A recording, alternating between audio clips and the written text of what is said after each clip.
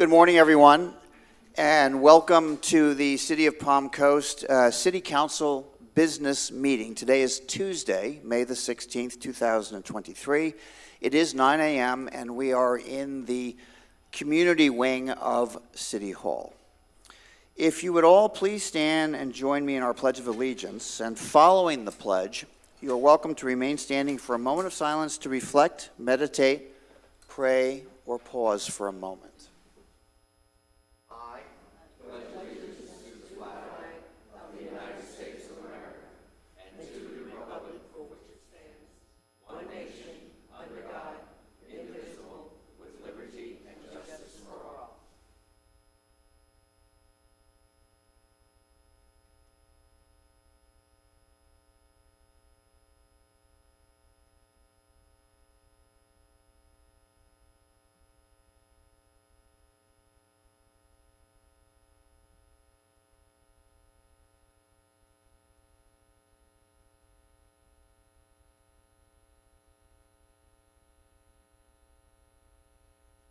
Thank you.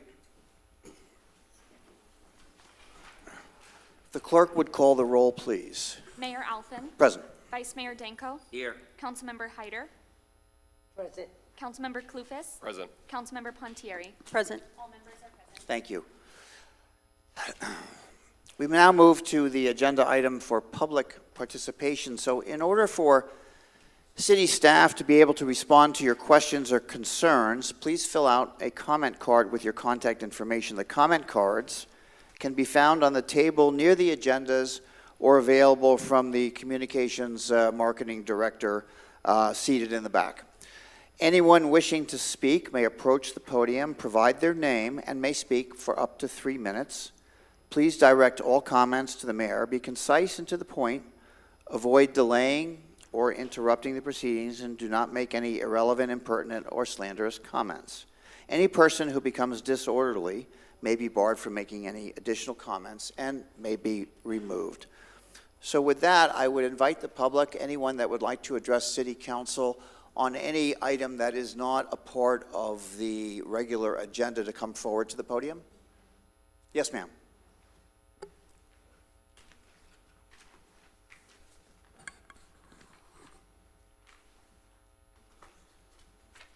Good morning.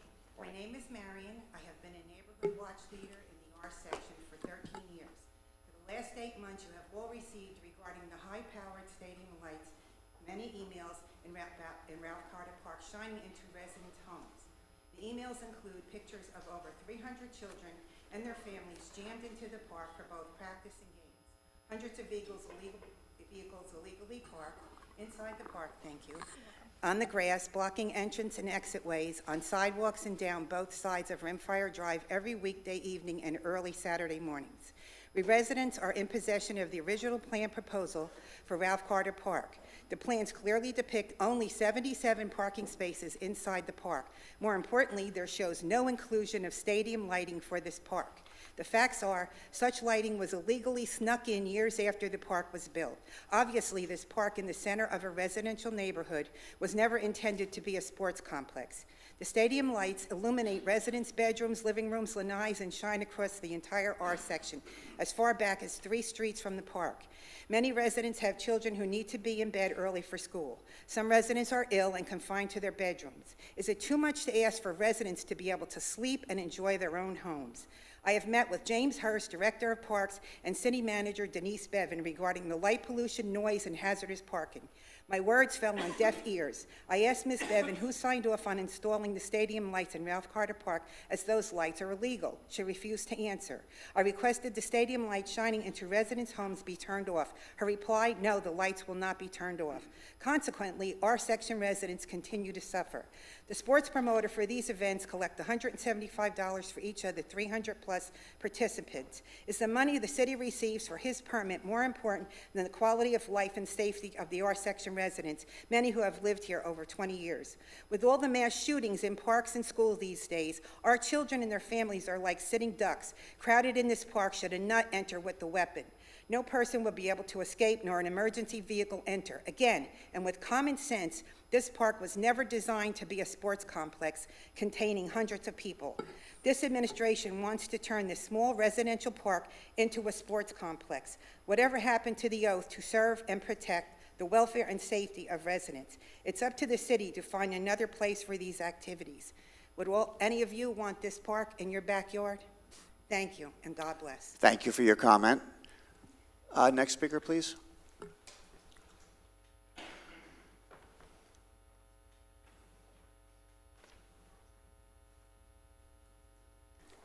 Good morning. My name is Harold Sankey. I moved to Palm Coast March in '96, built my house in '97 on a nice, quiet, and peaceful Richardson Drive. Then the big change. Ralph Carter Park was built. The park was supposed to be a nice neighborhood park for all to enjoy, not a major soccer football field. Boy, that sure changed, didn't it? Ralph Carter Park was never intended to be an overcrowded soccer football stadium. I'm all for a park for children to play organized sports. However, because of the enormous number of participants, this is not the park for it. There is not enough parking. Vehicles are parked in no parking zones, in the swales, and on the sidewalks. Children are darting from between the vehicles to cross the road. It's just asking for a tragedy to happen, and eventually it will. At the May 2nd council meeting under the heading of Safe and Reliable Services, one of the priorities for the new year is to focus on residential and neighborhood safety, which this would fall under.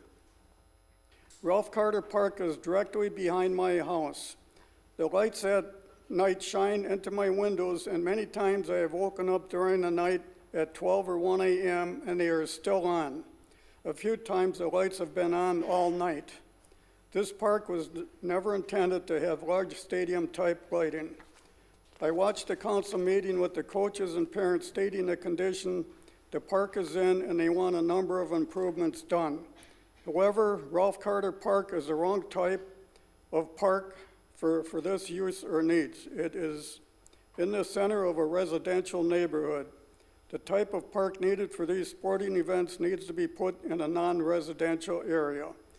The lights, parking, and noise is not conducive for a neighborhood park. Thank you. Thank you for your comments. Next speaker, please. Your clock's not working, I've got one. so don't start it now. Robert Mcdonald, Palm Coast.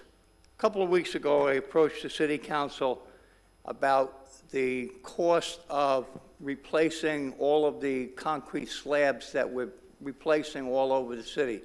The latest ones are now on Belterre, and I requested in writing, I filled out one of those little comment cards, and I requested to know who's doing the work, how much is it costing, and is the contractor actually being billed, because I haven't seen anything about the cost of the concrete slab, who's doing the work, but more importantly, who's paying for it.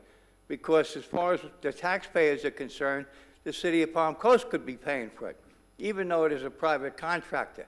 So I want to see the bill going out to the contractor, whether it be FPL or whoever the private contractor is. I want to see a copy of that bill.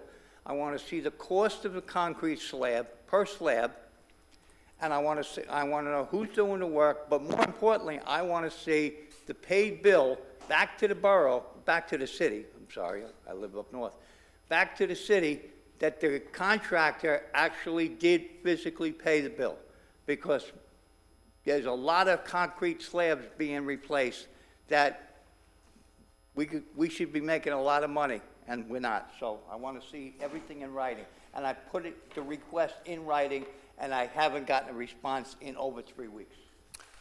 Thank you for your comment. Is there another speaker that would like to address City Council at this time? Yes, sir.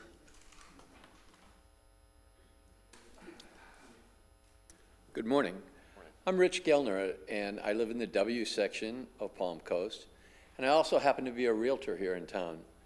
I would respectfully ask the mayor and the city council to consider allowing directional signs for open houses only, possibly a half hour before the open house, during the time of the open house, and then they must be removed within a half hour after the open house. The reason that I'm requesting this is that we have a lot of people that are coming to Palm Coast that aren't familiar with the city, and it would help direct them to house if they're looking to purchase one. It would help other realtors try and find where the open house is. And more importantly, the people that are owning and selling houses or that want to purchase houses, they're all taxpayers. And a house is a large asset of yours. And if you're trying to buy one, or if you're trying to sell one, we need to make it easier for people to purchase or sell a house. Second of all, the realtors, I serve on the Public Policy Committee. There's 1,600 realtors in Flagler County Association of Realtors. Not all of them live in Palm Coast, but I know that, and I don't speak for all of them, but I would say the vast majority of them would like to see directional signs. And I respectfully ask Council and the Mayor to consider it. Thank you so much. Thank you for your comment. Mr. Mayor, if we could address this issue. What I'd like to do, The end, only at the end, just in case there's another Sure, comment be happy regarding to. the same issue, so we don't visit it I just wanna make twice. sure we get back So to if you this, make a because note, We've had this conversation somewhat. So if you make a before, and I note, think it's time we address it. we'll open up the comments. Yeah, perfect, thank you. Next speaker, please.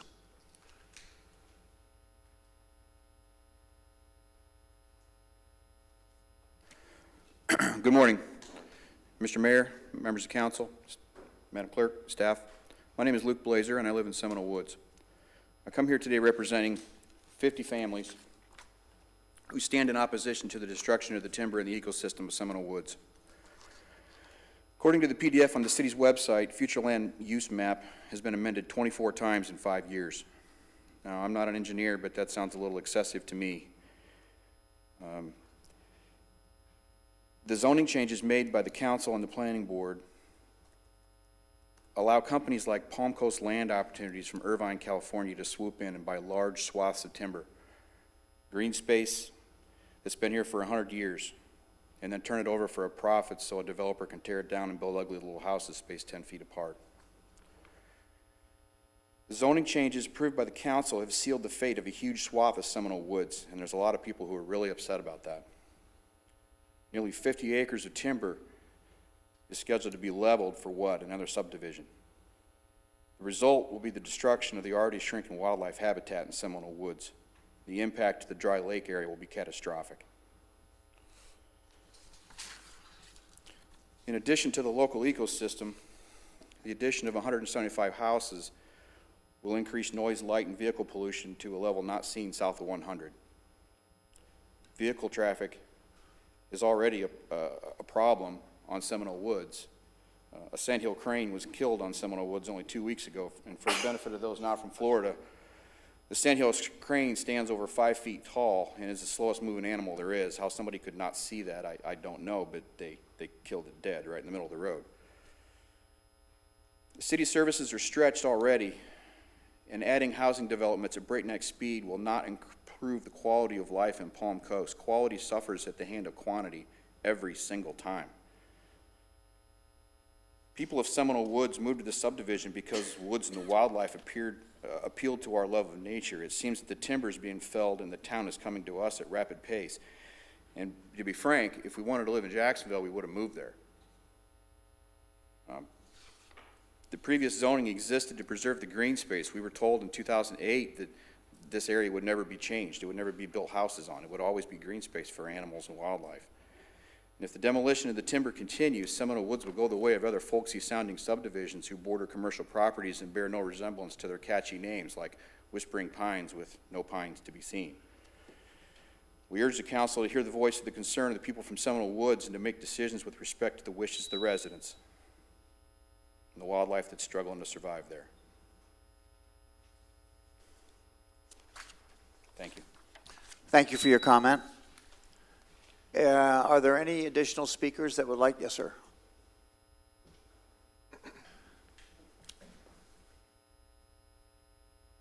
Jamaris Dornan. Good morning, City Council. First and foremost, I want to say God bless you, and I hope you all are having a good day today. I have approached the podium today with a If you would message of positivity. just introduce yourself for our record, if you would. Jamaris Dornan. I have come today with a message of positivity. With all the current happenings, it is easy to get trapped in the negativity or the criticism of others, yet sometimes criticism may be constructive. I want to applaud you all for your dedication, your commitment, and your courage to making the difficult decisions that will surely trigger public response or backlash.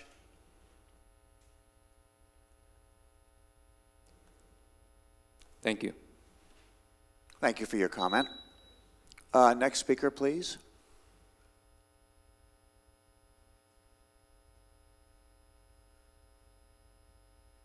Steve Carr, Palm Coast. I've come up here many times and seems like not being heard, so I'm going to try a different approach, so please bear with me. Parents go to a doctor, to a new doctor, and for an annual checkup for their child. The doctor tells the parents that their child has high glucose and gives them a diet to help the child lower the glucose. How did the doctor know about the high glucose? Years of scientific studies told them what high glucose would do to them. Okay, parents move to a new city and are trusting the city leaders to protect their children. City leaders know the risks associated with traffic in close proximity to homes and harm from prolonged exposure to traffic fumes and dust. Cities say nothing to the parents about the risks associated with damage to lungs, hearts, kidneys from a very busy street, from the traffic fumes and dust, and sometimes noise. Proven by over 20 years of scientific studies by numerous health organizations and universities. Now, if I put this into a parable, both are expected to protect children. Both have access to scientific studies of risk assessments of their area of protection. Both know that children's health are at risk. Only one took positive action to lower the risk of harm to children.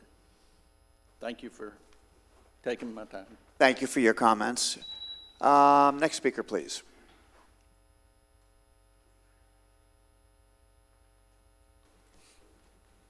Bruce Stone, Stimson Drive.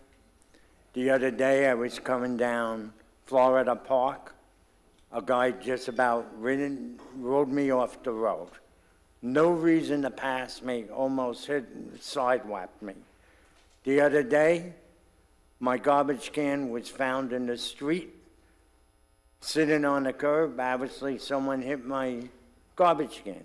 When are you guys going to do something about traffic?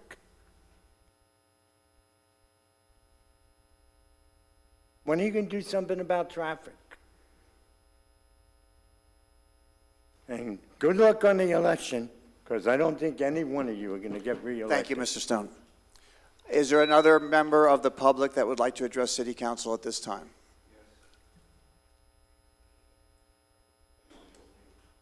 Morning. Morning. Jeffrey Seibe. I'm here today speaking mostly about fees being proposed to be added to residents' utility bills, not specifically about stormwater, so that is why I'm speaking now. It's disappointing that we hear our stormwater, our roads, and even our recreational fields are in such poor condition. It should have been recognized before this that drainage would take a hit with all the lots being cleared. The same with the deteriorating condition of our roadways. Now we hear from residents that the care and maintenance of our city parks have not kept up with increased use. And some are so unusable that the city has shut them down. It appears that the city departments responsible have been inadequately funded for some time. If so, then now is the time to fully fund these departments, and this should not be done in the fee environment. I am opposed to what seems like the city's preferred method of funding routine needs like stormwater, roads, and garbage, and I hope not recreational field repairs, by fees tacked on to our utility bill. Many utility bills in other communities here in Florida and elsewhere have only water and sewer charges. Our utility bill should contain only a home's water and sewer charges. The city should move stormwater, garbage, roads, anything else into the general revenue and operating budget. The fee environment encourages waste because there is little to no accountability, which inhibits efficiency. If these fees were part of city taxes, the tax increases necessary to fund repairs would require staff to find savings, economies, and innovations to accomplish the same result at manageable funding levels. Currently, money is tight for many of us here, retirees on fixed incomes, and young families with children. Since we are in such a condition, I call on the city to consolidate resources, redirect the city's emphasis to finding a cost-effective manner of doing these upgrades and repairs without huge fee, tax, assessments, or 30 pieces of silver charged to residents. It needs to be done, and it can be done. Thank you. Thank you for your comments. Next speaker, please.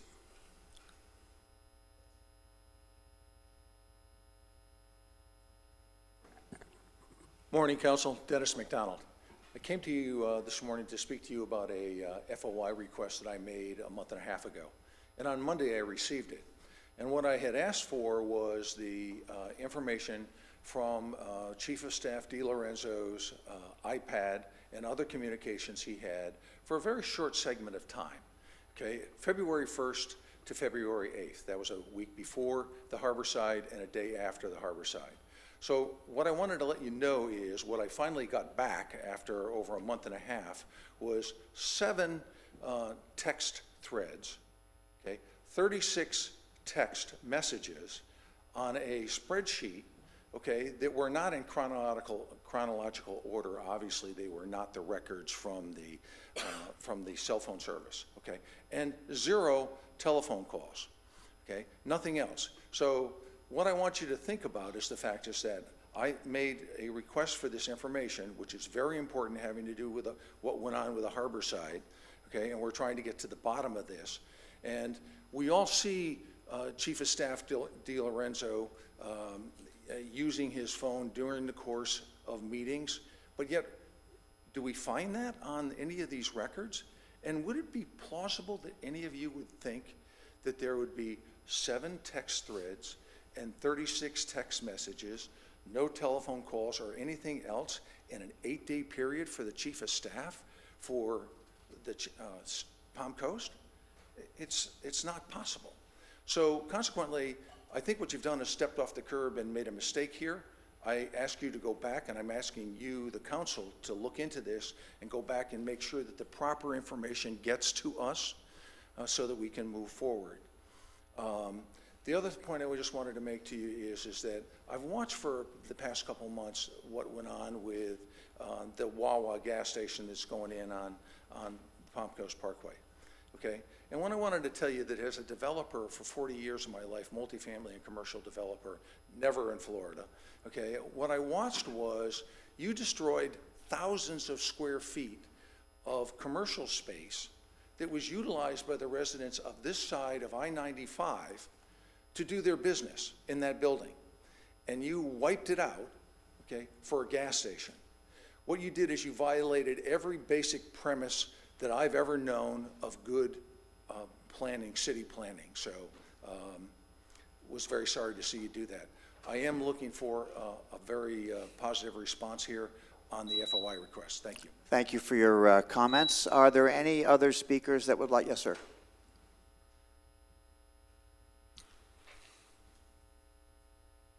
Good morning, all. Joe Runak, 7 Courtney Court. I would think you might know why I'm here. I've been here before regarding this proposed cell phone tower, 7 Clubhouse Drive. It's actually going on approximately 1 year now since I received a letter giving me some specifics as to the proposal.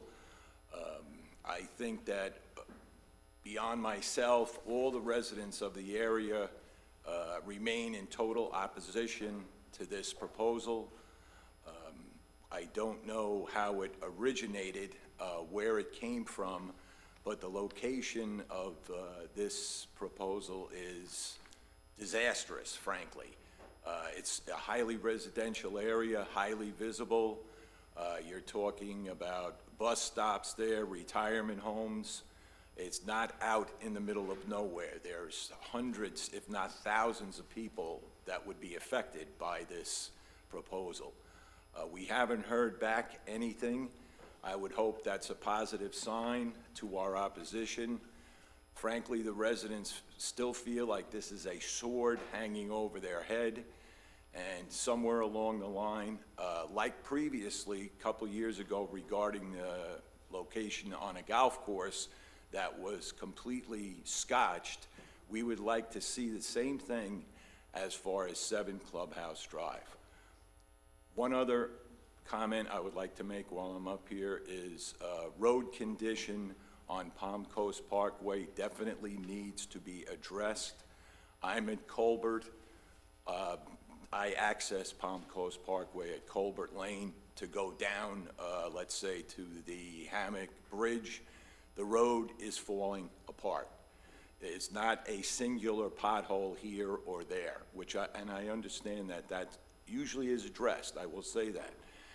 Must be the amount of trucks or something where 6, 7, 8 foot stretches of the road are crumbling, and it's really getting to the point where it's a dangerous situation.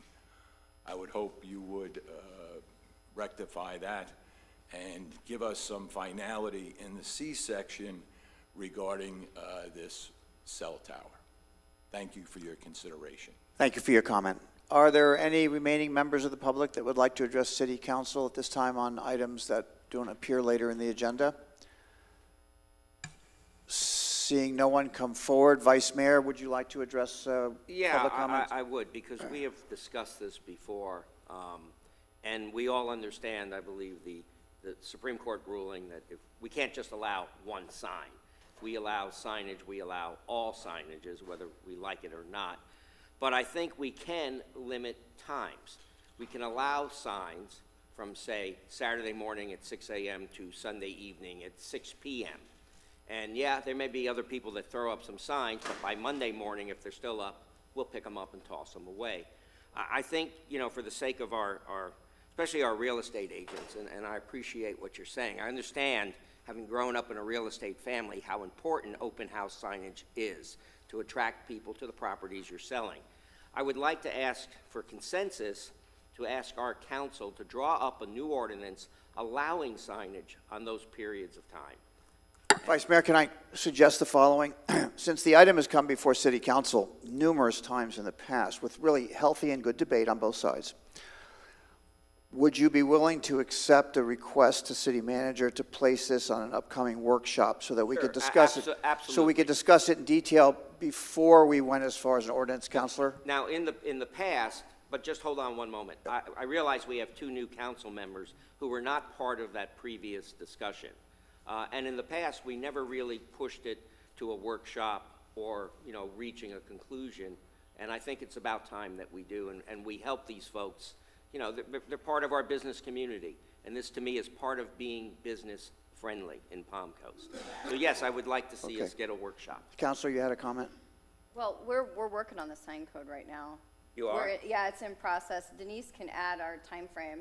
Please. Yeah, so we have a tentative schedule. Right now, May through June, staff is working on the document, the ordinance.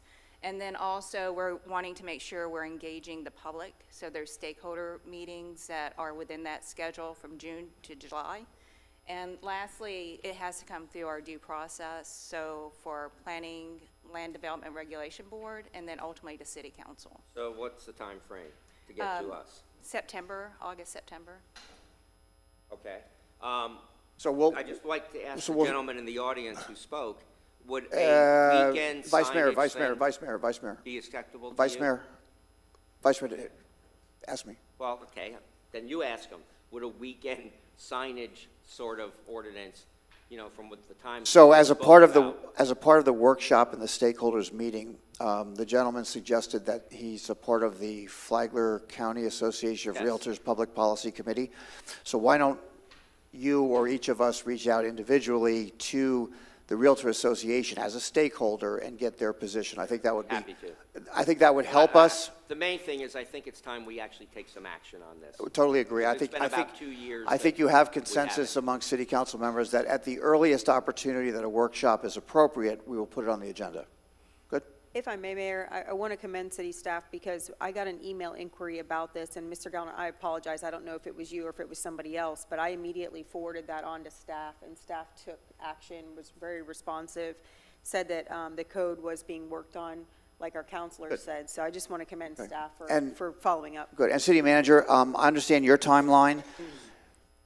I'll leave it up to you. If you think your work could be more productive if we had our workshop in advance of what you're doing, City Council, it looks like there's a consensus here. We'd be willing to have the workshop discussion in advance of your finishing your timeline as another part of the input for your program. Noted. Thank you, Okay. Mayor. Very good. Let's continue on with City Council members' comments regarding public comment this morning. Councilperson Pontieri, any comment on any particular issue this morning? I just do want to comment on Ralph Carter Park. I know this has been a hot button issue for a lot of our residents. I don't want our residents to feel like it's being ignored. It is something that globally is being looked at and addressed. So we do hear you, we get the emails, and we appreciate you coming here today. We are looking into it. It's usually a weekly discussion, so we do hear you and appreciate your attendance. Thank you. Councilperson Hyder, anything specific to public comment this morning? I would just also like to comment on Ralph Carter Park and let the community know that we are working on it and trying to come up with some solutions for it. I've spoken to you many, many times, and hopefully soon we'll come up with some solutions. Thank you. Councilman Clufus? Yep. My only statement would be, and this is just kind of looking to make sure that I understand correctly, we didn't make any zoning changes for that corner lot. That was the old SunTrust building on Palm Coast Parkway, right? That was zoned what it is, and it is what it is. That didn't come before council to make any decisions upon the Wawa replace the SunTrust building? Right. Understood. Thank you. Just one more comment. Go ahead. Sorry, Mayor. Mr. Jamaris, thank you for your comment. And finally, my only comment is I will follow up with the city manager's office regarding public record requests so that we'll make sure that our procedure and policy is correct. Yes. If I may, Mr. McDonald, I have your request here, and it specifically asks for all texts originated or received on any cell phone used to conduct city business by the chief of staff. So if you'd like the call log too, please amend your public records request to reflect that. Very good. Okay. All right, with that, if there are no other comments from the dais at this point, I would entertain a motion for the minutes of City Council for the meeting dated May 2nd, 2023. It was a business meeting. I'll make that motion. I have a motion by Vice Mayor. Seconded. Second by Councilman Clufus. All in favor, please signify by saying aye. Aye. Aye. Are there any opposed? Does the clerk have the count? The motion passes Thank you. 5-0.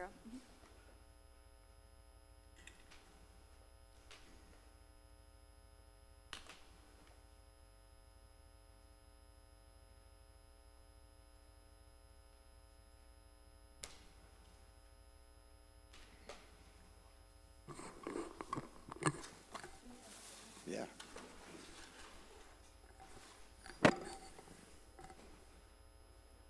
I want everybody up here. Of course, they're coming. This morning's proclamation is regarding National Public Works Week. Pretty impressive group. Okay, very good. I think the proclamation will speak to itself, and these are the folks that many of your public comments are indirectly directed to. So these are, in fact, the folks that are the boots on the ground every day and every way, and they are proudly standing in front of you today. Whereas public works professionals focus on infrastructure, facilities, and services that are of vital importance to sustainable and resilient communities and to the public health, high quality of life, and well-being of the people of the city of Palm Coast. And whereas these infrastructure, facilities, and services could not be provided without the dedicated efforts of public works professionals who are directors, managers, supervisors, and employees at all levels of governments who are responsible for the beautification, rebuilding, solid waste systems, public buildings, and other structures and facilities essential for all our citizens. And whereas it is in the public interest for the citizens, civic leaders, and children in the city of Palm Coast to gain knowledge of and to maintain an ongoing interest and understanding of the importance of public works and public works programs in their respective communities. Whereas the year 2023 marks the 63rd annual National Public Works Week, sponsored by the American Public Works Association, Public Works Association. Now, therefore, be it proclaimed by the mayor and the city council of the city of Palm Coast, Florida, that the week of May 21st, 2023, be officially designated as National Public Works Week, and urge all citizens to join with representatives of the American Public Works Association and government agencies in activities and events and ceremonies designed to pay tribute to our public works professionals, engineers, managers, and employees to recognize the substantial contributions they make to protecting our national health, safety, and quality of life. Signed this day by Mayor of City of Palm Coast, myself. Congratulations. Thank you, sir.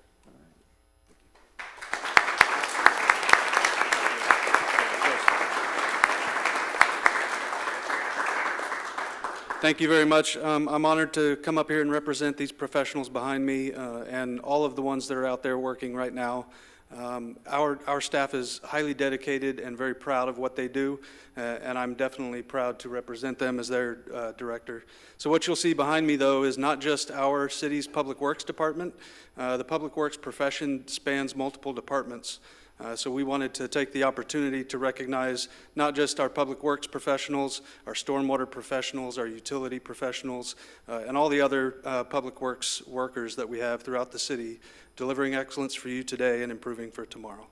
So with that, we will have a capstone next week event at the end of the Public Works Week, and I do have BJ Cope that would like to come up and say a few words about that. I would like to take the opportunity to invite Mr. Mayor, City Council, the City Clerk, Denise Bevins, and all of you to our third annual Sky's the Limit Touch a Truck event, where all the city departments that are city and county-wide get together and showcase to our youth all the heavy equipment and emergency vehicles that provide the vital services to our city and our county as a whole, giving not only youth but everyone here in citywide the opportunity to see the equipment up close and the opportunity to climb in and ask questions. I'd like to hope to see you all there this coming next Saturday, May 27th, here surrounding the entire Central Park area from 10 to 1 p.m. I just want to underscore the importance of this event. The first question is, if I get in, can I blow the horn? Absolutely. Okay, you can, that's one. You heard it here first. There Yes. is a limitation. You can only blow the horn after 11 a.m. because 10 to 11 is horn-free. Okay, it's horn-free. Very good. So, on a more serious note, it was mentioned briefly in the proclamation. I think this is vitally important for the future and reinforces some of the comments that we've heard at prior meetings and even today. So, the youth of our community need to be aware of what Public Works does, and quite frankly, the very cool equipment that you all get to use, because it's a promotion. There are jobs here today, and there will be jobs here tomorrow for our kids in this community growing up in the city of Palm Coast. So I know that we haven't reinforced this particular event probably as much as we could have in the past, but I really look at this as you all are a bridge to the future. So, I ask the community to please bring your children out, come out yourself, have a good time, but bring the kids out, see what this is all about, so they'll learn a little bit more about what might be an opportunity for them in the future. So with that, thank you all.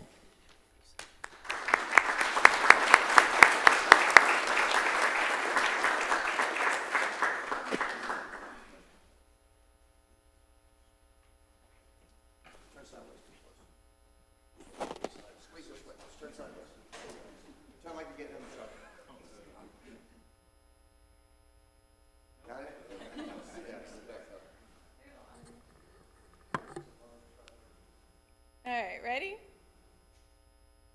Perfect. Thank you, guys. Thank you, guys. Appreciate it.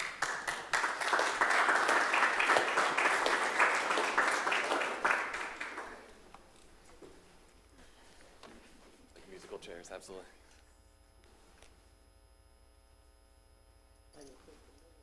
Yeah, right. Just sliding down.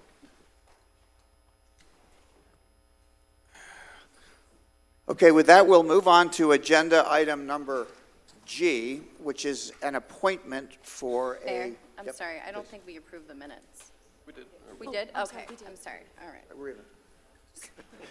making sure. Kaylee, would you take us through the process? For the appointment? Yes. Yes, Mayor. Actually, I'm sorry, hold on, before we do that. Describe the appointment for us first. Sure.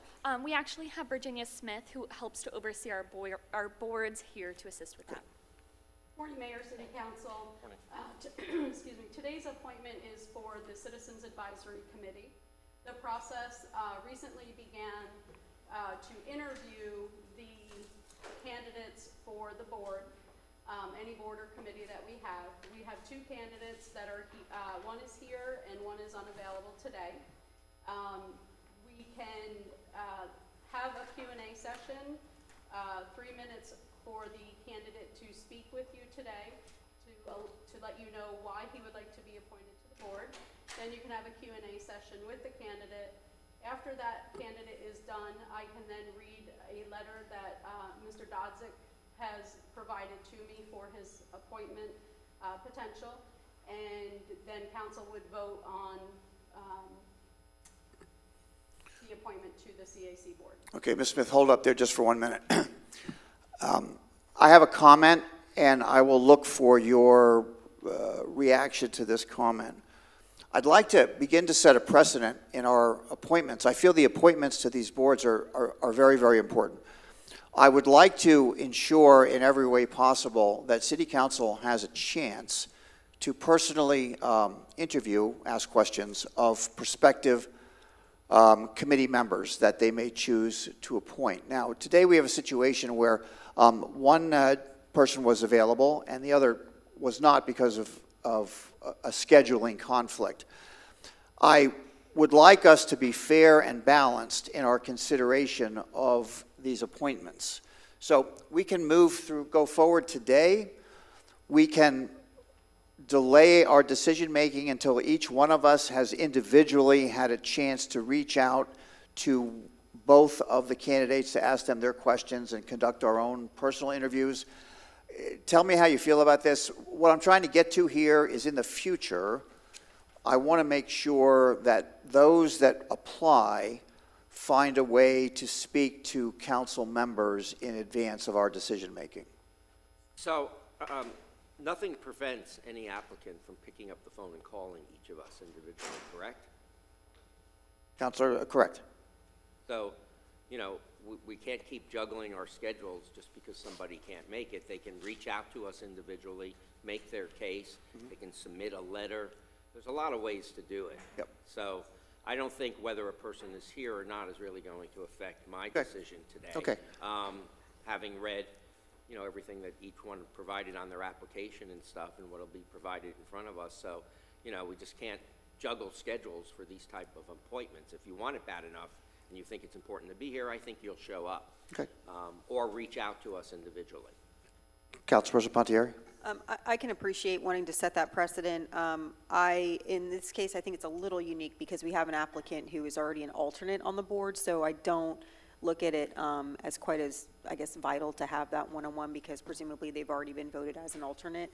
So I can appreciate that, and I would like the opportunity to ask these applicants questions in the future, but I think today's just a little bit different.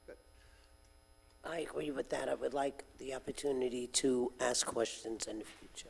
Councilman Clufus? For sure. I think perhaps when we have these applicants, perhaps we put an emphasis on, actually showing up here. I don't think anyone would argue that it definitely increases your opportunity for success showing up here. But also, potentially, we give them a list of our phone numbers and, make sure that they know that we're available to be reached out to.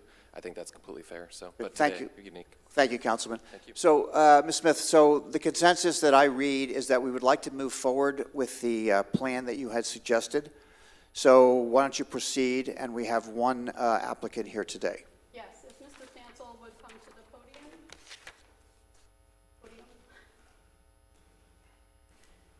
Please let council know why you would like to serve on the Citizen Advisory Committee, which is an ad hoc committee to the TPO Transportation Planning Organization. Hi, Mayor, City Council members, how are you today? I'm Mark Stansel. Pardon my voice, I'm losing it. Most of my life I have served.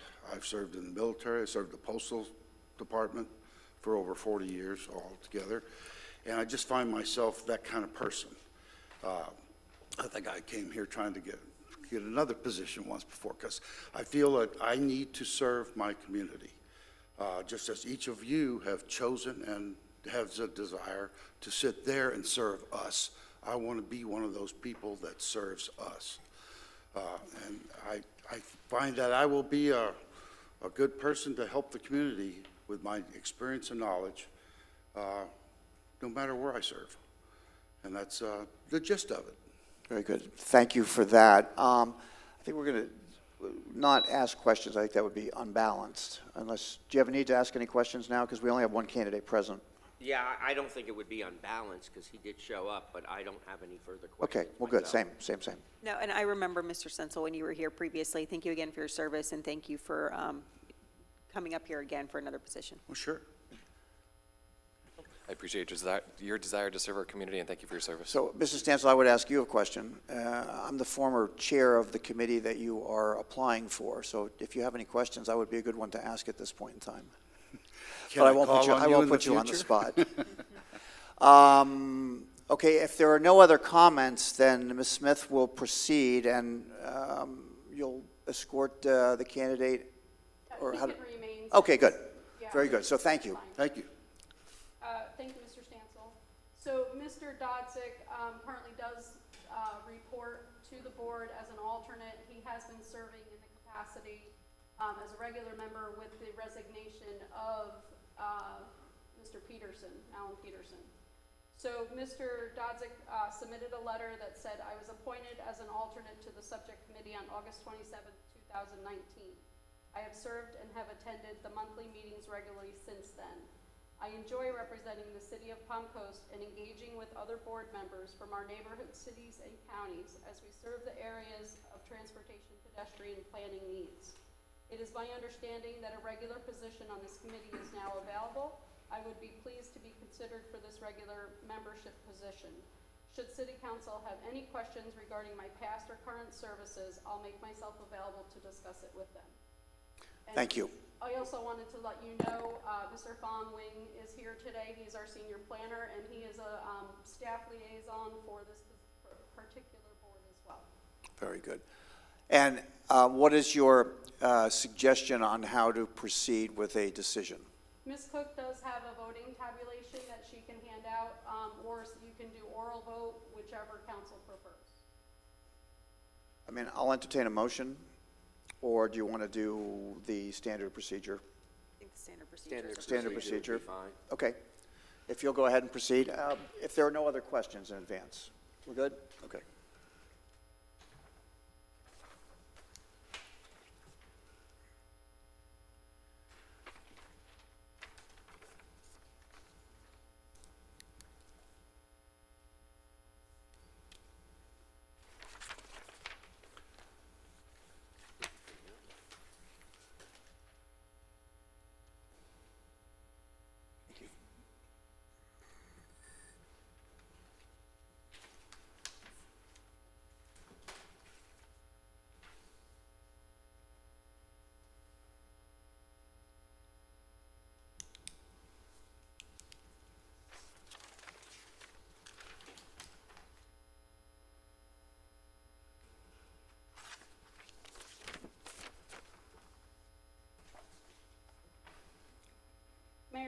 just for the benefit of the public, the Citizen Advisory Committee is responsible for providing citizen input for the Transportation Planning Organization, and committee members review transportation studies, reports, plans, and programs, and then make recommendations to the TPO.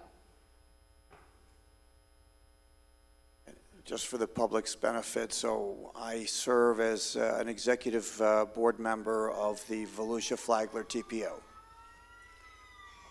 and also as the liaison from our city council to the Transportation Planning Organization.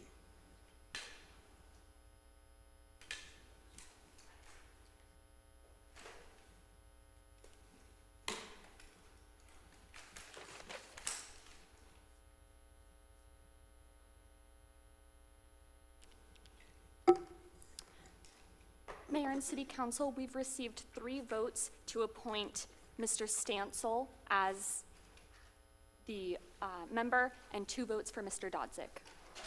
Okay. Thank you. Thank you. Mayor, City Council, with that, Mr. Stansel will become the regular member, and Mr. Dodzik will remain as the alternate. So everybody will be participating in this committee for the future. Correct. Thank you. Well done. Thank you. Now move to agenda item letter H, which are resolutions. Number 4. If council would read number 4 into the record for us, please. Of course, this is a resolution regarding Sweet Home Properties LLC land donation contract. A resolution of the City Council. A resolution of the City Council of the City of Palm Coast, Florida, approving the terms and conditions of the land donation contract with Sweetwater Properties LLC, authorizing the city manager or designee to execute the contract, providing for severability, providing for conflicts, providing for implementing actions, and providing for an effective date. Mayor, City Council, Virginia Smith, Land Management Administrator. I'm here today to present to you a land donation opportunity that was presented to the city several months ago by the property owner of 2 parcels. The property owner is Sweet Home Properties LLC. This is the location, Belterra Parkway and Whiteview Parkway, and then a little bit further up the way is the other location, which is along Whiteview. So that's identified again as reserve parcel. That parcel actually holds the City of Palm Coast neighborhood sign. So if we do accept this donation, we can then look at upgrading the sign in the future when necessary to have it be the same as all the other neighboring signs. Parcel number 1 would be also for future right-of-way turn, and also eliminates a non-conforming parcel. Parcel number 2, reserve parcel 082, is further up the road, and that would be an additional stormwater retention on that area. Are there any questions with regards to the property donation? So just an obvious question, which I think we have an obligation to ask, is if we accept this donation, are there any known expenses that accompany the acceptance of a land donation like this? The city will pay any outstanding stormwater bills that are currently out there. And then we also have a minimal closing cost of $2,000. Okay, and we're not aware of any significant outstanding fees that are due?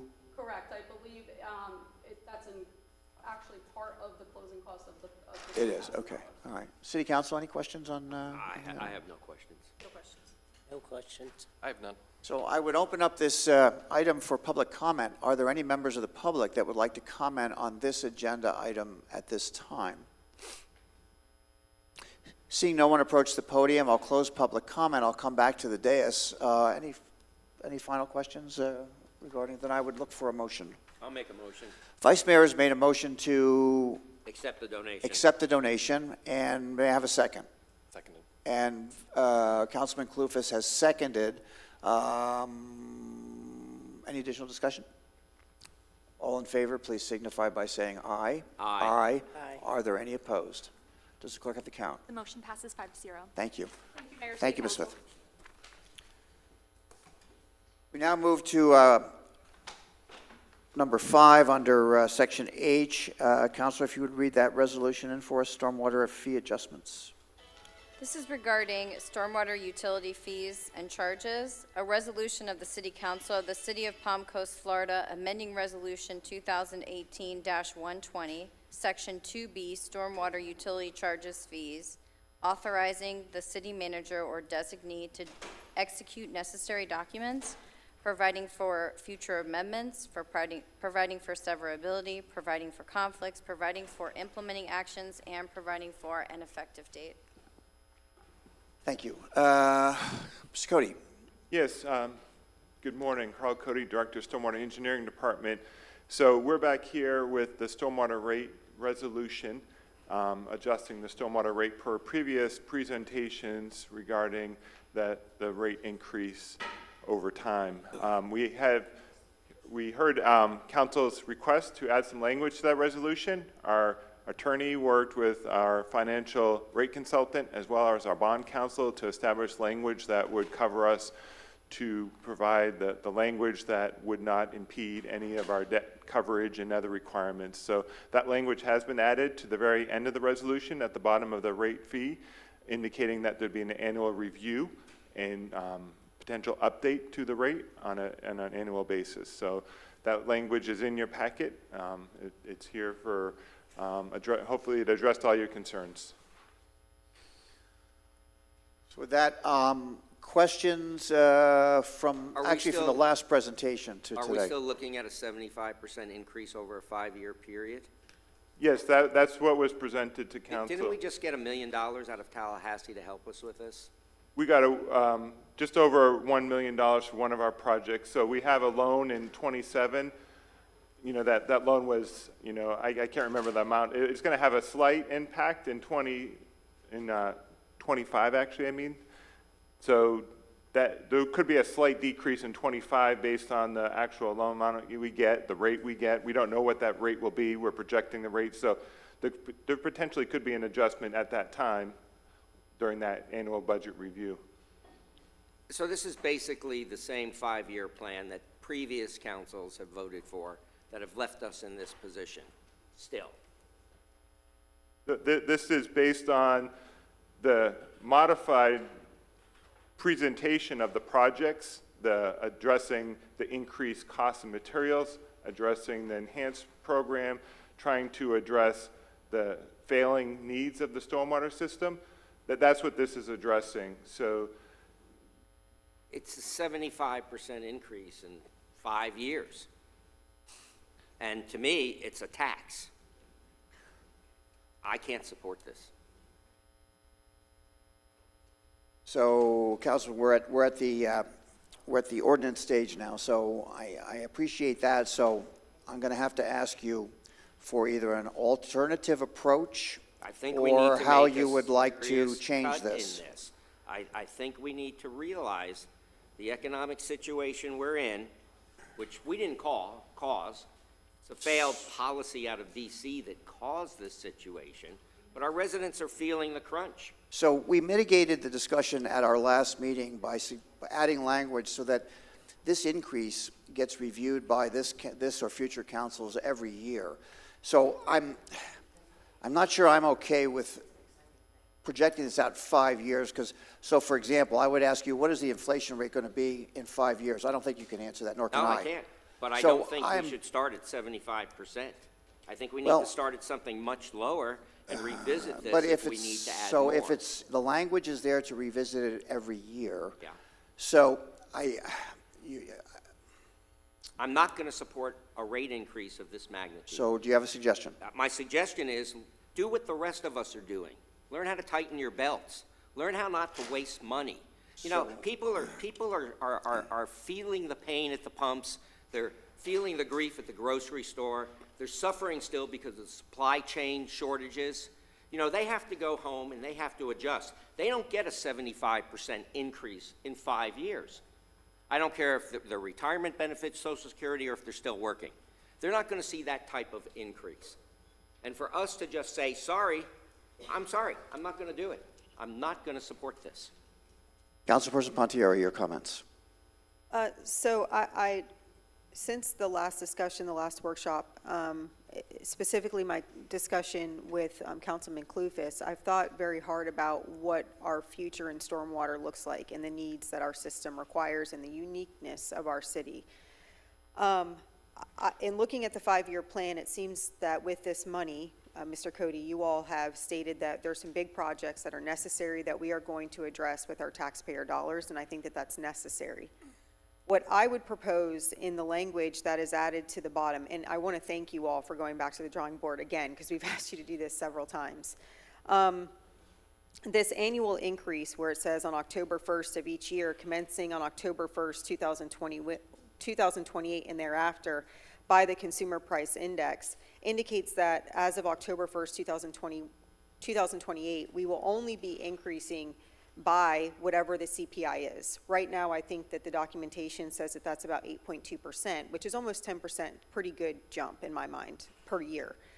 What I would propose is that if we go this route, we make it even tighter to ensure that we will not increase starting in 2028 by any more than that CPI.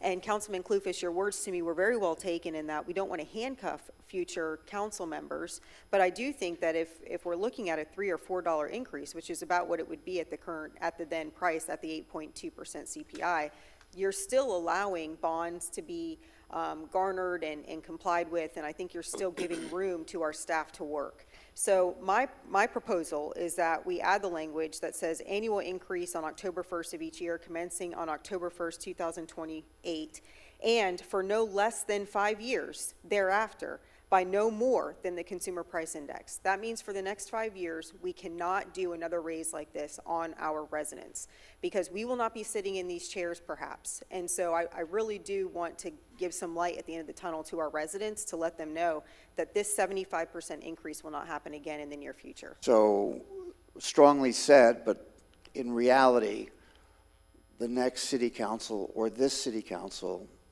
can change that language at their whim in the future. This is not something that is etched on a tablet and taken to the mountain.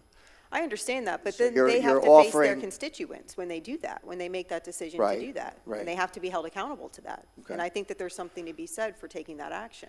So, okay, all right. Well, I think that, I'm sorry. Would you like to? I just want to say I agree with Vice Mayor Danko that it has to be looked at closer. The fees are really high, and with everything around us increasing, we need to take more and a closer look at what we're doing in terms of the increases for the people that live here in this community. Councilman Clufus? Yep, I was going to add that a lot of this is because of the end of life of our infrastructure, right? We're starting to come, all this stuff was kind of installed in a similar time span almost 30 years ago, right? So that's why some of these projects that we're having to account for now are basically at end of life. Is that correct? Correct, and if you recall from the presentation, we've had some major big failures on our roadways: Belterre, Seminole Woods, Rimfire, Whiteview.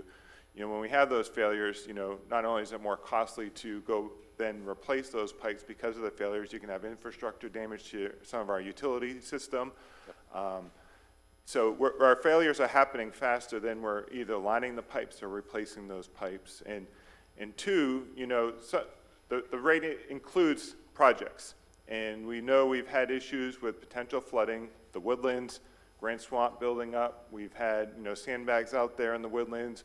We have enhancement projects to help increase the flow, the capacity. So, we've gone back several times and took those hard looks and up back to the basic minimum to add some capacity improvements to those real high, prone areas that could have potential flooding, and then also to either ramp up for cost increases and to help ramp up addressing the failures. So, what's before you today is the bare minimum to maintain the system, to not have to have those big dollars, because when you get into failures, those costs escalate, and they can have potential major impacts to our utility system and other things when those fail, because you remember we had Florida Park fail. Yeah. It cost us a lot of money to fix that failure in Florida Park. We had utilities that got wiped out in that failure. So, we're trying to get ahead of those major failures And that's what's here before you today. And I think that leads into my next biggest question, which I haven't heard anyone ask, is are these the most expensive repairs that we're going to need to be making? Or 5 years from now, will we be able to project something that's 5 years from that point? So in the 10-year time frame, are there requirements to keep our infrastructure in a condition that is operable, that would be more expensive than the costs that we're incurring now? Because if so, then I think it's prudent for this council to not do the things that we're talking about, trying to tie the rate increases, because these things that we're encountering now are somewhat predictable. Of course, the sliding scale of infrastructure failing, I think, is exactly what you're saying, is that we knew it was going to be close, but right now, things have happened, and Florida Park's a great example. It may have failed early, but after this upcoming 5-year plan, is there a 10-year plan that, of course, I understand is a little bit more variable, but it could include things that are potentially more expensive than the upgrades and improvements we need to incur now to keep our infrastructure satisfactory? Just help me here. So in a fewer number of words, are you asking if this catches us up? Yes, so I think this catches us up for the 5-year point, but I'm asking to look into the crystal ball. Are there any, if we have a 10-year plan, are there more improvements in the 5 to 10-year plan that would be more costly than the ones that we're incurring today? Absolutely, because we have an overall stormwater master plan model of the entire city. And we know we're doing a London waterway improvement at the north end of the city. We have, lots of water in the roads by Bird of Paradise, up in the L section. So we're doing some improvements, but we're only doing about a third of the enhanced capacity of what's required by the study. So we have areas throughout the city where we have flooding on the roads, flooding getting into, front yards up to close to people's garages. So we'll probably, and as we continue to develop, we're going to have areas where we could add and expand our capacity. So I can't say, no, we don't have any. Do we want to or need to address those? That's council's decision. Vice Mayor. What I'm hearing Vice Mayor, here let me ask you a is- question well, first. I Hold on. have a statement Well, it's first. my What turn. I'm hearing here is a Vice lot Mayor, of Vice Mayor, speculation, Vice Carl. Mayor. I'm asking a question. Hold on. Excuse me. We're going down the line, so let me get my comment out, and then we'll go back to you. Well, you I already haven't, had your comment. I haven't commented yet. Oh, okay. That was Well, Councilman you directed Clufus. it to me, Okay. so that's why I asked. So my comment is to you. Would you, if we went along with a CPI index, that would basically cut this 5-year program increase that you're referring to in half. Is that something that would begin to make sense? That's where I was actually. Because what I'm looking for some consensus here, because staff, so we're supplying a vision, staff has to execute, but we have to give them a little more direction. So, So go what ahead. we're hearing is a lot of speculation. We don't know what's going to happen in the next 5 years. We could have something catastrophic. We might not. I would assume, and I want to ask this question, if something really bad happened, you could come back to council and say, we have an emergency, and we could start scrambling, looking for funds from all different directions. It's hurricane related. Obviously, that opens up a lot of doors. So my feeling is, this is such a massive increase in 5 years. I'd like to see us cut it in half. That's what I would like to see. Or the CPI would be acceptable, right? That's just common sense, right? Yeah, Okay. CPI would be acceptable. And Councilperson Pontieri, that's reasonable with the language that you're suggesting? I guess I'm just looking for clarification. What do we mean? When will that start? Are we looking for a CPI starting in 2023, effective 2024? So, Well, no, hold on. So they do work in long timeline plans. So you can't interfere or interrupt a program or initiative that's already in place or underway without sacrificing whatever investment has already been made. So I guess I would have to yield to Elena, probably. city manager probably to find out what's the earliest period the CPI cautionary index could be put into place without costing the taxpayers money on projects that are already underway or in planning or in engineering. So, Mayor, on the merits of, we work actually in a 10-year, 5-year program. And so that CPI is looked at annually. That's how our fees are basically applied. And, it fluctuates. It could go up, it can go down. But I do see a direct correlation of affecting projects at some point in the process. I'll look to Carl and Elena to qualify that. Yeah, I mean, you heard from the rate consultant, the last increase we did were increases to address doing projects. But inflation was so high that we couldn't do those projects, and we were getting behind on projects because that rate increase only covered inflation. So we're behind on projects, and we've had major material increases in the past. So part of this rate increase is addressing those previous year's increases that weren't incorporated in the rate or exceeded what was in the rate. So I'm just, cautioning you that, the rate increase is not going to enhance the program, add anything to the program, and it doesn't necessarily always correlate with the items and materials that relate to the stormwater fund in particular. So Councilperson Pontieri, to try to get to a finish line here, if we were to suggest that program of using the CPI as a cautionary index were to begin in 2025, and then moving forward, I think it's unrealistic to try to do it earlier than that. I don't know if it needs to be later than that. What would you like to see? I just want there to be some assurity to our residents that they're not going to look at another increase like this come 2028. That's it. Whether it starts in 2025 in order to allay the concerns of Vice Mayor and Councilwoman Hyder, I think that's perfectly reasonable. But either way, there needs to be something that says we recognize what we've done, we recognize we've given our staff room to make these improvements now, knowing that they are going to be held to kind of a tighter belt in the future so that you're not feeling the pain of this increase. Any additional comments before I go to public comment? Nope. I would just remind our council that this is the second doubling in, since 2018, and it's hard to predict what 2028 would hold. Back in 2018, if you had told me that the whole world was going to shut down and, COVID would have put us in an interesting pandemic space, I wouldn't have bought that at all, but here we are. And just a final comment before we go to public comment. So it was briefly referenced up here. This is a crossroads. This is a perfect storm moment where I think Mr. Cody has explained to us, delicately, that we are, Vice Mayor, suffering from some delay and perhaps some procrastination in investment in our infrastructure in the past. That exacerbated by the increased cost of material, supply chain, all the other things you mentioned. I mean, it's hit us in the crosshairs at this moment.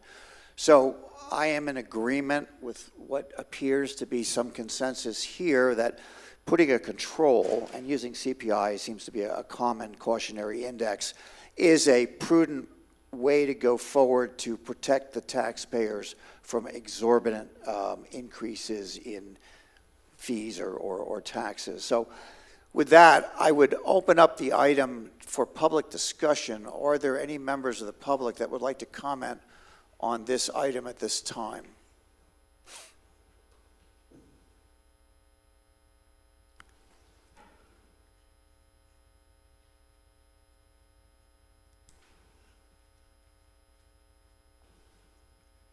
Gene Dowd, Palm Coast resident, mayor, and city council, good morning. I've sat through all these discussions about this very topic, and I'll remind a couple of things that were said during the last few weeks. Councilman Kloof was the only one on this council in 2018 when I think he said they took the middle choice. They didn't take the lower choice. I finally heard from Mr. Cody that in 2012 they stopped the funding of the road maintenance because it was a tough pill to swallow. Now we have to swallow the roads that we have. You guys got elected, and ladies, excuse me. I'm not running for election. I will never run for election. You sit in the toughest seats right there. And I don't like the increase any more than anybody else. But if we don't do it now, and we see another bell tear on another road, or someone's house gets flooded, and if it's mine, I'm coming back to the city council and saying, you need to make the tough decisions. And I don't care what the rate is. I want safe water, I want safe roads, and I want storm water. That's what I pay my taxes for. Thank you. Thank you for your comments. Any other members of the public yes, sir.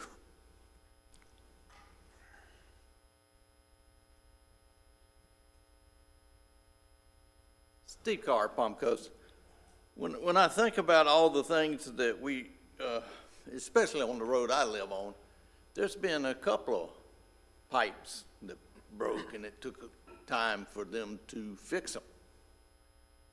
Well, a lot of it had to do with allowing excessive weight of trucks into the residential areas where the pipes are weak. And all the heavy trucks bouncing on the road, and that vibration are messing with the pipes. So we need to take a look at how we're letting traffic access residential roads. Thank you. Thank you for your comment. Are there any remaining members of the public that would like to address City Council on this agenda item at this time?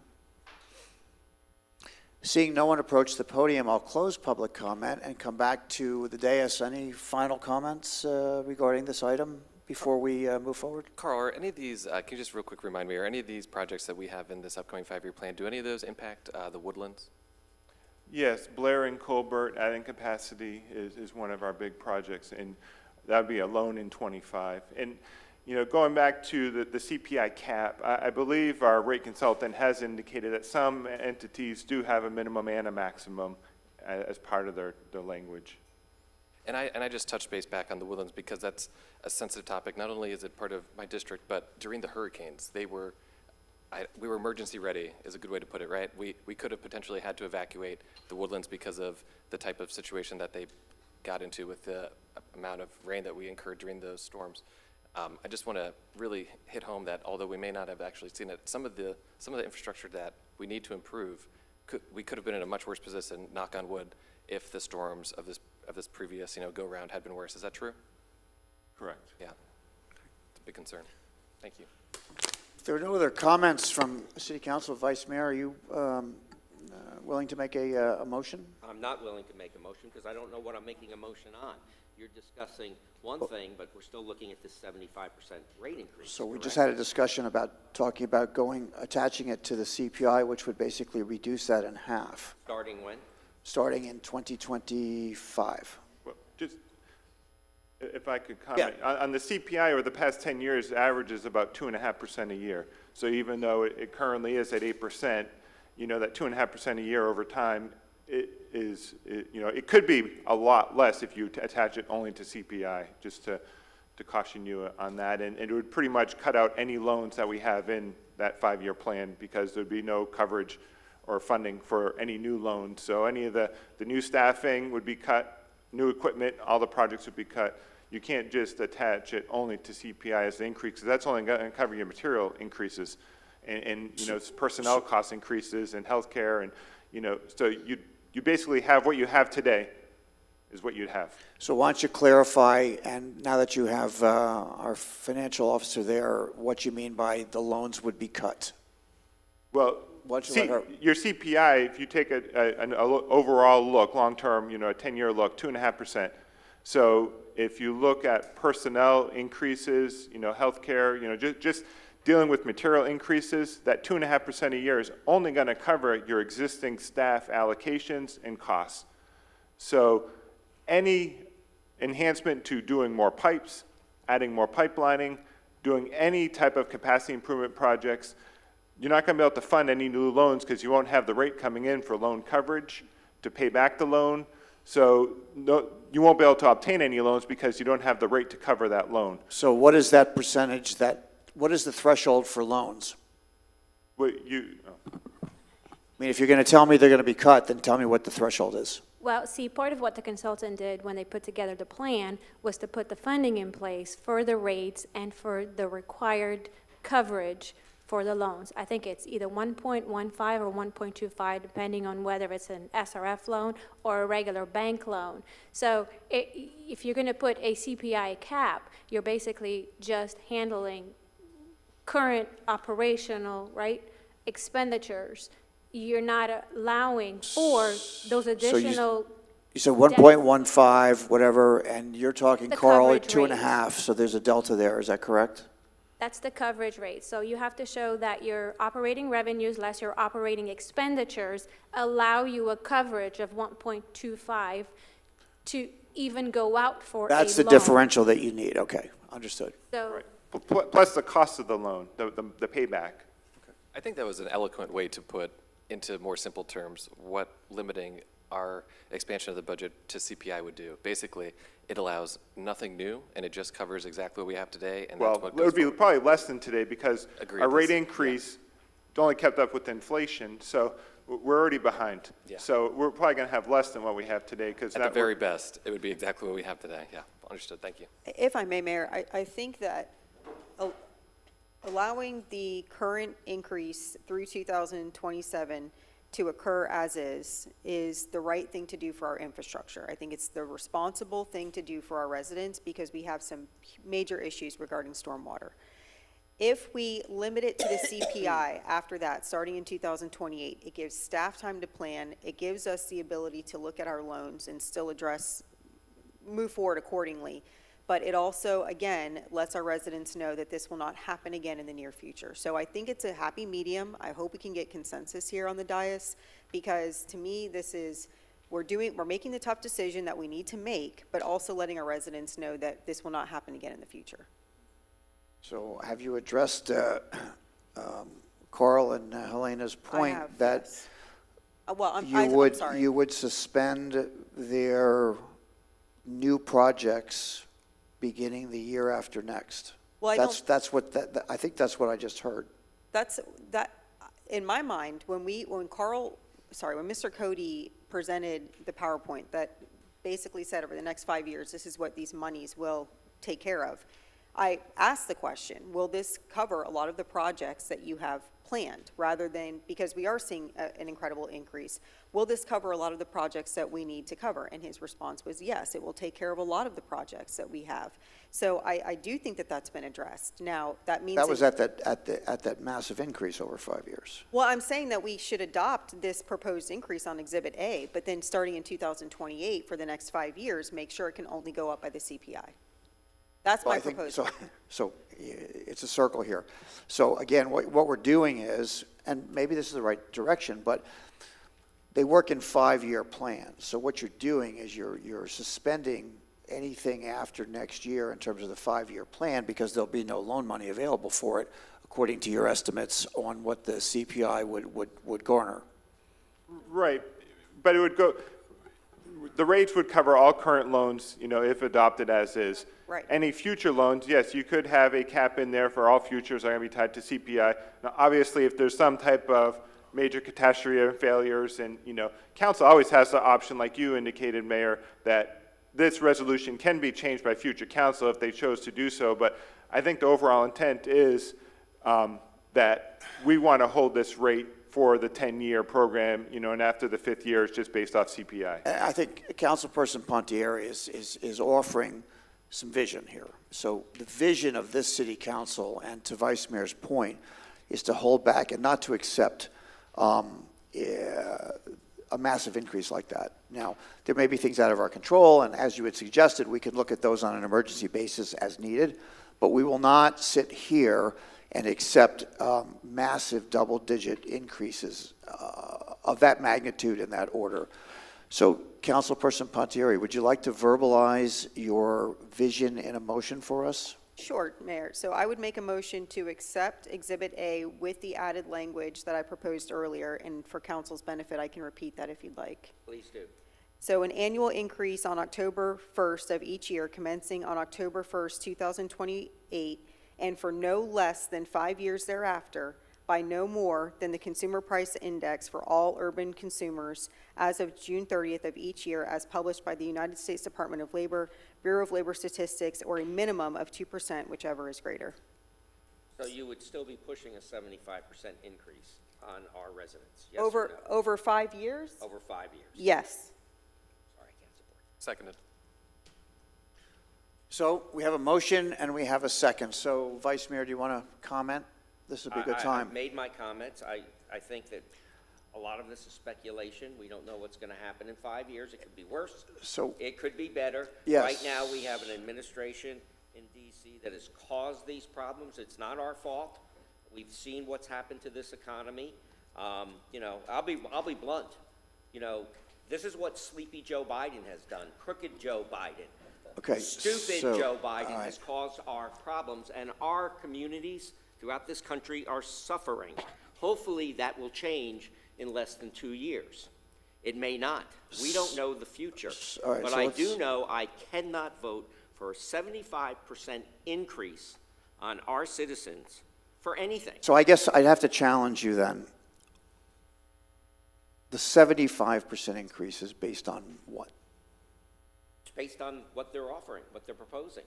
But it's based on assumptions that you have already agreed may or may not exist. In other words, it's, May not. So why don't we at vote? best case, it's a worst case basis based on today's economy. Is that correct?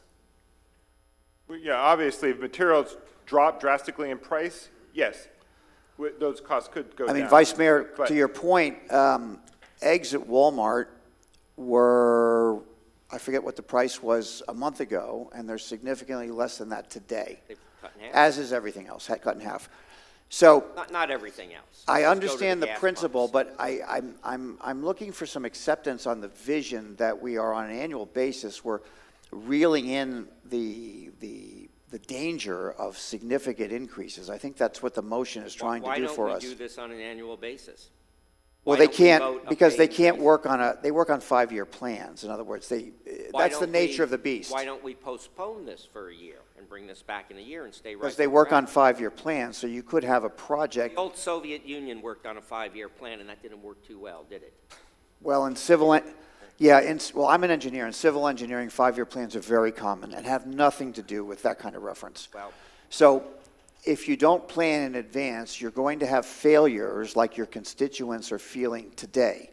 So you can go out in front of your house and you can watch your road decay and erode if we don't plan today for 3 years and 5 years from now. It's just the nature of the way civil engineering works. But if you're going to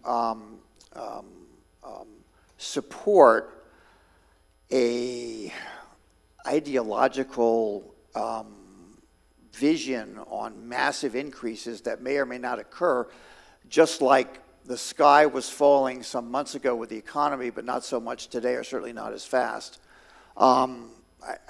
Okay, again, I'm trying to gain some consensus here. So we do have a motion, and any other comments on, and we have a second. Yes. So my question would be, does this resolution, does this override the storm water rate increase that we had adopted in the 2018 plan? Yes, Okay, so in October 1st, this would be starting from the new plan? correct. Understood, okay. Any other comments from City Council? Mayor, if I may, I just want to make one last comment. I think that obviously none of us sitting up here want to impose these increases, but these are the tough decisions that we have to make, and I just encourage that rather than campaigning from the dais, we look at what infrastructure needs are required for our residents and how not addressing these will in fact cost us more money in the future. All right, and I am going to, we've already had public comment, I am going to call a vote, and here's why. So, I understand the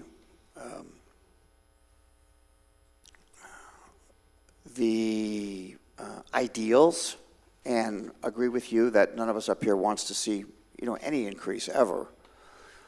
But to not step forward and to not offer up a plan for moving forward does not ever get us to a finish line. So in my mind, that's the same as not showing up to work.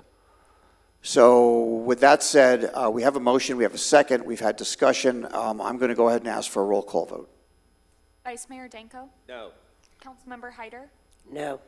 Councilmember Clufus? Yes. Councilmember Pontieri? Yes. Mayor Alfin? Yes. The motion passes 3-2. All right, that will move forward to agenda item H, number 6. And Counselor, if you would read that resolution for us, please. Yes, this is a resolution concerning the Ninth Amendment to the Palm Coast Park Development of Regional Impact Development Order, application number 5275. A resolution of the City of Palm Coast, Florida, a resolution of the City Council of the City of Palm Coast, Florida, approving the Ninth Amendment to the Palm Coast Park Development of Regional Impact Development Order, allowing residential uses in some areas designated previously for business institutional uses, converting some office and commercial entitlements to allow additional industrial entitlements and an additional 750 residential units, allowing permitted uses to be relocated to other tracts of the project, clarifying standards for parkland dedications and park impact fees, and allowing the city the option of having the declarant provide the right-of-way for a future roadway connecting Bell Terre Parkway to US 1. Authorizing the city manager or designee to record the amendment to the Palm Coast Park DRI development order in an approved form, providing for execution, providing for conflicts, providing for severability, providing for implementing actions, and providing for an effective date. City Council, this is a quasi-judicial matter, so if there's been any ex parte communications, please disclose them for the record now. Vice Mayor? No.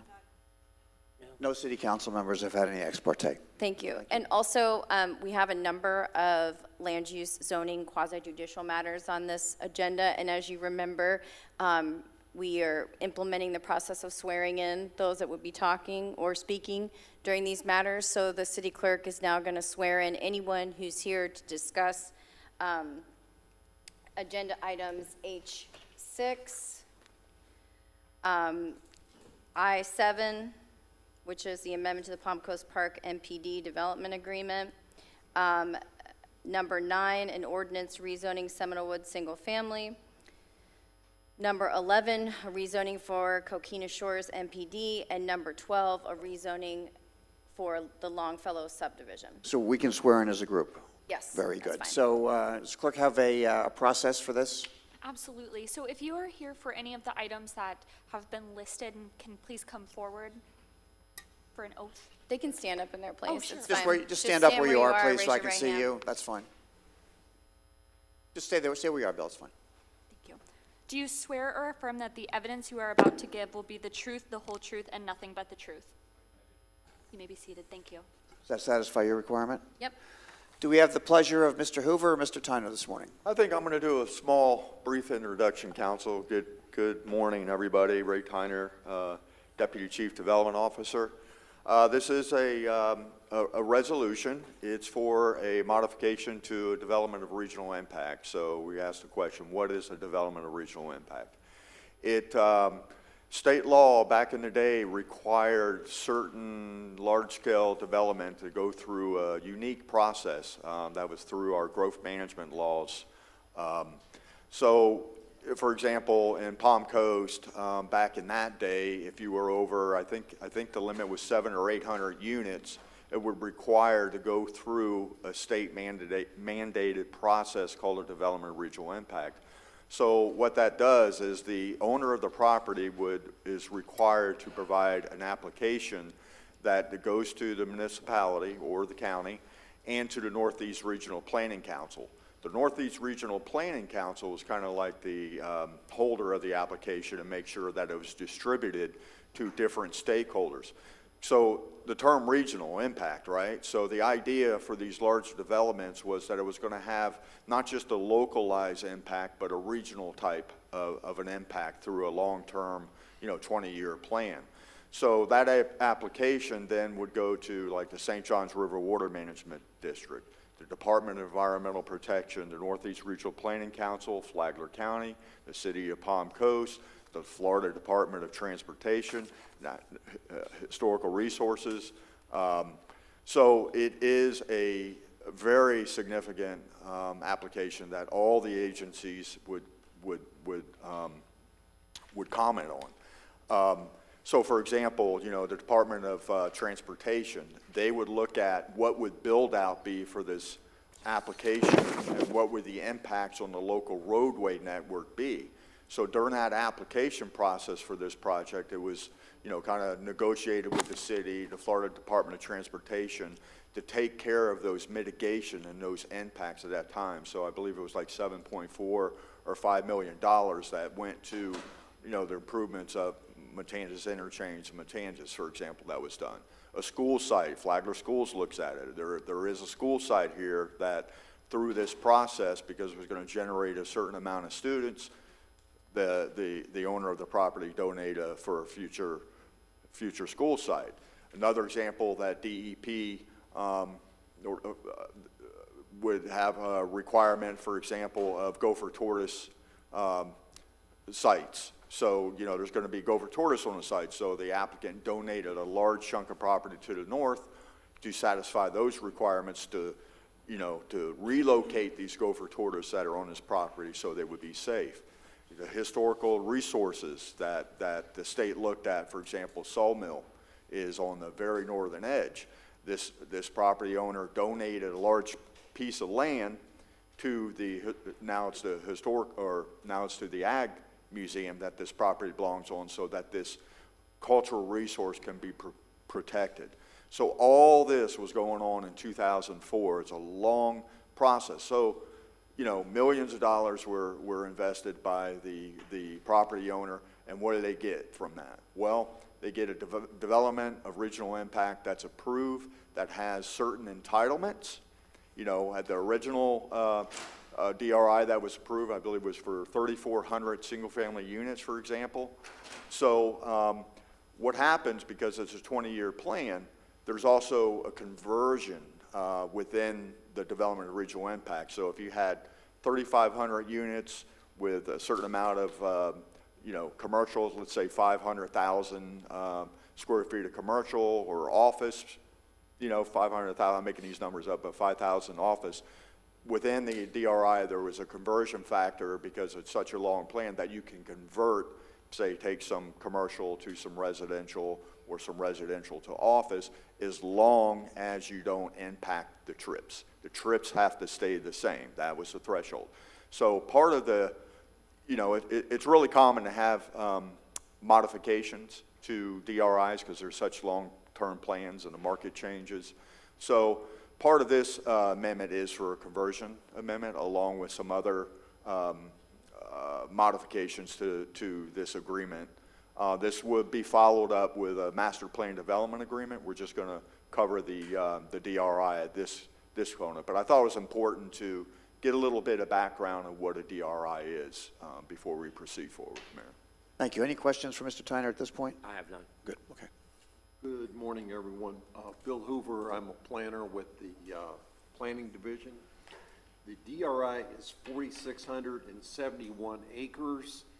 It's located along both sides of US 1, and it extends from Old Kings Road on the north, and then on the south, it abuts the Hargrove Grade Industrial Park. Back in 2004, it was approved for 3.2 million square feet of non-residential uses and 3,600 homes. This is the future land use map, or FLUME. The DRI, most of it is shown in the gray crosshatched area, and you can also see some light green areas, conservation. I showed the one between US 1 and Belterre Boulevard. So there's really no development inside the conservation area. This is the zoning map. So the area in royal blue along US 1 is the MPD, and that provides the zoning for this development of regional impact. You can also see where the blue hits the light green, that's the Florida East Coast Railroad, and it separates on the southwest side of that is the Flagler County Agriculture and Conservation Zone area. So this is just, I didn't prepare this, another planner did, and I borrowed it. Some of the permitted projects, or those under construction, or actually in one or two cases, it's projects that are still being permitted but are close to being able to commence construction. So along US 1, there's 5 residential communities and 2 commercial projects. One, we're all familiar with, the gas station at Matanzas. There's a self-storage facility to the west of that. Along Belterre, the trails, townhomes are already under construction, and there's a multifamily project to the north of that for 285 multifamilies. So altogether, we got 2,300 units under construction. This is their DRI Master Development Plan. So the yellow area is residential. the green area is wetlands, and then there's a light green or lime green color. There's just 2 or 3 of those. One's clear at the left side of the screen. That's public areas. The dark pink is business institutional, and then the more pink color is mixed use. So I flipped the map so we could fit them on here. So on the left side of the screen, I've got the previous DRI Master Development Plan, and then the one on the right. So starting at the top there, where Old Kings Road hits US 1, it would also allow light industrial or IND 1 on tracks 5A through 5E with specific development standards. Track 17, which is the blue arrow, that would go from business institutional to mixed use. The orange arrow is track 15. It goes from business institutional to residential. And then on track 21 is getting split into tracks 21A and 21B, and it would now allow mixed uses. They're also showing a option to the city for a proposed connection road across track 21B that goes approximately from Bird of Paradise Drive and Belterre intersection to US 1. Okay, Mr. Tyner pointed out there's Exhibit C. If you really like math, this is the table you want to look at. It has a conversion table, and it's based on PM peak hour traffic. So the residential, to go up by 750 single-family units, they have to decrease their commercial entitlements by 90,000 square feet.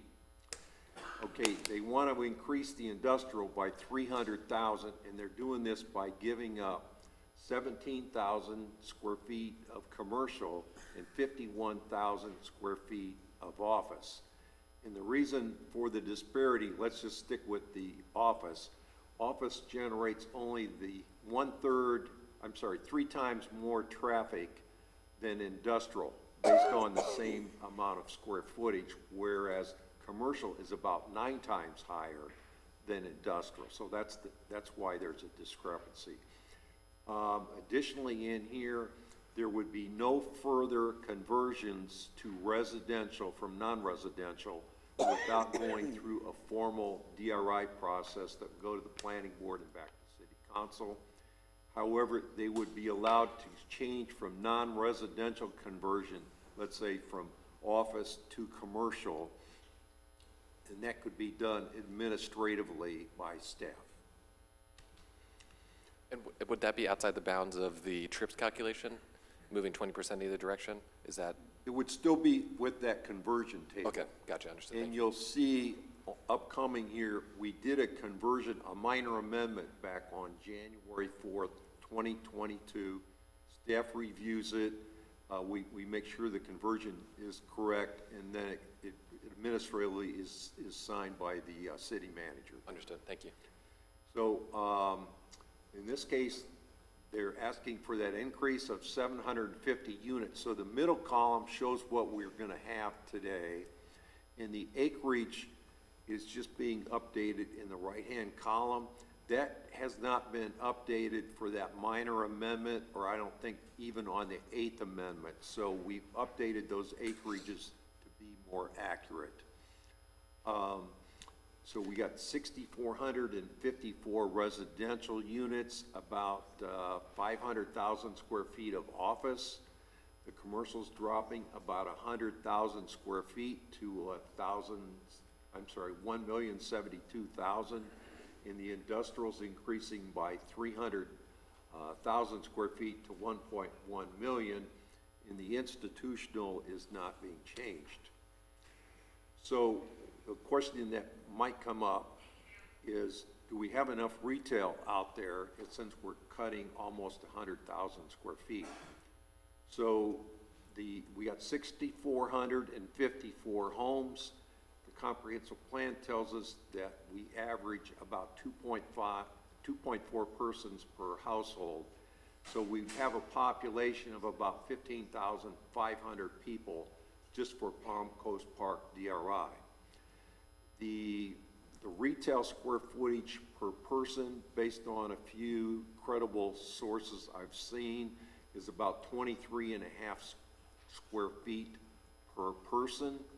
So the retail needed to serve these 15,500 residents is about 366,000 square feet of retail.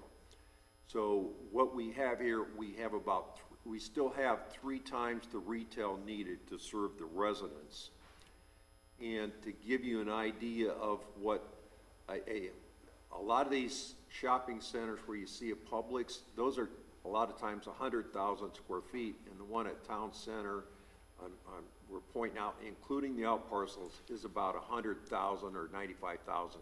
So you could get 11 of those shopping centers in that 1,072,000 square feet of commercial remaining. The DRI, as we pointed out, it's also being updated to reflect that last conversion on January 4th, 2022, because we didn't amend the 115-page document for the DRI. It was more like a 5-page legal document. So we're having to incorporate those changes into this 9th Amendment. And that subtracted about 262,000 square feet of office and added 744 residential units. We've updated the acreage. The developer is clarifying that they will provide Flagler County School concurrency agreements for all residential units above 3,600. They will also do a gopher tortoise report and a wetland impact study over the next 3 to 6 months, and then biannually until no longer needed. The next one is pretty important. So the declarant they're responsible for managing the wetland impacts for this DRI, as well as the gopher tortoise relocations. So they're asking for the ability to sign off. Staff feels that's a good idea. They're also updating the timing of the required traffic monitoring reports to reflect the new phasing schedules. Phase 1 is scheduled to end December 31st, 2024, about a year and a half. There would be no further land donations for parks, but they will continue to pay park impact fees. They've also added the proposed connector road. Okay, want to point out, this is only an option. So it was proposed between Belterre and US 1. So the way this option would work, if the city decided to take this option to construct this road, they would pay, the city would pay for the design and construction of the connector road and commence construction within 3 years of receiving the land from the declarant.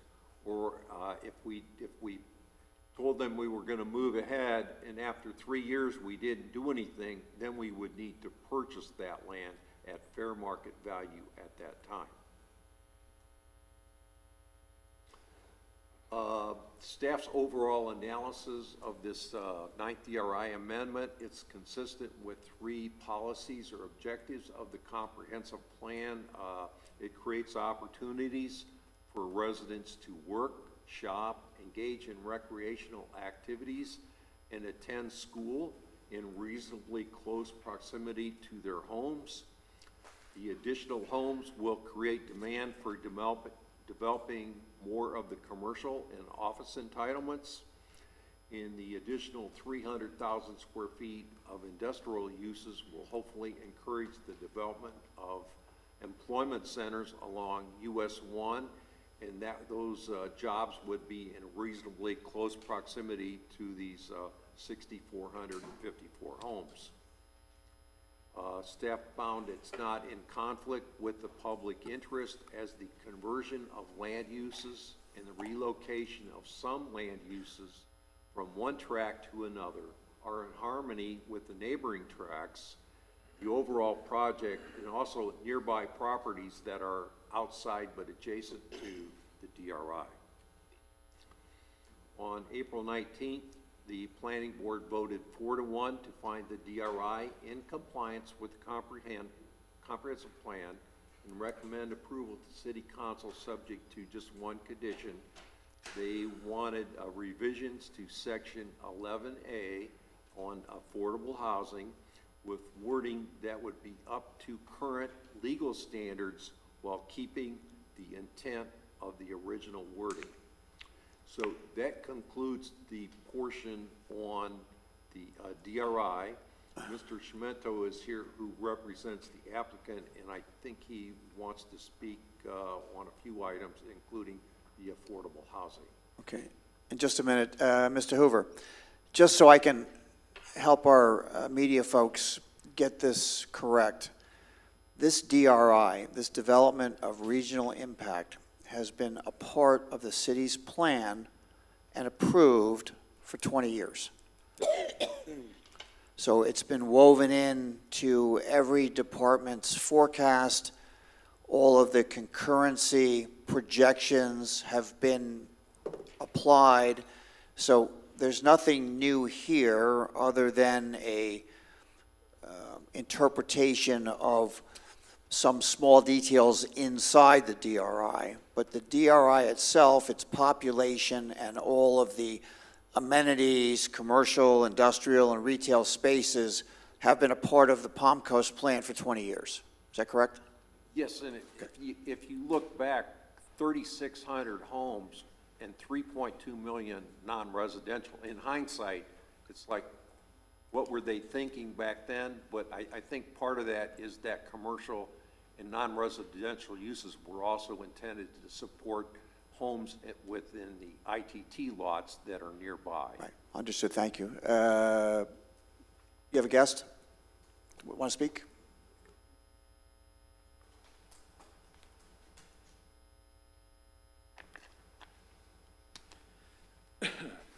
Excuse me.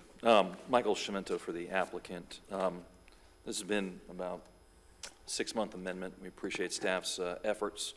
As you can tell, it's very detailed. It's 20 years. There's been multiple amendments.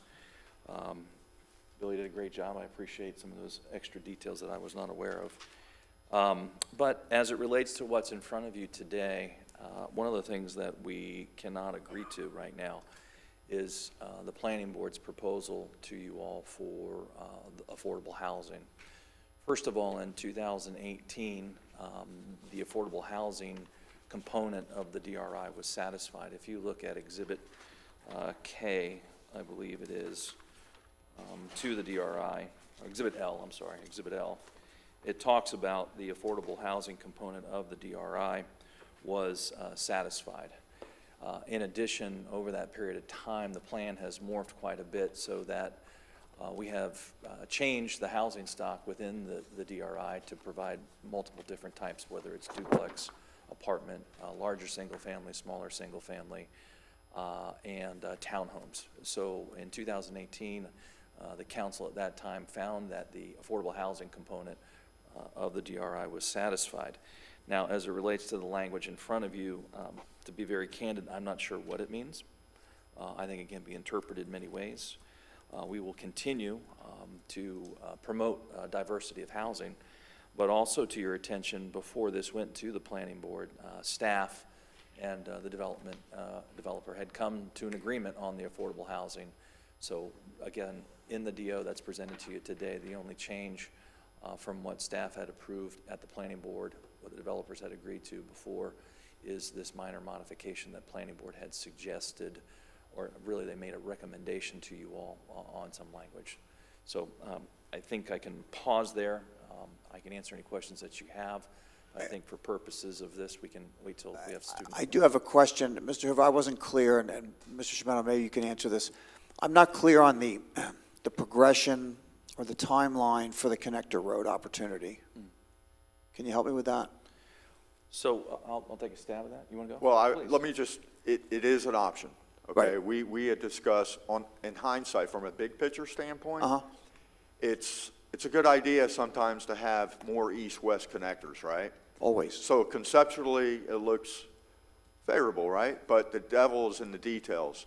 There's no study, so, you punch a balloon, the air's gonna go somewhere else, right? So looking at, we need to analyze it. Staff really needs to analyze. And I think the main priority is Matanzas. We need improvements in Matanzas. We need to widen Matanzas.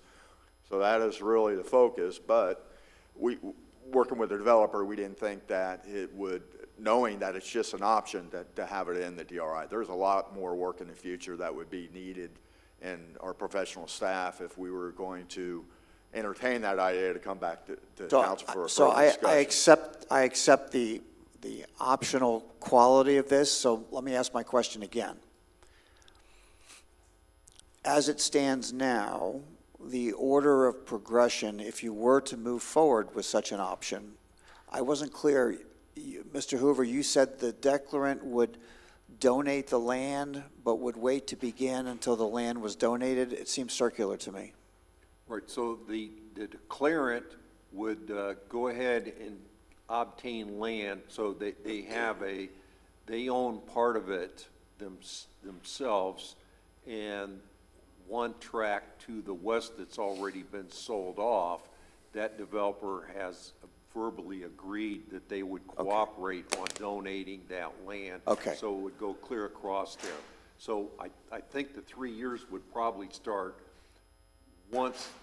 So there's multiple owners along that corridor right now. Okay, now that makes it clearer to me. Now I understand. Thank you. Okay. Are there questions? Well, the affordable housing thing, I'm not quite sure what it means either. Right. You give me some sort of, what would you like to see done with this? Well, as over the 20 years that we've been at this, when we reviewed this last time, the council and staff and the developer came to the agreement that the affordable housing component of this master planned area had been satisfied. Again, it's in Exhibit L of your agreement. It's actually in conflict with the language that the planning board made a recommendation to you. So we'd like to go back to the language that has been in there. I would be strongly in favor of going back to that language, absolutely. I did read an article in Flagler Live about when this was the planning board, when this was in front of the planning board, and I understand that this language comes from one person on the planning board. Correct. And it just didn't seem to make any sense to me. So I'm in favor of going back to the original language on this. Councilperson Pontieri, comments? Questions for experts here? I have a couple questions.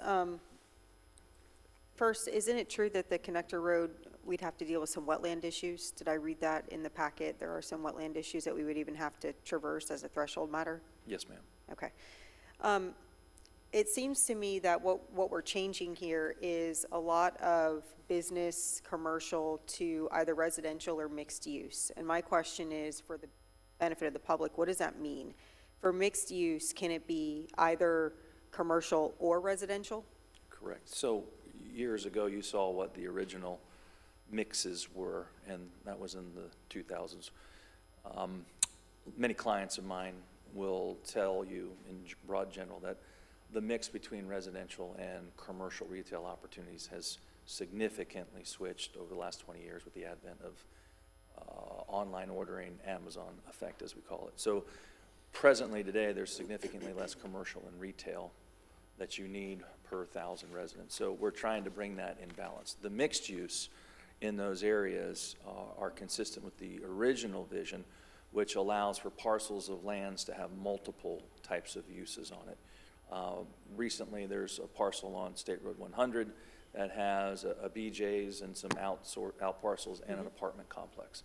Your land development code, when you just have these single zoning districts, do not allow for mixed uses. So that's what the mixed use component along, primarily along US 1 on that 2-mile stretch will accommodate.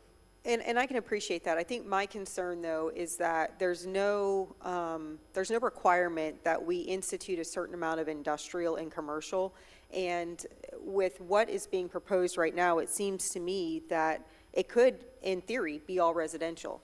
And we're sitting here really having tough discussions about taxes, perhaps a rollback in a few months, because we don't have enough commercial. We don't have enough industrial.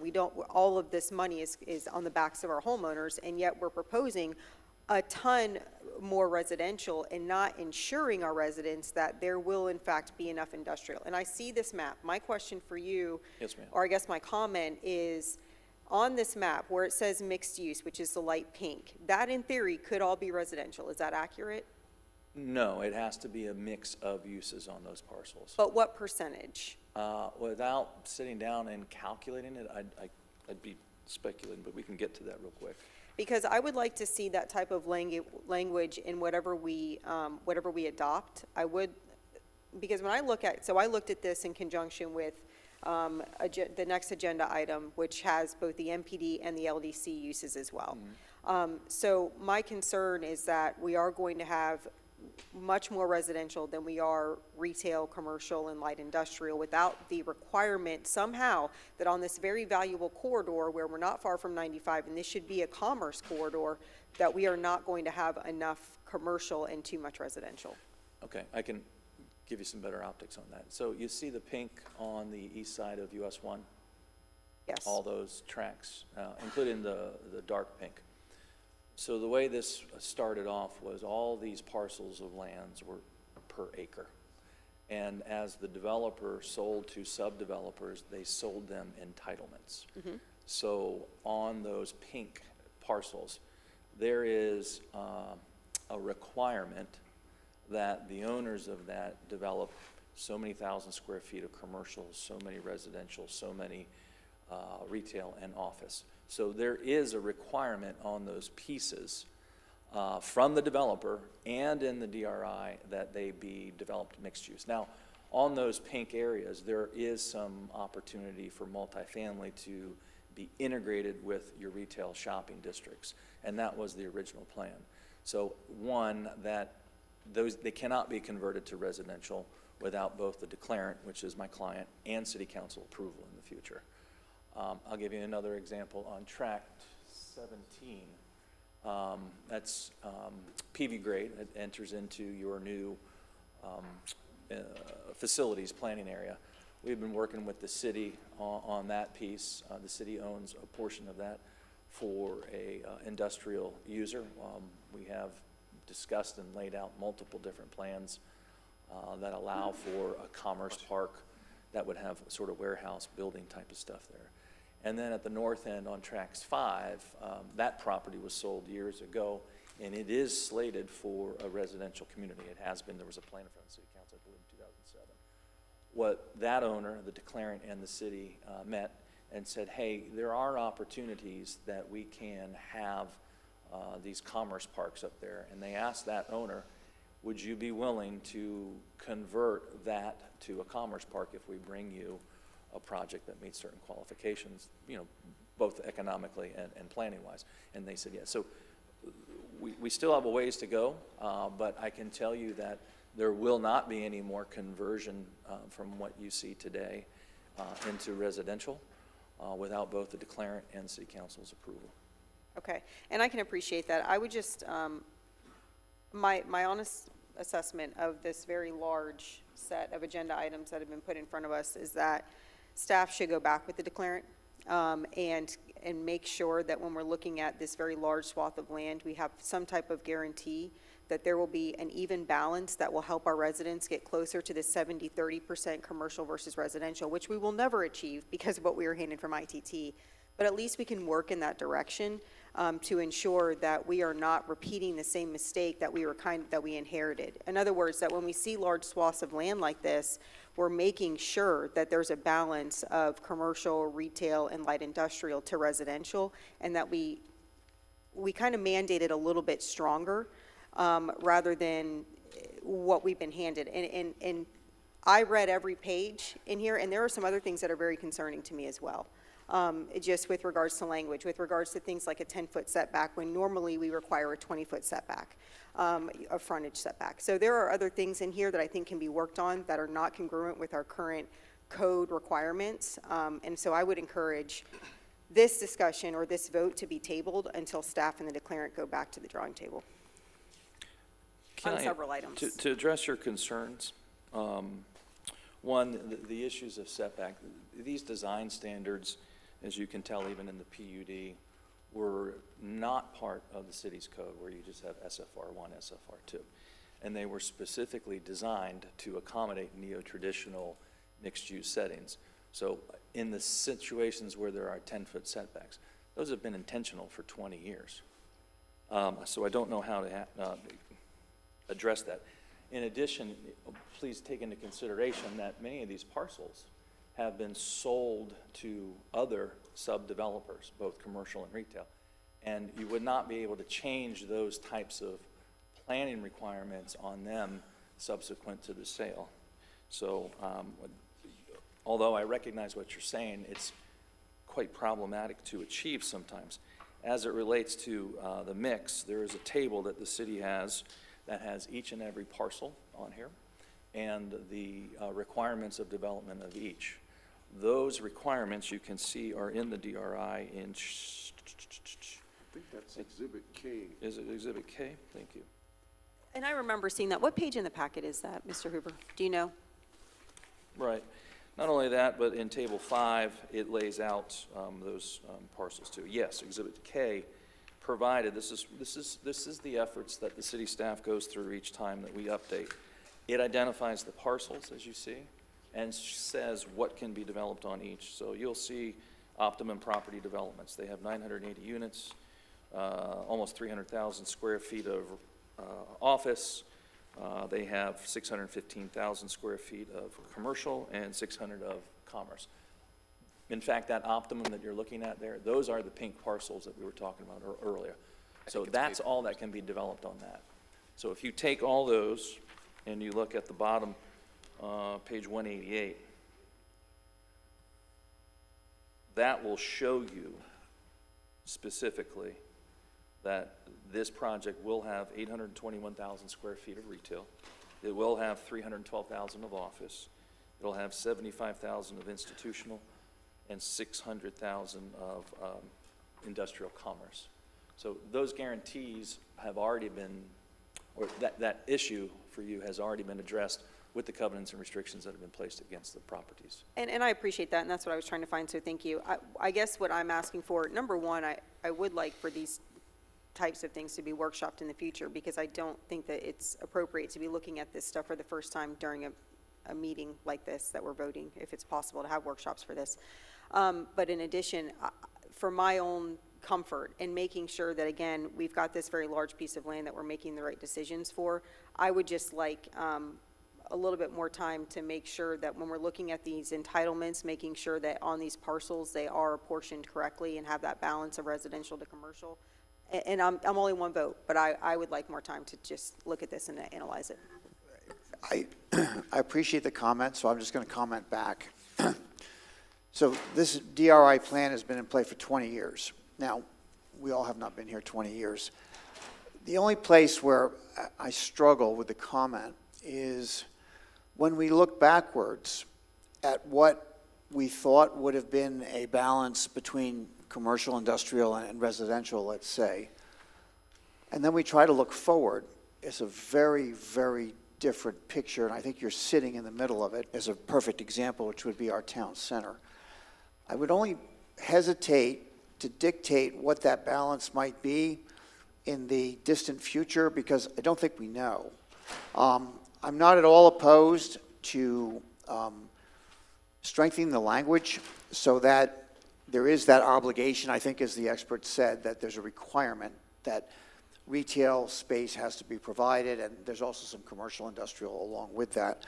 But I would hesitate before I tried to dictate what that percentage balance should be, because I don't think it's possible to know any more than to decide that that US one-piece corridor there should look like our neighbors to the north or south. I'm not okay with that. We're Palm Coast, and we are going to develop as Palm Coast should in favor of our residents and their quality of life. So a lot of variables, and I appreciate that we have to be cautious in how this land is apportioned, but I do believe in the entitlement process, and those entitlements stick. In other words, those entitlements are in fact the control. They're the umbrella that makes sure that we don't go out of bounds and destroy a mix or a balance of these uses. Correct, and they've also been imposed on those purchasers of those tracks. So we cannot change them contractually,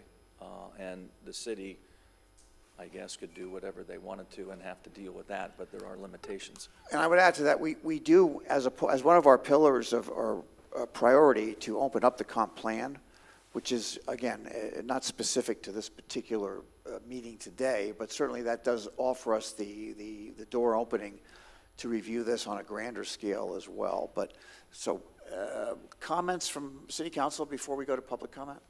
I have no comment. Okay, Councilman?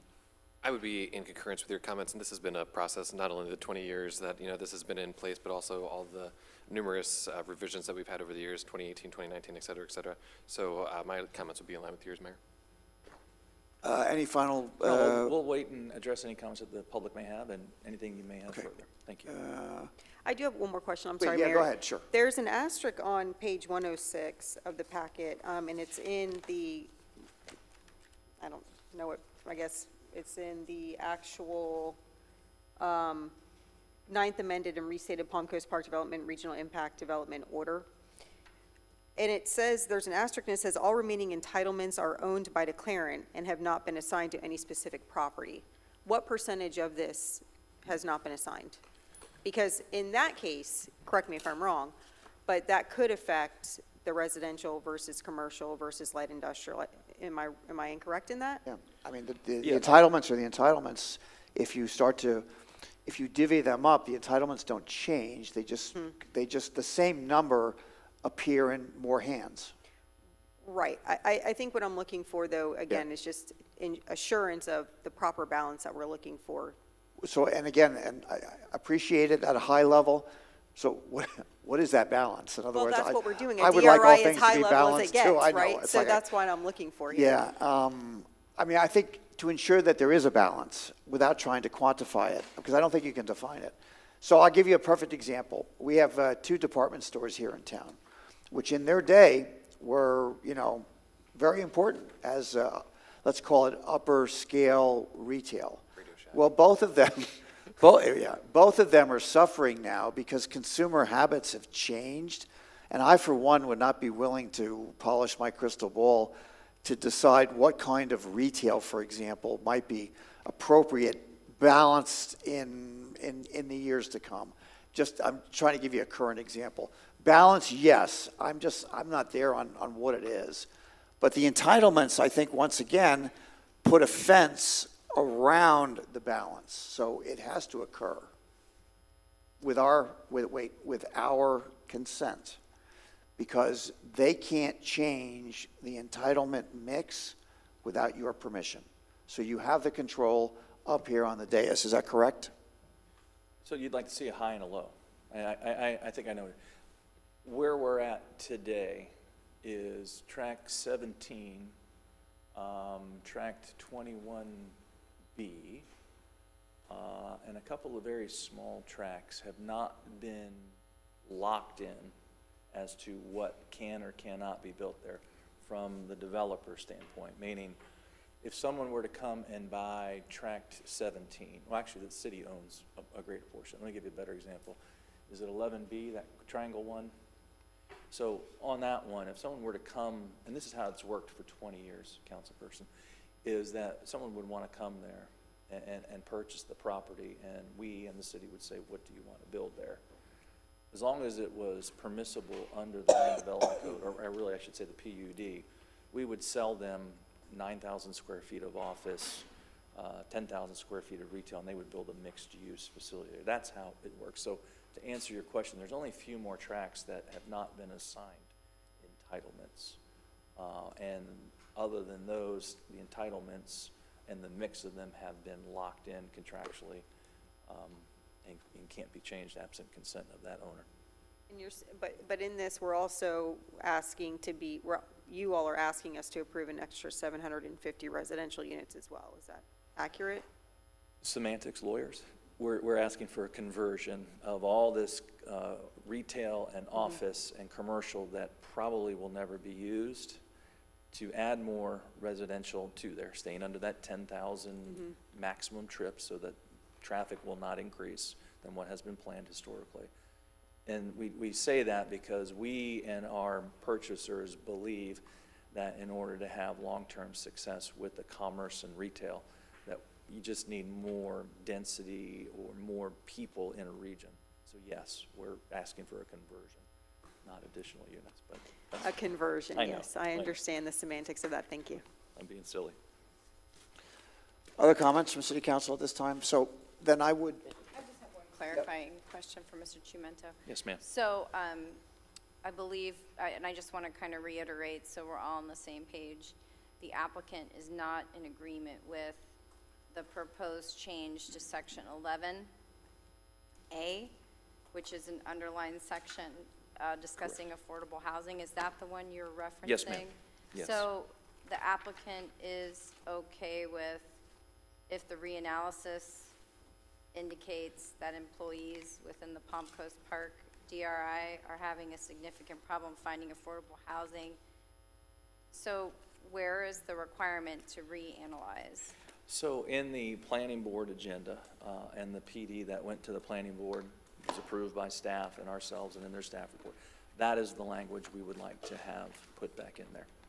And essentially it says notwithstanding the workforce housing component, as I'll call it, has been satisfied as identified in Exhibit L, which was adopted by the City Council multiple times. Okay, you said Exhibit K Did I earlier. So is it Exhibit L or K? It is, I'm sorry, I have it right here. It's L. Yeah. And if you look Because I was specific, looking for Exhibit K and I'm sorry, could not find it. 194 of your agenda package. So you are not in agreement with the language as attached to the resolution, the applicant Correct. isn't?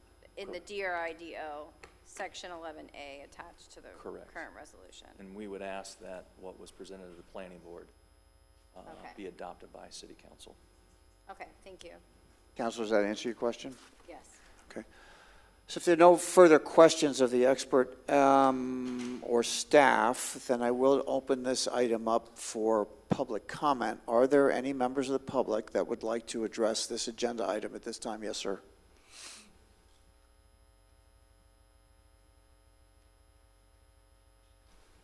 Rich Gellner from the W section. I would like to, Councilman Pontiera, I share a lot of concerns that you do. The mix of the current tax base right now, the way it stands, I don't see that significantly changing. This is a well-thought-out plan, and I give the developer kudos for doing it.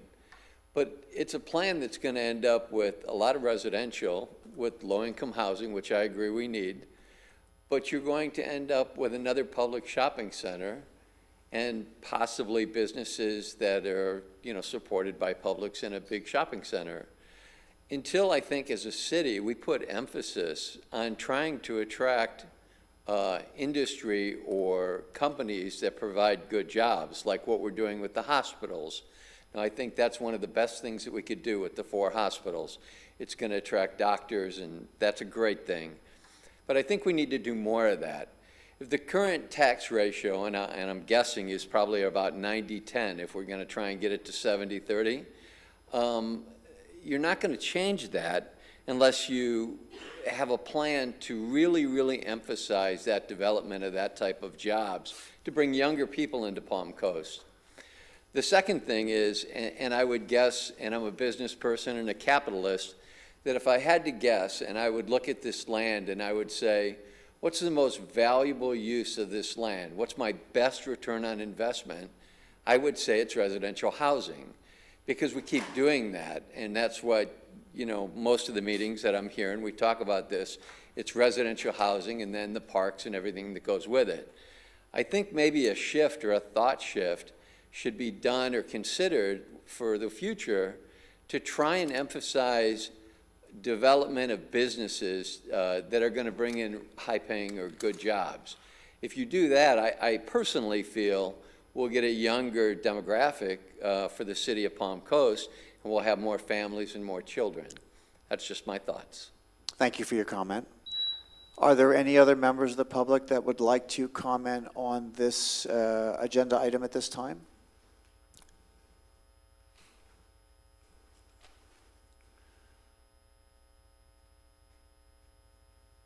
Hi, Denise Calderwood, Palm Coast resident, Matanzas area resident.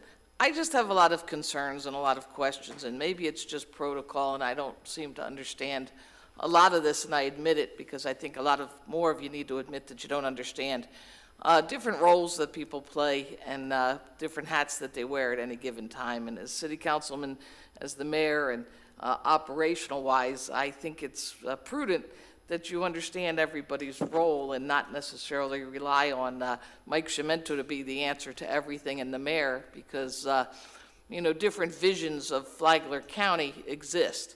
And when you use the words affordable housing or workforce housing or low-income housing, those are semantics, but they're also reality. And in today's economic world, when the city uses service fees versus impact fees or versus taxes, it's all the same things. Again, it's synonyms and what we use, and our presentation to the community. Flagler County and Palm Coast specifically is not affordable for the average person to live anymore. And if you want to keep attracting people from New York and New Jersey and, Pennsylvania, where I originally came from, that's great and that's fine. That's exactly what we're doing, because those are the only people who can afford to be here. When you're giving out all the tax credits, when you're giving all the development credits, and kudos to Mike, he's done a beautiful job developing these and finding out old plans and then manipulating the process, okay? For instance, the development across the street from my house, we were promised a park over 28 years ago, a pocket park on Burroughs and Belterra, and it has never come to fruition. And yet we've given all this money, park impact fees, for the tennis complex, to the Holland Park, to the regional parks, okay? So I don't understand how parks that are being adversely affected, or the citizens who are being adversely affected, get a voice and get any kind of input, especially when staff doesn't call people back, okay? So these proposed Palm Coast Park DRI development plans are beautiful, and they look great on paper, but what is the reality? Because we're all going to be paying the price, especially with the $52 million, in roads, in road impact fees and, increasing things. So I think you all just need to, wake up and do a reality check. Thank you very much. Thank you for your comment. Are there any other... Are there any other members of the public that would like to comment on this agenda item at this time?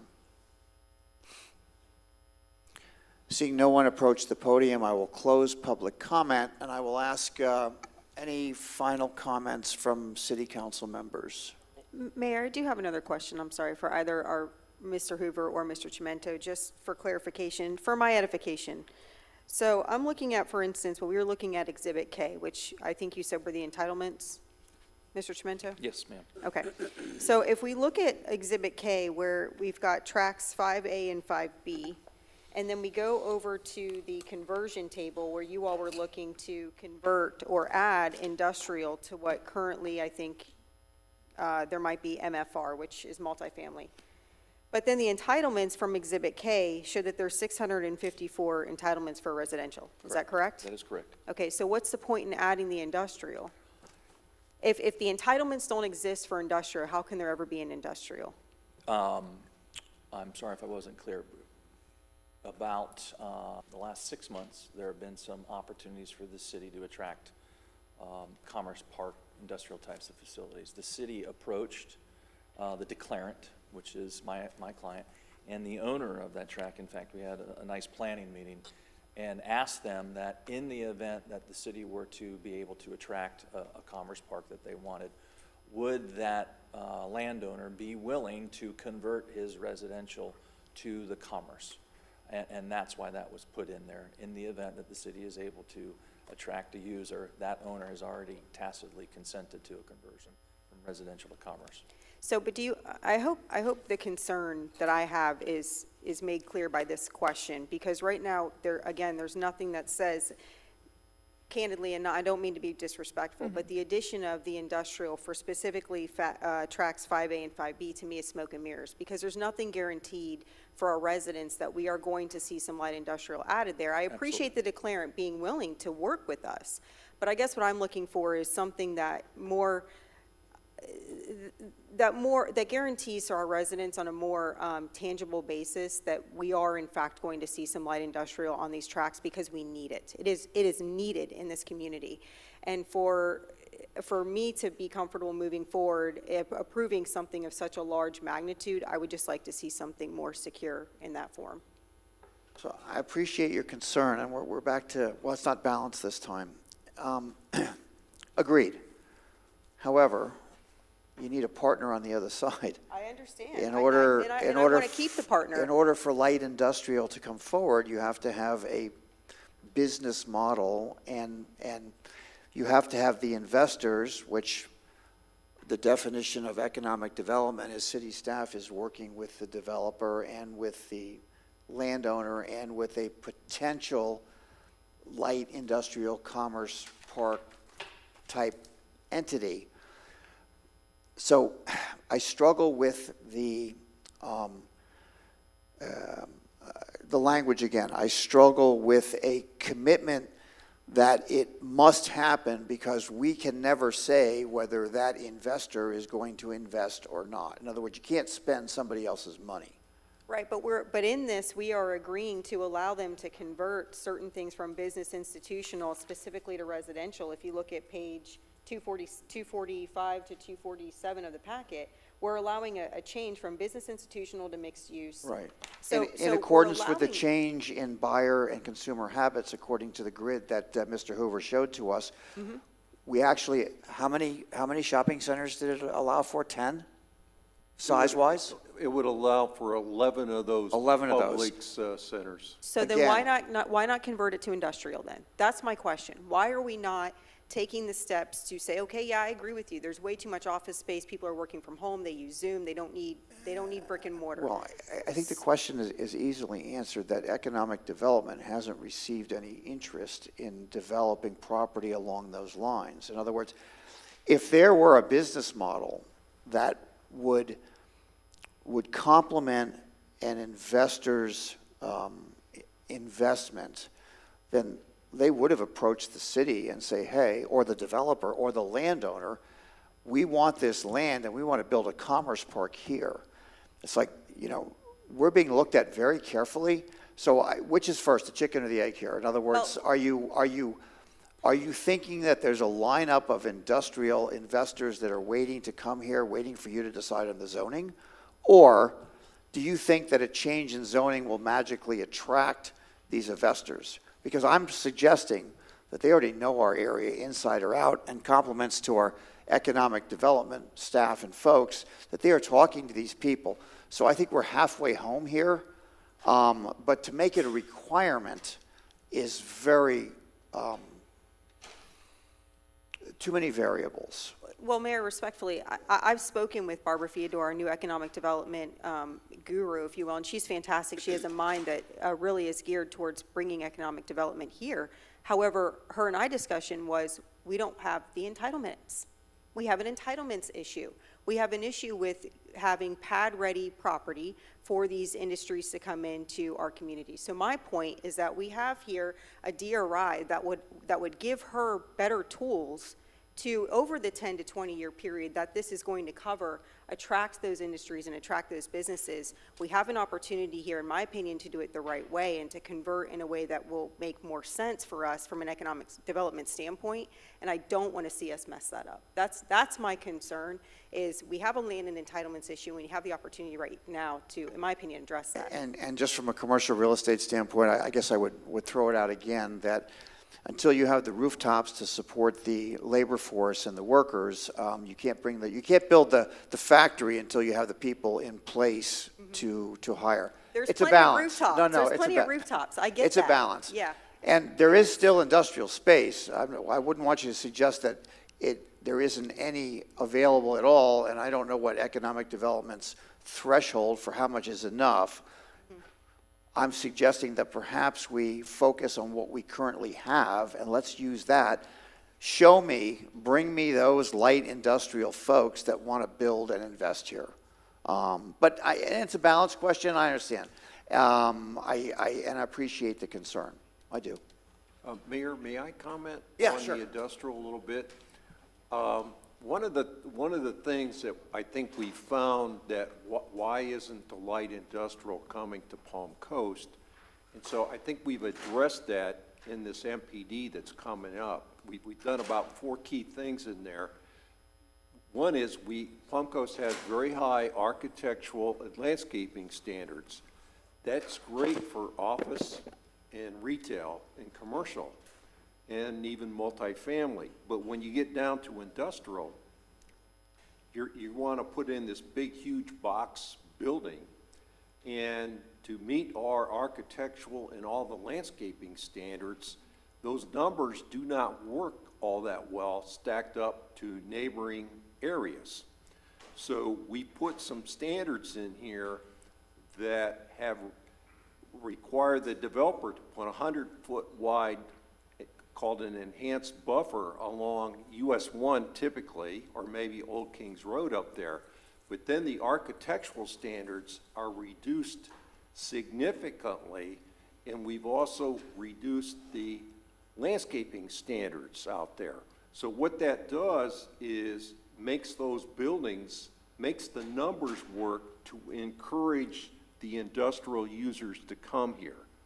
So I think that will really help. And, you know, these people that have already bought the land and have entitlements, they have, if they got X number of residential and Y number of commercial, the residential typically happens first. They have to sit there and wait until there's demand or a commercial developer comes along for their building. Mayor, could I? This is a great discussion, and it just shows a 20-year plan. The economy is not what it was 20 years ago. It's going to continue to change, and the DRI is adaptable, right? As far as the industrial site, we did take the first step. You know, they sold entitlements for residential to an owner, right? They bought that. It's almost like zoning. We can't, you know, from a city standpoint, that is what there. But what we did is we tried, working with our economic development, with our economic development team, we are setting the stage for that industrial area to have that as an option, because we think that's a great location. You're not near residential, you're near the interstate, we have a need for it, so we are moving that forward. And what I'm hearing, what I've been hearing as far as this discussion is that, you know, like Mr. Hoover said, we have 5 or 6 large commercial public shopping centers that can go within the Palm Coast Park DRI. We have plenty of it. But what I'm hearing is, you know, trying to get to, you know, we want assurances that that's going to happen. So I think this is also a good opportunity where, you know, our economic development team, we can start working with our developer, because as Mr. Cimento had mentioned, there had been entitlements already provided, you know, 30,000 square feet, 50,000 square feet of commercial, retail, and that probably provides us, the city, an opportunity and to have our economic development team try to partner up and try to get where these entitlements are already allocated to try to get some businesses in there as well, too. I would compliment your efforts along with economic development to work together, to collaborate, and I think as Mr. Hoover said, if I'm not mistaken, what you've done is you sweeten the business model to attract, to be a magnet for those light industrial concerns in the future. So I think that working together as a team, I think is very different than the way I remember the city in the past, so I think that's a good move forward. Additional comments by city council members? I'd like to go ahead, Mr. Mayor, and make a motion to approve this with the language change requested by the applicant. All right, so the vice mayor has made a motion. Is there a second? Councilman Clufus has seconded the motion. Is there any additional discussion by city council members at this time? Then I would go ahead and ask for a voice vote. Vice Mayor, Vice Mayor Dinko? Yes. Councilmember Hyder? Yes. Councilmember Clufus? Aye. Councilmember Pontieri? No. Mayor Alfin? Yes. Motion passes 4-1. All right, we move forward now to agenda. And if I could, Mr. Mayor, I just want to thank staff for working so hard on this. I get everything you're saying. Thank you. Over the years, yeah, for sure. This has been a long one. So we move to agenda item I and ordinance number 8, is it? If you could read that in for me. Yes, this is agenda item number 8, an ordinance for a rezoning application number 5276, the Fifth Amendment to the Palm Coast Park MPD. An ordinance of the City Council of the City of Palm Coast, Florida, providing for the Fifth Amendment to the Development Agreement for the Palm Coast Park Master Plan Development, allowing residential uses in tracts previously designated for non-residential uses, converting some office and commercial entitlements to allow additional industrial uses, and an additional 750 residential units, allowing permitted uses to be relocated to other tracts within the MPD, clarifying standards for park land dedications and park impact fees, allowing the city the option of having the declarant provide the right-of-way for future roadway connecting Belle Terre Parkway to US 1, providing for legislative findings and intent, providing for conflicts, providing for severability, and providing for an effective date. City Council, this is a quasi-judicial matter also, so if you've had any ex parte communications, please disclose them for the record at this time. None that I'm aware of. City council members have not had any ex parte communications. Thank you, Mayor. Mayor, this is the companion to the DRI, the zoning portion of it. Mr. Hoover having a presentation. Okay, so the MPD uses map looks a little bit similar to the DRI map, except it doesn't really show all those green areas of conservation. So the yellow is residential low density, which normally equate to single family. And then the orange is residential medium density. Residential high density is in the brown, and you can see that that's located on the north side of the Hargrove Grade Industrial Park very appropriately. The pink, actually there's a typo there, that is supposed to be flex uses. And then the green is public, and then the purple, there's only one where it actually has to be industrial. That's over on track 19. So some of these changes to the map are a little bit similar because we changed the other one. Tracks 5A to 5E may also be used for light industrial. Track 15 is being changed from flex uses to residential low density. And track 21 is getting split into tracks 21A and B. The tracks 21A and B will also allow residential high density or MFR2 uses, and would also update various land development code zoning categories. Track 21A, which is the one located over by north side of Belle Terre Elementary, the height is being reduced from 80 feet to 50 feet. And then we're creating those specific light industrial development standards that I just mentioned a few minutes ago. These are the 5 review criteria from section 2.0505 of the Land Development Code, which you've heard quite a few times. We've got detailed findings in the staff report. Staff's opinion that this will not create a nuisance, hazard, or any compatibility issues, as the change of land uses and the relocation are in harmony with neighboring properties based on the Land Development Code and specific MPD development standards. Additionally, will not create a financial hardship on the city, as the DRI has provided infrastructure or infrastructure payments or even land donations. And then the subdevelopers will also pay impact fees. So they not only have to provide infrastructure or provide the land for it, they get hit double with impact fees. And it supports 4 policies of the comprehensive plan. The MPD is also required to be reviewed against the section 2.0904 of the Land Development Code. There's about maybe 12 or 14 items in there. I just want to touch on 3, and the first 2 are similar, so I put those together. C, the degree of departure of the proposed development from surrounding areas in terms of character and density and intensity. And D, the compatibility within the development and its relationship with surrounding neighborhoods. Previously, the MPD was found to meet these criteria. This proposed residential high-intensity area is located on Tract 21A on the west side of Belterre.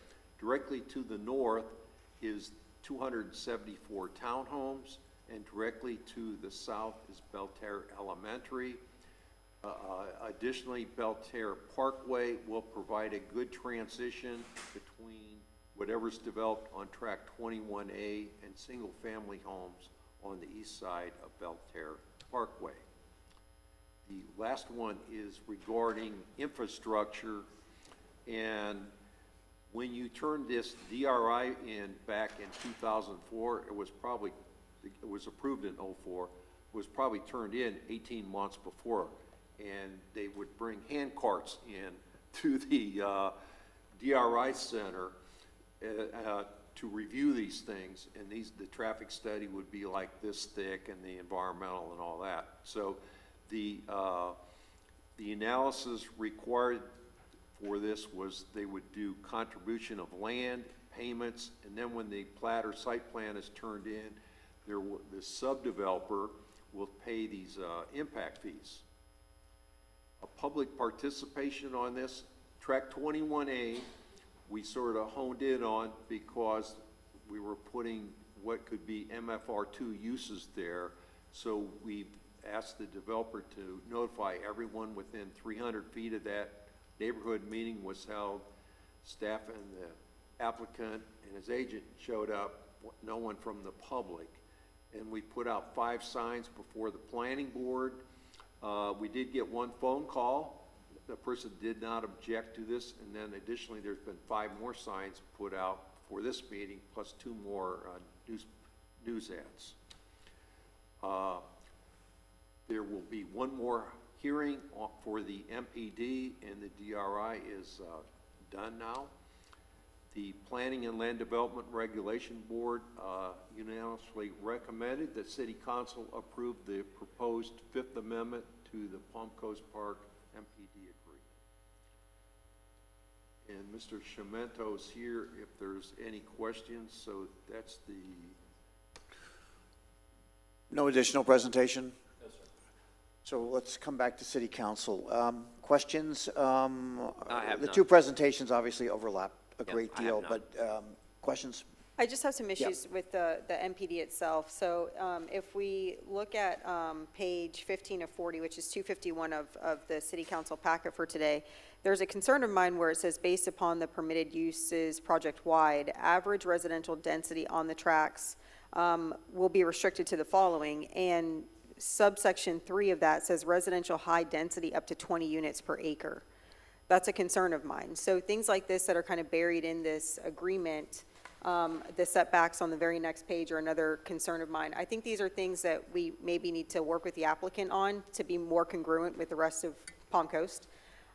There's a neo-traditional development guidelines portion of this on page 254, where we're talking about, this says residential characterized by houses on smaller lots oriented towards relatively narrow streets, landscaped parkways between curbs and sidewalks, the use of alleys or detached garages located at the rear of the lot. These are not things that are congruent with the rest of how Palm Coast is, and it's a concern of mine. It's a concern that we're looking at more of an urban sprawl type feel. Additionally, when I look at the map that's presented on page 294, There's supposed to be a legend that shows where industrial is going to go. It's Exhibit B, MPD uses. I don't see any blue. I don't see the industrial that we've been talking. Okay, so this is different than what's in the packet. We have one little track there, 19, that shows where industrial is going to be on this MPD, and there's an asterisk that says, well, Lot 5 may be used for industrial. But this goes back to my larger concern. What are we really looking at here? What is the actual effect of what's buried in this MPD? And I think that we need to go back and just make sure that there aren't things buried in here that are not congruent with the rest of Palm Coast. It's a concern. Okay, I'll respond. And to suggest that things are in the public eye, that you have people who might read a blog or two about things are buried, I don't know if that's a fair assessment. This PUD has been in existence for over 20 years. What you're referring to is not changed. None of those specific issues have been changed. So I would hate to suggest to those who aren't here that might read a blog or two that things are buried in here and it was nefarious. That's not the case. To address the issue of 20 units per acre, when this was done 20 years ago, the council said, listen, it's a large project, and overall, we're going to be limited to so much residential per acre, and we're going to cap it at traffic so that it doesn't have adverse impacts on the community, other than what roughly $30 million improvements have been provided to the city 15 years ago. However, in order to achieve the concepts of neo-traditional, which were in this PUD since 2004, we want to have a commerce area along US 1.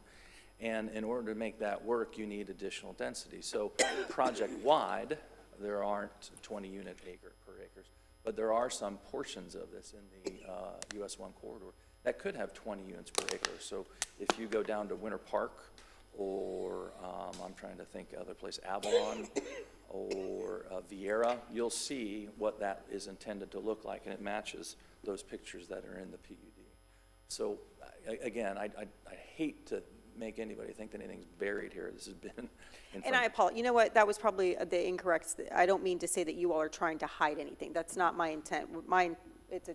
How long is this packet today? It's 600 pages. I know. So I didn't mean to say that you all were burying something. I'm saying that there are certain things in here that it appears we seem to be adding more residential and in density that just concerns me, while I also look at what's up on the screen with one tract of industrial. So looking at this holistically, as a whole, Mr. Chimento, that's what concerns me. I understand what you're saying about what's been actually added, changed, et cetera, but I'm looking at this from the forest, and when I see one tract that allows for industrial on the MPD, in addition to all of the potential residential and 20 units per acre, things like that together is my concern. Need more information. Understood.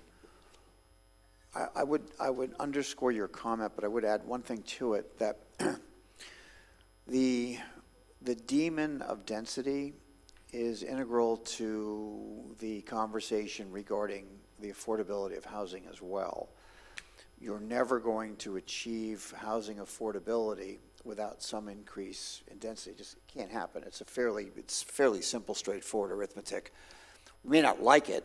We do understand that the city has to balance its living units over time. Quite frankly, the city has not done a good job since its inception with some 90% of the tax base working from individual single-family homes primarily. I would hope that some modest or moderate increase in density would yield more housing that's affordable to a younger resident in the future who could in turn become an employee in these light industrial concerns. So it's a full circle. That's my issue. Where are they going to work? Well, I'd like to build the first one first. In other words, lay them all out, build it and they will come. I'm not a big fan of that. It's like it has to happen to some extent simultaneously. And I would say this, that if that business model was hugely successful, other lands would certainly come before us to be converted to that model as well. Mayor, I just one thing, because I'm obligated to talk about density a little bit. Just to be clear, you know, the DRI has a certain amount entitlements, right? And it's a very large product. So the overall density will not exceed our comprehensive plan of 15 units per acre. So think of this, you know, the 20 units is like a clustering of development. Just like within the pocket within neighborhood that- concept. Exactly, within that specific area. But the overall density is going to meet our existing comp plan. Nothing is changing with our overall density. Thank you, that's helpful. I appreciate that. Comments? I think that was very eloquently put. Yeah, thank you, Ray. I appreciate that. Now, I'll put this item out. Do I put this out for public comment again because it's a separate item? So are there any members of the public that would like to comment on this agenda item at this time? Please come forward. Seeing no one approach the podium, I'll close public comment and come back for last questions or comments. I'll make the motion to approve this. So I have a motion from Vice Mayor to approve the agenda, the resolution, and a second from Councilperson Clufus. I'll go ahead with the voice. Any final discussion? Voice vote. Vice Mayor Danko? Yes. Councilmember Hyder? Yes. Councilmember Clufus? Aye. Councilmember Pontieri? No. Mayor Alfin? Yes. Motion passes 4-1. All right, we now move to agenda item number 9 under I. And Councilor, if you would read that in for us, please. I believe we're on agenda item number 8. I thought we just did that. Yes, 8. I'm sorry. Problem. An ordinance regarding the Seminole Woods Single Family Comprehensive Plan Amendment, application number 5060. An ordinance of the City Council of the City of Palm Coast, Florida, providing for the amendment of the City of Palm Coast 2035 Comprehensive Plan as previously amended pursuant to Section 163 Florida statutes, amending the future land use map designation for 41.5 acres of certain real property from greenbelt to residential as described in more detail in the legal description, which is an exhibit to this ordinance, and adding a note on the future land use map to limit the subject property to a maximum of 180 dwelling units for the subject parcel, providing for conflicts, ratification of prior acts, codification, severability, and an effective date. Thank you, Councilor. Thank you, Mayor, City Council, Ray Tyner, Deputy Chief Development Officer. The next two items, we were going to do one presentation for the future land use map and for the rezoning, to combine of one presentation but vote separately on the items.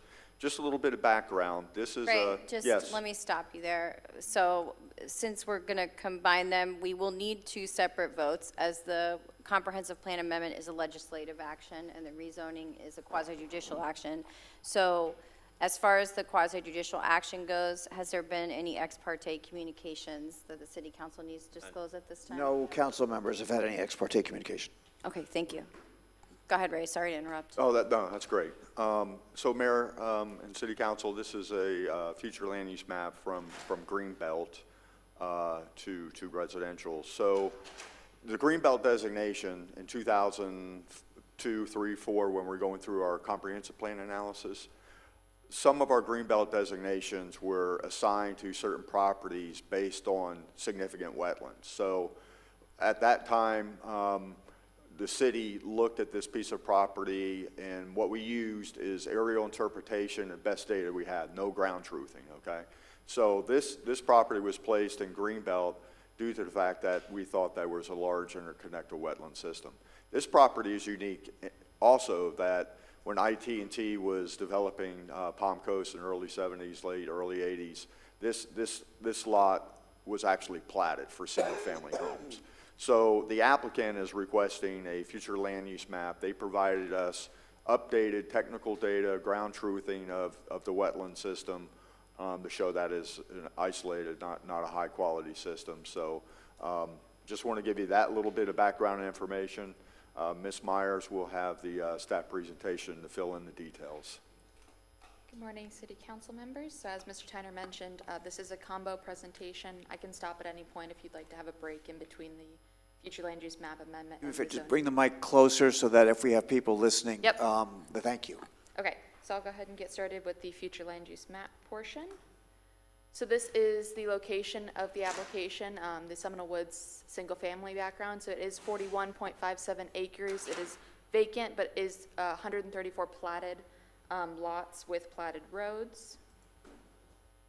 It is currently greenbelt, as you can see on the flume map on the left, and the zoning map is Estate 1 or Suburban Estate on the right side. So the proposed future land use map amendment is to change it from greenbelt to residential, as you can see from the left to the right of the screen. This is the public facilities impact analysis. Again, there is a proposed cap on the project for 180 lots. So there is an increase in demand on public infrastructure and facilities going from the current 134 platted lots to the proposed cap of 180 single-family lots. And then the plat and site plan review will include review of capacity to accommodate the proposed development. So the environmental impact analysis, there are no environmental conditions that would be significantly impacted by the proposed flume amendment. At the time, as Mr. Tyner mentioned, of the Greenbelt designation, it was staff's understanding that the wetlands on site were of high quality. The wetland qualities were provided by the applicant's environmental professional during the flume application, and the wetlands were not designated as high quality during that assessment. Any wetland impacts would need to be permitted through the St. Johns River Water Management District as part of their future subdivision master plan process. Consistency with surrounding land uses. The proposed future land use map designation of residential is generally consistent with the current land use designations and uses in the adjacent areas. The parcels to the north are designated for single-family residential development, and on the southern bank of the Seven Oaks Waterway are platted lots that are part of the Seminole Woods neighborhood. The potential use of the subject properties for residential purposes will be consistent with the existing uses found around the project. Consistency with the comprehensive plan policies, and those below policies mentioned are some of the policies it's consistent with. It is consistent with additional policies. Those are just some of the ones listed. And these are the findings for the future land use map amendment. The public infrastructure is available to accommodate the impact of the amendment. The proposed designations are consistent with the surrounding land uses. The amendment is consistent with the comprehensive plan. And again, the applicant is proposing a site-specific policy to limit development to 180 units. The applicant did decrease their site-specific policy. They were originally requesting 200 units. And after the first reading at Planning Board, they did decrease it to 180 units per Planning Board's request.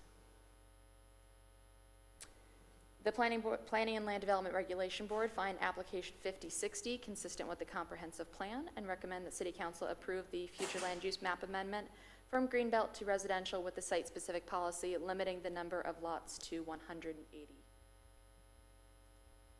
And that concludes the future land use portion. Any questions at this time, or would you like me to proceed to the zoning? Do you have any questions at this juncture? You want to wait to, I'll wait. to the, go ahead, finish it up. Go ahead. All right, so we'll go through with the zoning map amendment. As I stated before, the existing zoning is Suburban Estate, or EST1. Their proposed zoning is SFR1, or Single Family Residential 1. So that's that tan portion. You can see it matches the current designation for the property to the north. We go into the analysis based on 2.0505 of the Land Development Code. The proposed development must not be in conflict with or contrary to the public interest. The proposed change would not be in conflict with the public interest. As I mentioned, the property directly to the north of the project is the same zoning district they are requesting. And the applicant had initially proposed to rezone to multifamily, but after their required public meeting, the neighborhood was not in favor of the proposed multifamily rezoning. They were requesting townhomes. So the applicant did change their request from multifamily to single family after their neighborhood meeting in response to the neighborhood's request. The proposed development must be consistent with the comprehensive plan and provisions of the Land Development Code. The following are some policies and goals that the application is consistent with, and those are the same policies I mentioned in the future land use map amendment. The proposed development must not impose a significant financial liability or hardship for the city. The public infrastructure needed to support the project is in place, and any extension or upgrades would be at the cost of the developer. The proposed development must not create an unreasonable hazard or nuisance or constitute a threat to the general health, welfare, or safety of the city's inhabitants. The proposed rezoning will be compatible with the overall neighborhood, as it is located in an area primarily of single-family or duplex residential uses, and the preserved lands and the project's residential uses will provide demand for existing and future commercial land uses in nearby mixed-use areas. The proposed development must comply with all other applicable local, state, and federal laws. The subject property will be required to comply with the city's land development code, our comprehensive plan, and any other permitting agencies throughout the development process. Whether it is consistent with all adopted elements of the comprehensive plan, and whether it furthers the goals and objectives of the comprehensive plan. As we noted previously in the analysis prepared for Land Development Code Chapter 20505 in the staff report, the requested zoning district is in conformance with the comprehensive plan elements. Its impact upon the environment and natural resources. There's no floodplain on the property that could be impacted, and part of the subdivision master plan, they'll need to submit an updated environmental report. Again, it cannot be more than 1 year old, and it will be reviewed by city staff along with the St. Johns River Water Management District. Its impact on the economy of any affected area. Impacts to the Palm Coast economy are anticipated to be positive, since the project will provide numerous construction jobs. Additionally, the residential homes will increase demand for commercial services in reasonably close proximity to the site on existing commercially zoned parcels. There are some to the north of this project. Its impact upon necessary governmental services such as schools, sewage, disposal, potable water. The impact on the necessary governmental services, including those mentioned, will be dealt with through impact fees paid by the developer during the preliminary plat process. Any changes in circumstances or conditions affecting the area. There are no changes in circumstances or conditions. Compatibility with proximate uses and development patterns. As I previously stated, the area is primarily residential, so it would be compatible. Whether it accomplishes a legitimate public purpose. The public purpose of the rezoning is to allow the development of a single-family subdivision in an area that was already intended for residential development. As Mr. Tyner mentioned, it is a platted subdivision as ITT intended it to be built for single-family lots. So there was public participation. As I mentioned, there was a neighborhood meeting that was held. That's where the citizens came out not in support of the original plan for multifamily townhomes, and the applicant revised their plan to change it to single family. And then the application was heard first at the March Planning Board with the cap of 200 units.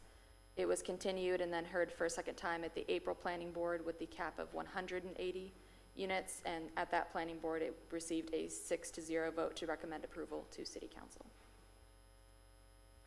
The Planning and Land Development Regulation Board find application 5061 consistent with the comprehensive plan and recommend that City Council approve the zoning map amendment from Suburban Estate EST1 to Single Family Residential SFR1. There'll be a second reading at City Council for the zoning map amendment, and then the subdivision master plan will go before Planning Board for consideration. The preliminary plat will be reviewed by staff, and then the final plat will be given final action by City Council again. And then the applicant is here and has two presentations for you, one for the future land use and one for the zoning. Any questions for staff before we move on to the? None. Go ahead. Good afternoon, it is. Jay Livingston here on behalf of SG Flagler Holdings. It's a subsidiary of Seagate Homes, just to understand who the ultimate developer would be. It's our local developer, our local home builder. And because staff did their presentations back to back, I'm going to do the same thing, but if you have any questions at the end of the future land use map presentation, please stop me before I jump on to the next one. So, as Ms. Myers said, we are proposing to change the current future land use map designation from Greenbelt to residential. And this is a kind of a farther out view of what currently exists, or at least as of this property appraiser's aerial updates and the parcel. You can see those little, excuse me, those little fingers that stick out onto Seminole The frontage parcels are actually owned by the city for, I think, drainage and right-of-way purposes, so those connection roads bring you into the site, which is slightly offset from the roadway. This is the existing future land use as depicted by the prop appraiser's website, which shows the underlying plat, the ITT plat, and the current flume designation, which is the green belt. So as was explained, there was some, this is a legacy land use decision that was made, and one of the things that we were looking at when we were trying to determine appropriate land use for this was, the policy that actually underlies this existing designation on the flume map. And if you actually study the purpose of Greenbelt, the designation is really inappropriate for this site. Greenbelt is, kind of what it implies. It's intended to be kind of a band that surrounds your urban service area, where you have that separation between the urban development and the rural development. Specific to the purpose of Greenbelt as specified in the summary of your comprehensive plan, it's designed for rural areas around the city's perimeter, which obviously this site is not on the perimeter. It's in the middle of the Seminole Woods area of Palm Coast. And it's really designed to define urban form and prevent sprawl. So to not sprawl beyond that urban service boundary. In this case, changing the land use to infill what is currently residential would prevent sprawl. So it actually lends itself to not only why this policy shouldn't apply to this land, but also other policies in the comp plan to prevent urban sprawl. And then the actual policy to define what should be greenbelt is, as it identifies areas for limited agricultural uses, silviculture, parks, greenways, golf courses, those types of things, and some wetland areas, which I think was the original purpose of the designation when they did the original comp plan and future land use map, because of the belief that there were some high-quality wetlands on the site. And then the next sentence is what's important, because those uses are not what the current zoning supports, as you'll see in the next presentation. Low-density residential uses, which is, again, designed to create that boundary line between what's truly urban and what's truly agricultural. And so you have estate lots and equestrian villages, and that's what the current zoning would support, which we're also asking to change. And then I highlighted at the end, in general, the Greenbelt flume is intended to prevent urban sprawl, which, again, what we're trying to do here is to create an infill site, which would be directly in support of that underlying policy in your comp plan to prevent urban sprawl. So the proposed flume would just essentially fill in the yellow to the south from what currently exists in the residential, as well as conform to the residential areas that are further to the south. And I threw this slide in here because you all are always at the tip of the iceberg with these things, and you don't always know what's below the surface. There's another application on the agenda. It's your last public hearing today. How we got here, why we even looked at this parcel the way that we did to determine it was the development potential, was tied into a much larger collaborative effort with staff, where we were attempting to find an alternative use for some of the legacy multifamily zoning in the Matanzas area. And that was the reason why our original application called for multifamily. We were essentially, you all don't have a transfer of development rights ordinance that would allow us to just take entitlements here and move them there or spread them out. So we were trying to find a way to incentivize a rezoning away from this multifamily. And we were looking at other land that Seagate or one of their subsidiaries owned. And when we started to study the Greenbelt piece, that's when it was discovered through, Mr. Tyner, I'm not sure when the first conversation started, but it's at least 2 years we've been discussing this. Yeah, about 2 years. Yeah, so this is a very long process that we went through. And so that's when we discovered not only, maybe Greenbelt wouldn't apply, but that's when we started doing these site-specific studies. And if you read the environmental report that was in the original application, what was believed to be high-quality wetlands were actually basically furrows that were created when this property was used for timberland. So when they were digging it out for planting slash pines, they created some depressional areas that have wetlands. There's some other wetlands in there, and those lower areas that are true wetlands, but none of them are high quality that would justify that original flume designation. And then I think another point about the process we went through is that this was like kind of the ideal example of a collaborative process from start to finish. So we started with staff to try to solve two really complicated planning issues: multifamily, which has real value to the landowner, but has compatibility issues in Matanzas, with also trying to relocate the multifamily and then having the neighborhood meeting and responding to those concerns and converting it to single family, and then bringing it to planning board and having their concerns about the density cap that we were proposing, because we could build a lot more per your max density in the zoning district in the Flume than what's being proposed, even under the original 200 that we proposed. Planning board raised concerns about that because of the surrounding areas and creating a subdivision that would be too dense. And so then we reduced it further. So this was a really nice example of how you can have a collaborative planning effort from really start to finish, all the way through the neighborhood meeting to planning board, through staff, and now we're before you. So that's the Flume presentation. If you have any questions about that, I'll take those now. So I'll come to City Council. Questions about the presentation or staff's comments early on? Started. I just have one Yeah, confirmation. These are quarter acre lots, right? So we're looking at a little over 4 units per acre. These would be, yes, SFR 1, the 50 Okay. by 120, is that 50 by 120? Yeah, 50 by 120 would be the minimum lot size. And currently the zoning calls for 1 acre estate lots, and there's a slide that explains the density of that. So if the future land use map amendment is approved, then we would be able to then rezone into an appropriate zoning district. And our proposal is to rezone to SFR 1. Currently, it's Estate 1, and as noted in my prior presentation, and I put the density up there because at their first planning board meeting, there seemed to be some confusion about, basically some of the objections raised other than density was that we would be eliminating green space, which assumes that this is not developable land, which would, if it was conservation, if it was high quality wetlands and put in the conservation district, that would be actually true. But the green belt is not a prohibition on development. It just, again, it's supposed to be that urban to rural divide on the perimeters of the city, and then in other appropriate places, like where there's appropriate wetlands to protect. And so this actually does have development potential, and as you all know, and as we all struggle with, because it's the reality of developing any land in Flagler County, when you go in to build 42 lots or 180 lots or 150 lots, whatever it is,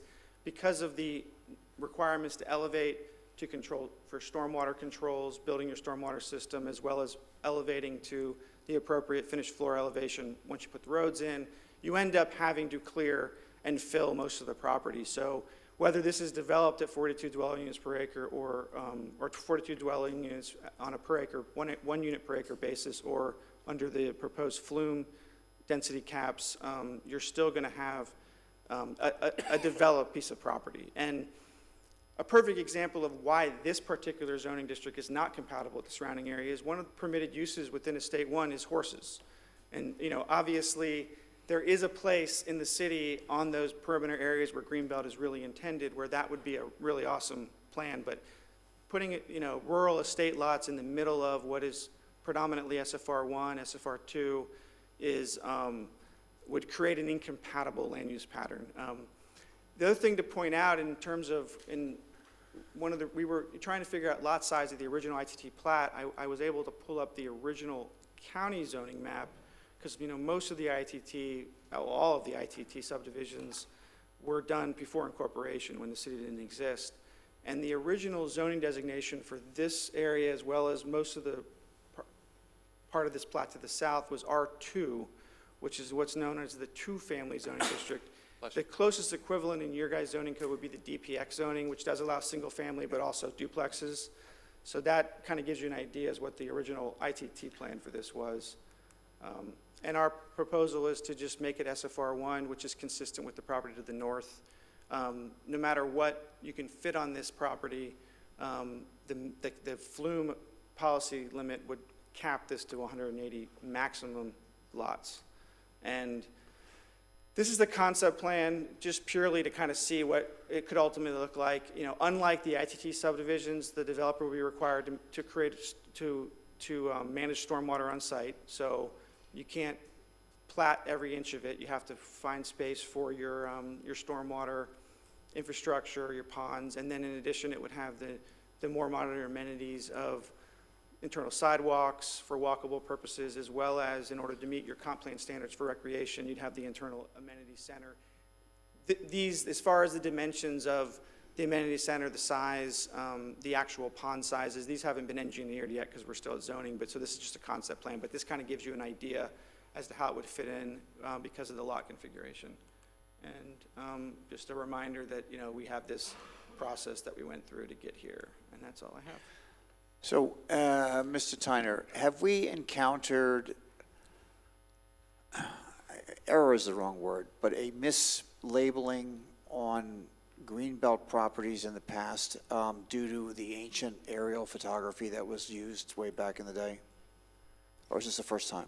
No, there may be a couple scattered lots, and typically they might be what the ITTs call future development district parcels, some large ones that never came to the city that have, that are essential part of our drainage system. They're very wet. Some of those are greenbelt as well, based on their conservation elements. So, or based on the wetlands itself. So basically, when we inherited the county, allowed for entitlements. So what we had to do, we couldn't make it conservation because of the private property rights. So we made it greenbelt, where there are some potential to be able to get some units in there, Okay. via clustering and those. And I think someone mentioned that there were furrows which were dug in order to, so is this, was this originally a part of the silviculture property that was a crop to be harvested? Yes, most of Palm Coast was silviculture. Yes, sir. Questions from city council members? I have none. Let me open up to public comment then. Are there members of the public? Yes, sir. Again, Luke Blaser from Seminole Woods, representing 50 families. Mr. Livingston from Seagate Homes had quite a bit of time to expound upon this topic. I'm not sure I can do it in 2 minutes and 50 seconds, but I'll give it my best. Number one, I challenge the fact that it is alleged that the wetland is not of high quality. Mr. Livingston, have you ever been to Dry Lake? Have you ever? Please address your, sir, please address your comments. Would you ask Mr. Livingston if he's ever fished in that canal? This is for public comment, so make your comments to me, please. The alligator that claimed it came out of that last year and walked down my street, my house, I am the tip of the iceberg, by the way.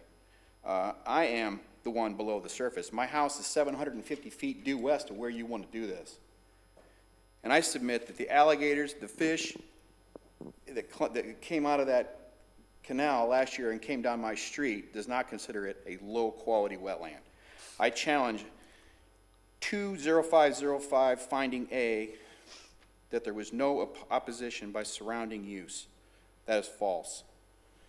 I challenge item G of the analysis, originally intended for public purposes. It was not. 30-year plan called it for wetlands. Now they want to say it's inaccurate, an inaccurate assessment of the wetland. Well, it seems to me that what we have here is a lot of revisionist history. And what we also have is the ends justifying the means. We want to turn this from woodland into houses, so we're going to say whatever we need to say on any particular occasion to make that happen. People in Seminole Woods do not like your plan, and they do not want the flum changed, and they do not want the woods torn down, and they do not want the animals and the habitants that live there to be destroyed in the name of progress. Thank you for your comment. Are there any other members of the public that would like to address City Council at this time? Seeing no one approach the podium, I will close this section of public comment. I'll come back to the dais for additional comments, questions. I do have a question for Yeah. staff. Based on the gentleman's comment, when we're looking at, for instance, the cover page for this agenda item, which would be on page 307, where it says impacts on the environment, cultural resources, how do we make that analysis? How do we come up with the fact that allegedly it will not have impacts on any significant environmental or cultural resources? Where does that, I guess, research or analysis come from? So the applicant has to provide a detailed environmental analysis from their environmental professional based on the applicant's handbook out of the comprehensive plan. So they have to provide that, and that is in the application in CD Plus, our permitting portal. And we review that, and And that's not included in the packet, right? I don't see it. I don't believe it was. Okay. And in addition to, it's not just any applicant. We require, the city requires a qualified environmental professional. We have to go through to make sure that they meet our standards, they have the appropriate experience, they are truly environmental experts that conduct this analysis before we would accept it. And I'm sorry, did you say that is public record? Yes. Okay, thank you.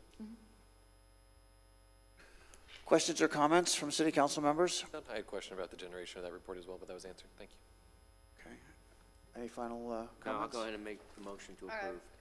Before we do that, I just need to read the title in for the Please. rezoning, Okay. because we combined them, and then I remembered I neglected to do that. So, as it pertains to the rezoning application 5061, Seminole Woods Single Family Rezoning, an ordinance of the City Council of the City of Palm Coast, Florida, providing for the amendment of the official zoning map as established in Section 2.06 of the City of Palm Coast Unified Land Development Code, amending the official zoning map for 41.57 plus or minus acres of certain real property generally located along Seminole Woods Boulevard and more particularly described in the attached Exhibit A, from suburban estate zoning district to single-family 1 zoning district, providing for conflicts, providing for severability, and providing for an effective date. So for these, we need separate votes. Ex parte. And also you need ex parte as well, again? We did that already. For this one we did Yes, we already? did. Okay. So, Counselor, what you're asking for is 2 votes? Yes, the comprehensive plan amendment should be Right. the item voted on first, as it's agenda number 8. Right. Item number 8 in the agenda, and then the rezoning should be voted on second. Okay, so I'll make the motion for item number 8 to approve. Is there a second? I approve. So Councilperson Hyder seconds the motion. Is there additional discussion by City Council at this time? Then I would ask the clerk to do a voice vote, please. Vice Mayor Danko, Yes. Councilmember Hyder, Yes. Councilmember Clufus, Aye. Councilmember Pontieri, Yes. Mayor Alfin. Yes. Motion passes 5-0. Now we move to the, you have to read again? Nope, I already read it, but this would be for agenda item number 9, the Right. rezoning ordinance. Right. I'll go ahead and make that motion to approve. Is there a second? Seconded. Councilman Clufus has seconded the motion. Is there any additional discussion by City Council? No, but I would just like to request that environmental report. I'm curious if I could just, if you could email it to me at your earliest convenience, that'd be awesome. Thank you. Any additional discussion or questions? Then I'll go ahead. Voice vote, please. Vice Mayor Danko, Yes. Councilmember Hyder, Yes. Councilmember Clufus, Aye. Councilmember Pontieri, Yes. Mayor Alfin. Yes. Motion passes 5-0. We now move to, which ordinance number? Can we just also remind that this is the first read? That there is a subsequent reading of this legislation? Okay, thank you. And I just, may I ask that when we have things like this, where there is an environmental study of this magnitude, I think we're going from Greenbelt to something like this, it probably should be included in the packet for our benefit and for the public's benefit.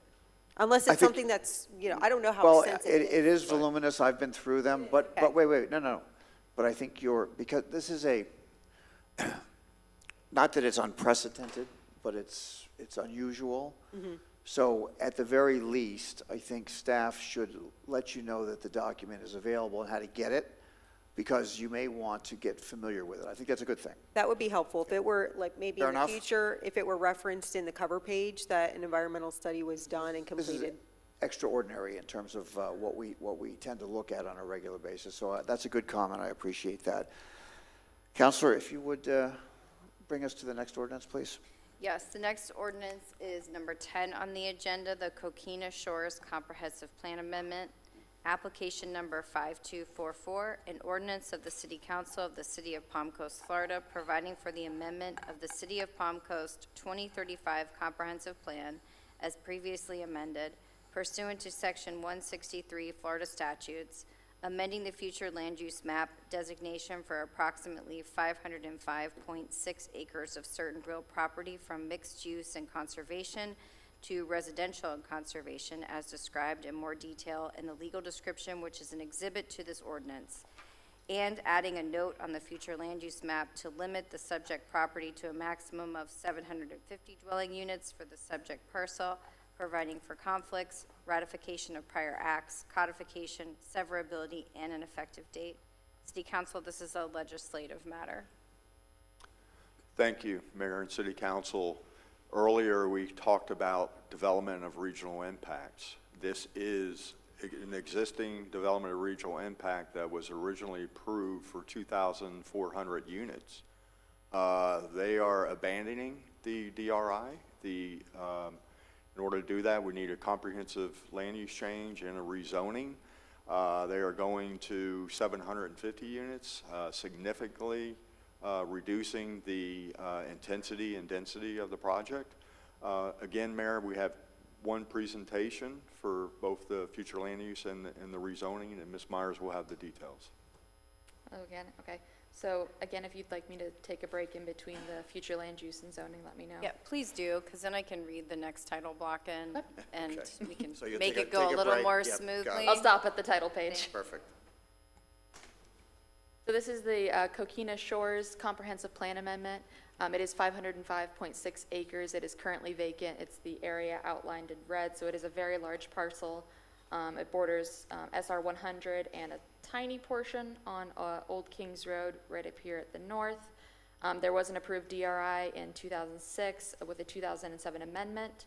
It did have 2,411 dwelling units for entitlements, 619 single family, and almost 1,800 for multifamily, 50,000 square feet of general retail use, 30,000 square feet of general office, and 150 hotel rooms.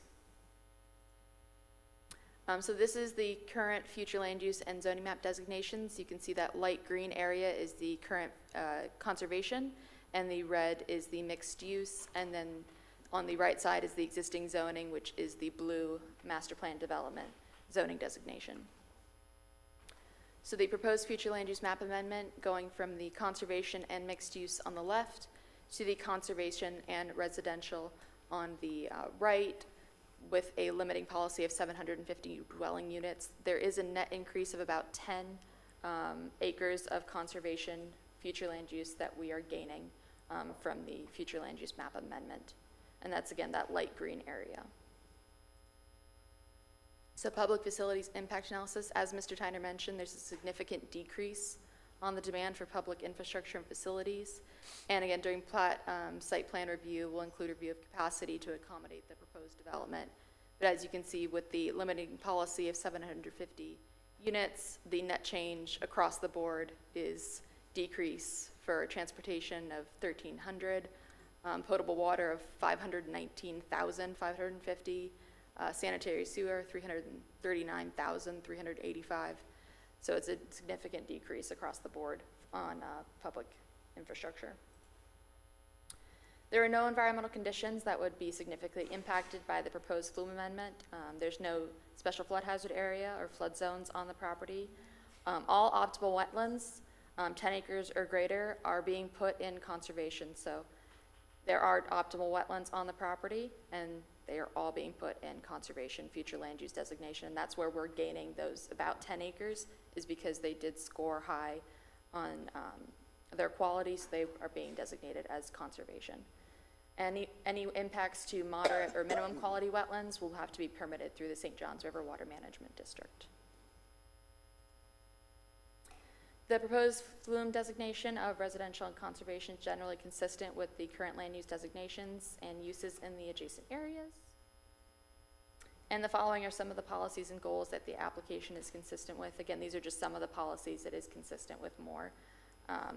The last policy here, 6.1.9.9, those are where the high-quality wetland systems come into play. Findings: public infrastructure are available to accommodate the impact of the flume amendment. The proposed designations are consistent with surrounding land uses. The amendment is consistent with the comprehensive plan. And again, the applicant is proposing a site-specific policy to limit development to 750 units.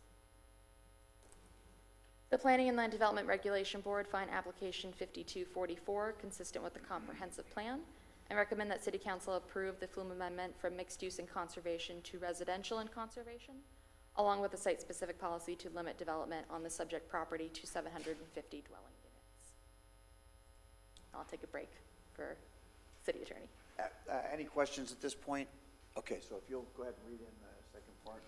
Yes, proceed. this is for agenda item number 10, an ordinance regarding rezoning application number 5243, Coquina Shores MPD, an ordinance of the City Council of the City of Palm Coast, Florida, repealing and replacing the prior planned unit development agreement of certain real property containing 505.62 acres as described in this ordinance, providing for legislative findings and intent, providing for the taking of implementing administrative actions, repealing all conflicting ordinances, providing for severability, and providing for an effective date. City Council, this is a quasi-judicial matter, so if you've had any ex parte communications, please disclose them for the record now. None.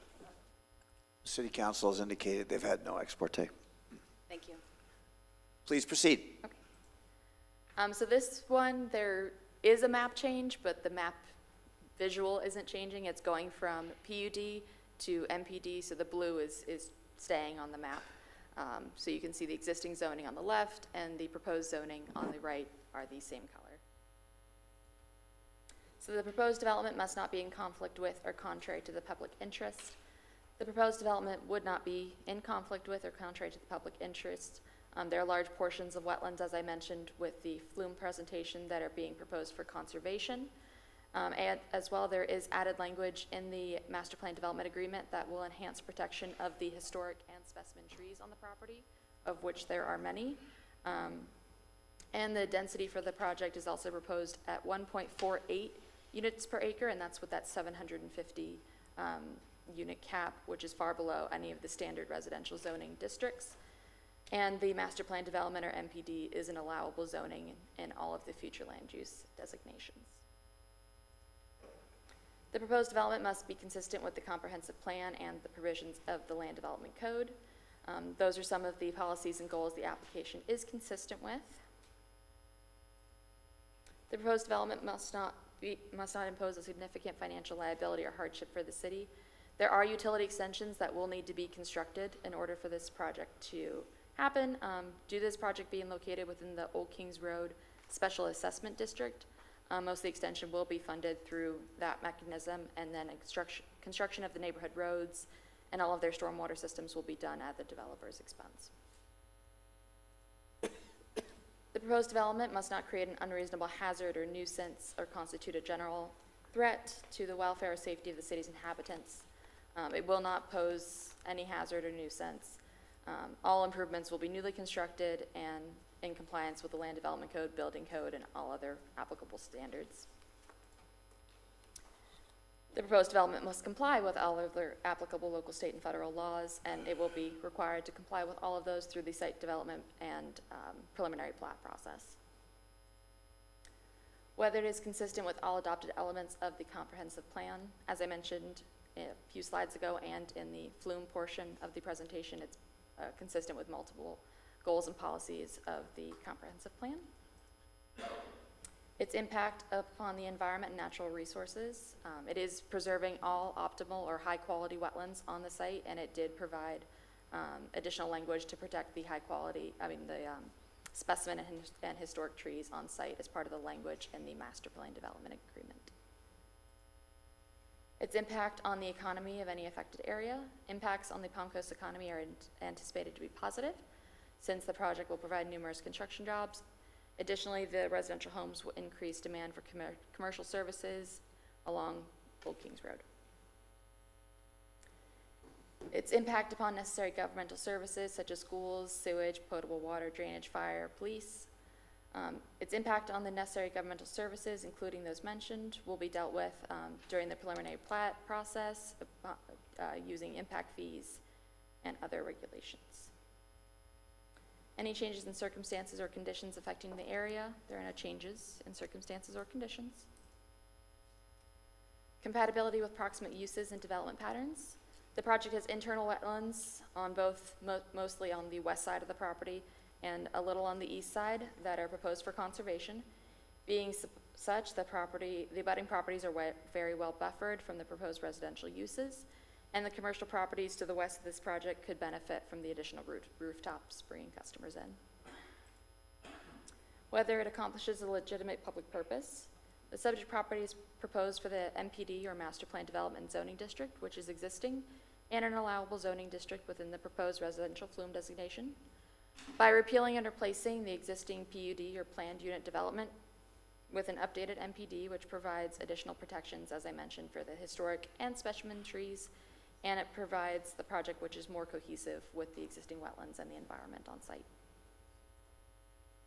A neighborhood meeting was held on November 14th, 2022 at the Best Western, and 2 citizens were in attendance, mostly just interested in what was going to happen. And the agenda item was heard on the April 19th Planning Board and received a 6-0 vote to recommend approval to City Council. And the Planning and Land Development Regulation Board determined the proposed rezoning of Coquina Shores, application 5243, is consistent with the comprehensive plan. I recommend approval to City Council to rezone 505.62 acres from the Master Plan Development MPD Zoning District to the Master Plan Development MPD Zoning District.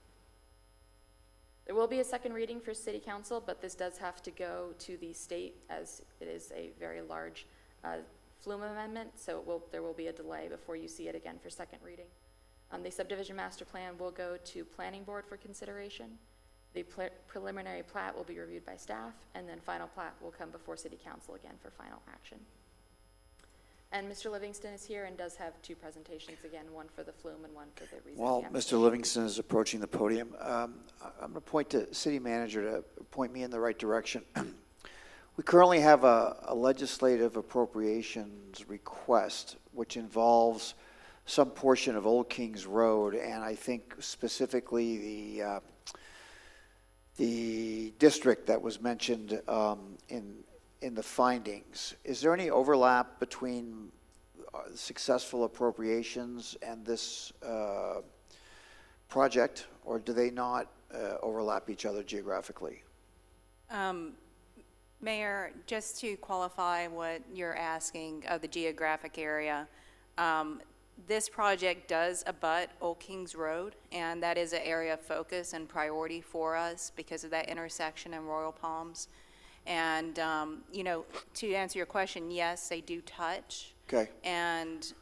But to a more particular, finer point, I'm not sure if the appropriations has any kind of bearing on this particular project. That's my question. And In the other standing of words, the project. can I not think about that and focus just on this? I just want to make sure that I don't have to consider that as well. That's correct, and I'm not sure if Mr. DeLorenzo wants to chime in quickly. Good morning. Jason DeLorenzo. Mayor, you're correct that they're not connected, other than our appropriations request is to study the area between Town Center Boulevard, Royal Palms Parkway, Old Kings Road, and the Lehigh Canal. Right. And this has a future connection that needs to be considered as part of that. And again, I just wanted to clarify that just in case the appropriation happens or doesn't happen, would it have any effect? And the answer is no. So Thank you for that. Yes. Mr. Livingston. Good afternoon. Jay Livingston with Livingston & Sword here for JX Palm Coast Land. Although I agree with everything that the city manager and Mr. DeLorenzo said, there is a component to the MPD that we'll get into that actually is going to help the city in their efforts with that planning. So hopefully that's a positive thing with this project. So this is Coquina Shores. It's a beautiful piece of property that, as Mr. Tyner explained and Ms. Myers explained, was planned for as a very large DRI. I was actually involved in that project early in my legal career, and it was a very dense 100-foot multifamily buildings, some commercial, neo-traditional townhouses and single-family, all within areas that now that we've more refined our data, some of which we're going to be actually in the areas you see in green, as well as almost an absolute clear-cutting of the site in order to achieve the entitlements that were approved in the DRI. And one of the best features of this site, other than the very beautiful lake in the middle, that is crystal clear on most days. There are some really beautiful trees on the site that we've endeavored to try to protect by limiting density and planning accordingly. Okay, so this is the current future land use. So you can see that there was an attempt with the data that they had at the time to delineate the wetland areas and natural resource areas into conservation. It's slightly offset because the shapefile, the GIS shapefile that this city has doesn't quite fit with all of the mapping, but I think the city's picture lined it up to where we thought it was supposed to be. But this shows you what was looked at as that drainage through the middle and that high quality wetland, and then everything else being mixed use for all types of development as specified in the DRI. This is our current plan, so we would like to take the green and put that into conservation permanently, and then the yellow would be the residential. This final product that you see was developed over time because of the way that your policies work on conservation. Typically, flume is really high level, but conservation really wants to be specific, particularly for higher quality wetland systems that are 10 acres or greater. So we actually took a step back and delayed pushing this forward, and we got all of our wetlands scored to determine what the quality was, and we put the optimal wetlands as defined in your code into conservation. So the reason you see some green on the eastern boundary, which wasn't there before, is that those wetlands actually, even though not all of that is 10 acres and greater, they tie into a much larger wetland system to the east in the Graham swampland. And so we put those in conservation too because they met the standards of that comp plan policy. So this is what we would propose to change the flume to. The biggest consequence is that we're going to essentially be stepping away from the DRI entitlements. The DRI in its final format after a couple of amendments was for 619 single-family dwelling units, 1,792 multifamily dwelling units, some of which would be neo-traditional, some of which would be standard multifamily type dwelling units, 50,000 square feet of general retail, 30,000 square feet of general office, and 150 hotel rooms with those totals. So that's what it currently exists in terms of the vested DRI entitlements, although there's been no development activity on the site at all. No roads put in, no clearing. There was a preliminary plat approved, but there was never any development activity on it. This project was ultimately a victim of the Great Recession. The immediate effects of the flume amendment is we're going to decrease the dwelling units by 1,661, and that's if we build the maximum 750, and then a substantial population decrease. We had the benefit, through the wetland process, this process we went through to refine the wetlands more than even is necessary at this stage, of over 10 acres of additional conservation lands. We're substantially reducing the traffic impacts that the current project would create, and then all the other demands that would be created by residential development particularly are being reduced because of primarily the policy limiting cap we've proposed of 750 homes. So I understand there's always concern when we're rezoning anything that has a commercial component. This is a mixed use, and we're proposing to change it to residential, and that eliminates the potential commercial and office entitlements that exist within that mixed use designation on the comp plan, ultimately defined by the zoning that's applied. So a couple of years ago, when we rezoned what is known as the Tribute Apartment Project, which is just north of Kings Point, hasn't been developed yet, but some concerns were raised about the loss of commercial entitlements. It also came up when I did a proposed townhouse development near the Gold Choice ALF, which never got to you because the planning board, we did not receive a good reception, and so we abandoned that plan. But these concerns were being raised during these applications. So due to lack of data, or at least lack of really good refined data, I did an analysis that I share with staff for those original applications of just the Old Kings Road corridor. For those of you that might have been paying attention, last night we had an application at the Board of County Commission hearing, or I was representing a client who had an application at the Board of County Commission hearing where we were attempting to create a mixed-use project with some apartments and commercial in the front, right next to where the BJ's is going to be developed. And some similar questions were raised about the loss of commercial entitlements. So I actually took the original analysis I did for those other applications here in the city, and I added in the red properties that you see marked. I threw those entitlements into the analysis, including like for BJ's and Airport Commons, I used what's approved, so not maximum entitlements, but what's approved, and then everything that's undeveloped, what would be supported. Although I use an average because, as you can see on this slide, it says 0.4 FAR. The industrial lands in the county where BJ's is and where the application that was before the county commissioners last night, that's actually allows a 0.45 FAR, and your COM3 zoning district allows a 0.5 FAR. So to avoid having to get down to granular details, I just defaulted to the lowest FAR for the type of commercial that's in this study area. Now, this does not include town center. It does not include anything but what you see in red. It doesn't include any of the commercial further to the east. And if you take all of that available commercial entitlements at a 0.4 FAR, you can build over 5.5 million square feet of commercial. So that's what's available for development within this immediate study area that I did. And just to put it into context, that amounts to 6 Volusia malls in terms of their total GLA and 15 Tanger outlets. It's actually 6.5 and 15.6, but I rounded down for the sake of just, honestly, the words fitting on my slide. And so, that's the thing with this concern about commercial entitlements. The industrial question is a much more complicated question because that involves location, available roadways, rail spurs, all of the things that go into industrial development planning. So that's a much more complicated issue. But from a commercial perspective, the elephant that we all need to confront that's in the room is not, do we have enough entitlements? We have substantial commercial entitlements in the city. Even in this limited sample area that I studied, we have substantial commercial entitlements, enough to serve the entire county several times over. We have an economic development problem. Bringing in rooftops does help. Just to also put it into context, in terms of historically or contemporaneously with the DRI being approved, we were also working on realigning Old Kings Road, four-laning Old Kings Road, and that was done primarily to bring in Walmart to the parcel that they purchased. One of the main driving factors to Walmart identifying that site and purchasing it for a store was this DRI, because of the number of residential units that was going to be created, as well as the Gardens DRI, which we know is now coming out of the ground, but much different than what it was originally approved.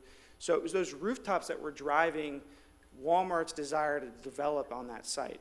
And whether they ever will just choose to and take the for sale sign down that's been up for so long, or somebody else will come in and develop, that is the driving factor, is who will the customers be. There's all other kinds of, systemic problems in terms of the economy drastically changing, retail drastically changing, but there will be a need for commercial, and hopefully these types of developments will drive that need so we can fill in these commercial entitlements that are just sitting by and waiting to be developed. And that's the Flume presentation, so unless you have any questions, I'll go on to the rezoning. Questions on the presentation? No comment? Counselor, keep me in bounds here. Did this area used to be, or has it been used as a hunting preserve? Yes, there's been a hunt lease on it, and is hunt lease still in effect?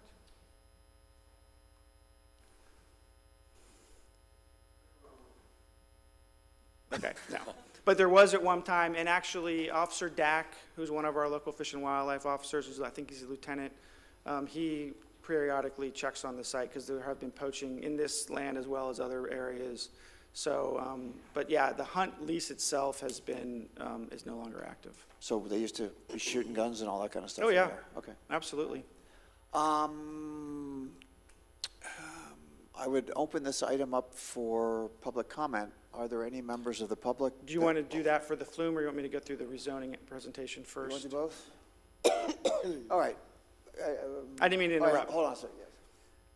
We have the opportunity to take a break if City Council would like to. If you need a break, there is a snack or whatever, or we can plow through.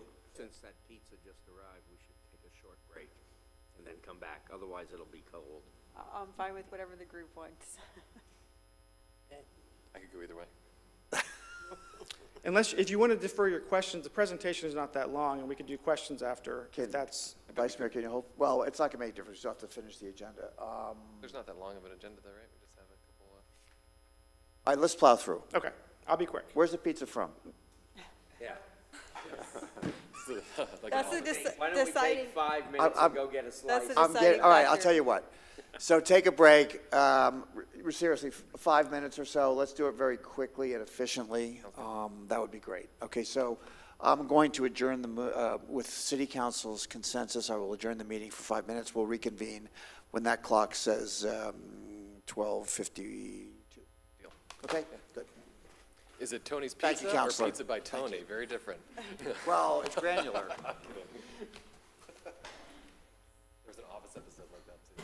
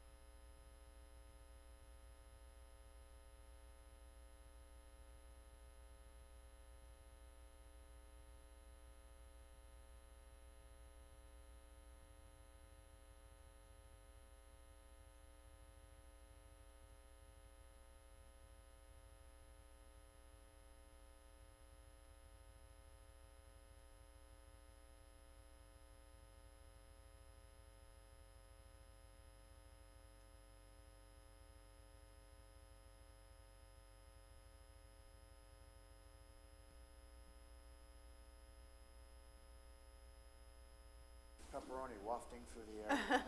All right, we're all good, we're back?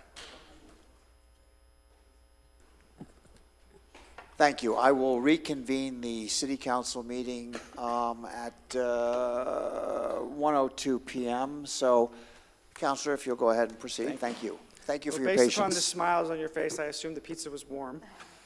All right, so the accompanying application is to rezone the property to master plan development. As Ms. Myers pointed out, right now it's under PUD because the original PUD was adopted before the city modified its code to create the master plan development zoning district, which replaced the PUD zoning district. So the existing zoning and the proposed zoning from a map perspective look exactly the same. It's a lot of blue.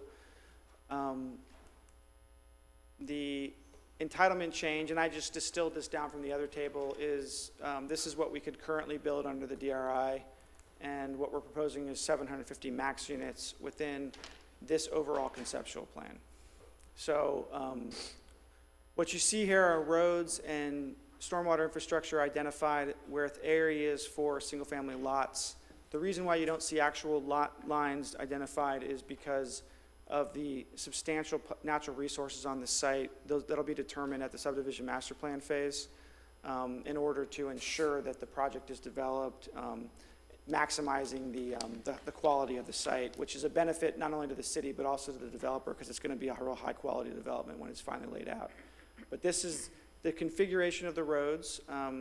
We're going to it's going to be multiple phases, probably 3 phases of development. The first phase will just be the section along 100, and then the second phase will wrap it all the way to Old Kings Road, and that's when we'll establish a permanent secondary access along Old Kings Road. In the meantime, there are 2 access points as well as several cross-access areas within the phase 1 to ensure that people can move through the development and get out of the development if they need to without getting constrained in any way. So I provided this detail so you could see what we're talking about. So in phase 1, we would have 2 access points. Unfortunately, there's nowhere to put them other than here because of the wetlands. There's just significant wetland areas on both sides, and this way we would be able to have 2 access points in case one is impacted and people can't move through it. And then we've also, as you can see, there's these cross access. There's even this road all the way on the far end of the slide, which is it will serve as a utility service road as well as a walking path for the residents and an alternative route if they need to cross from that subdivision over to the other road if there's any issues with one of the roads. That'll make sure that everybody can get out through those emergency access points until phase 2 is developed when we make that connection to Old Kings Road. And the MPD establishes site development requirements, so it's a maximum of 750 single-family homes, minimum lot width of 40, although the plan is to have a very diverse mix of lot types, 40 being the minimum, and representative of the home builder is here if you want to ask any specific questions. The final configuration will be determined at the subdivision master plan. You'll see the final lot configuration for each phase when the final plats come before you, but that's the floor. Minimum lot size of 4,800 square feet. And then most of these other standards are relatively in line with what's permitted in the SFR1 district, except for the minimum lot width, which is 40. And MPD, your code requires that an MPD establish community benefits. The primary benefit internally is that we've designed this project to maximize and integrate the on-site natural resources. That's what really requires the drastic reduction in density because in order to develop it and maximize those features, you can only build so much. We're also going to create a pocket park. If we can get permission with the trustees, we want to tie the internal walking areas with the trail along the Lehigh Trail, along the canal, along the old rail spur. And because we're going to be leaving the private development into the public land and that trail system, we're not going to do any major clearing, just minimal clearing for that lot to meander through the trees. And then when we get to the actual Lehigh Trail, we've committed to creating a small little pocket park with a couple benches and some cleared areas for the general public's use. To your question about the Old Kings Road planning, we've identified, and I have a detail from the plan that I showed you earlier that's hard to see at that size, where we've actually designated a strip of land that fits with variety of configurations, both for our access point as well as what the city may end up doing with the roadway at Town Center Boulevard and Old Kings, to actually set aside land that can be used for your planning purposes, and then and then at the Phase 2 plat, which is when we have to figure this all out, we would be able to either through the plat or other means dedicate some of those areas identified on that plan to the Old Kings Road project. So because we've now identified that area, the city can use that in their planning efforts to determine what to do with that interchange, as well as widening the road and and the bridge, because it's a real tight area there with the bridge that makes the planning difficult. And then there's an obligation in the MPD that we will coordinate with the city through the design of that intersection in conjunction with that land that's been essentially set aside for planning purposes for the road improvements. So this is an example. It's a terrible example because this is just a linear conceptual plan, and that off-site trail you see marked will not be straight because there's trees that we'll have to meander around. But this is where we'll come out of the project to the Lehigh Trail, and this area identified would be where there'd be minimal clearing, 2 benches for the public, as well as the benefit of that minimal clearing will create a small little pocket park usable by the public. This little spit of land is owned by the trustees like the rest of the Lehigh Trail, so it's public lands. And then this is the detail from the MPD. So we established this cutout here. It aligns with several discussions that we've had regarding potential alternative locations for our roadway to come out, subject to some wetland impacts because of where the road tapers, as well as variety of different configurations, whether it be, however the ultimate interchange at Town Center Boulevard is realigned and set up with turn lanes and other improvements. This would allow sufficient space for that right-of-way to kind of expand outward for the city to plan, as well as our secondary access. And I didn't mention it earlier, but both on the 100 side and the Old Kings Road side, we've pushed the gates back. It's going to be a gated community. We pushed the gate location back off the main road, and that also, in this area, allows the city to plan without interfering with the gated entrance, because it's going to be pushed back further into the project and away from the primary right-of-way. And that's all I have for the rezoning. So, Councilor, you teased us with the opportunity for a throughway, a public throughway, trail throughway, dependent upon trustees' approval.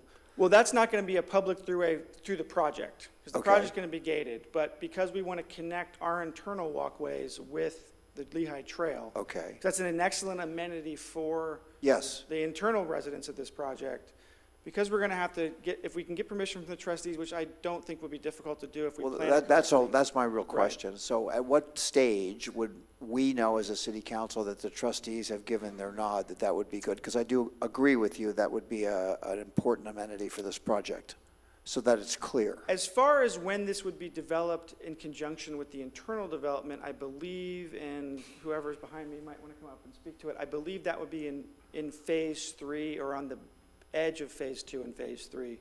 However, the actual approval process and planning for that area, Okay. I think we would start that. So my message is We clear, would start that correct? now, yeah. Okay, and just so my fellow city council members understand as we move forward with this, okay? Yeah, with the MPD approved by the city, if that happens, then we would have that to be able to bring to the trustees and demonstrate. We'd have to identify the trees in that area and the ultimate plan to minimize the impacts, but it's going to be a add-on to the existing feature that's been put through the Rails to Trails project, and it will not only allow the residents of the project to benefit in terms of coming out and having it at a little park that they can use, but the general public can use it as well as they're passing by. Teased and appeased, thank you.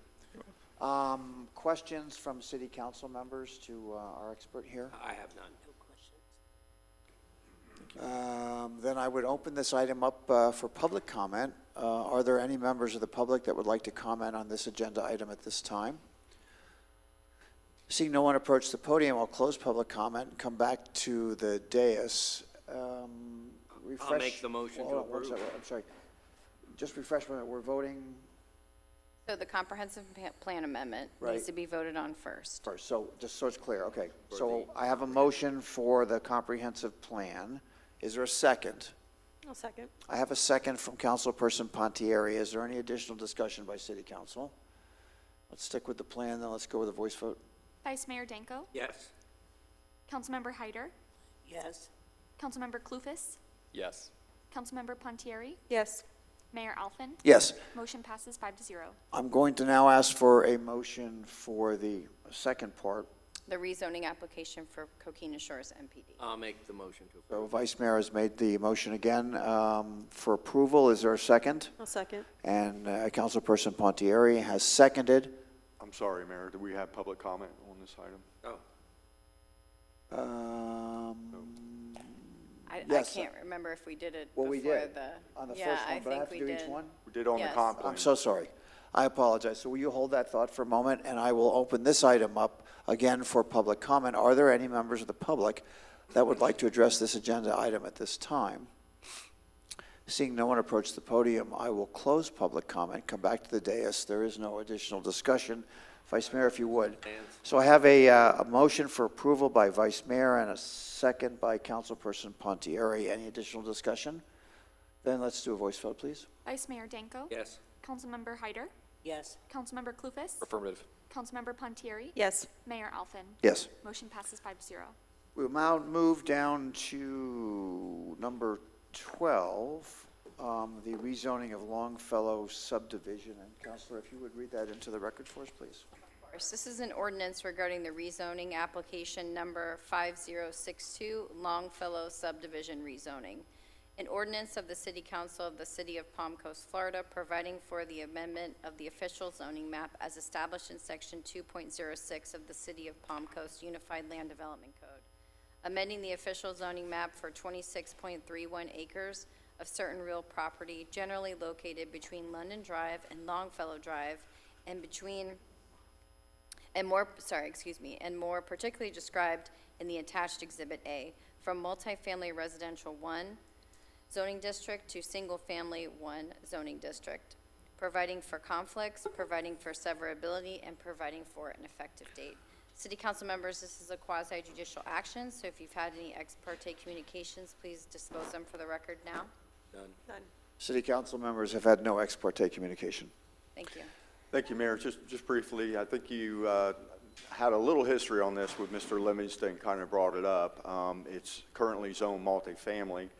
And what happened when we were working on our comprehensive plan, there were several properties up in the Matanzas area that the county future land use map designation allowed for multifamily. So several of these properties were zoned multifamily.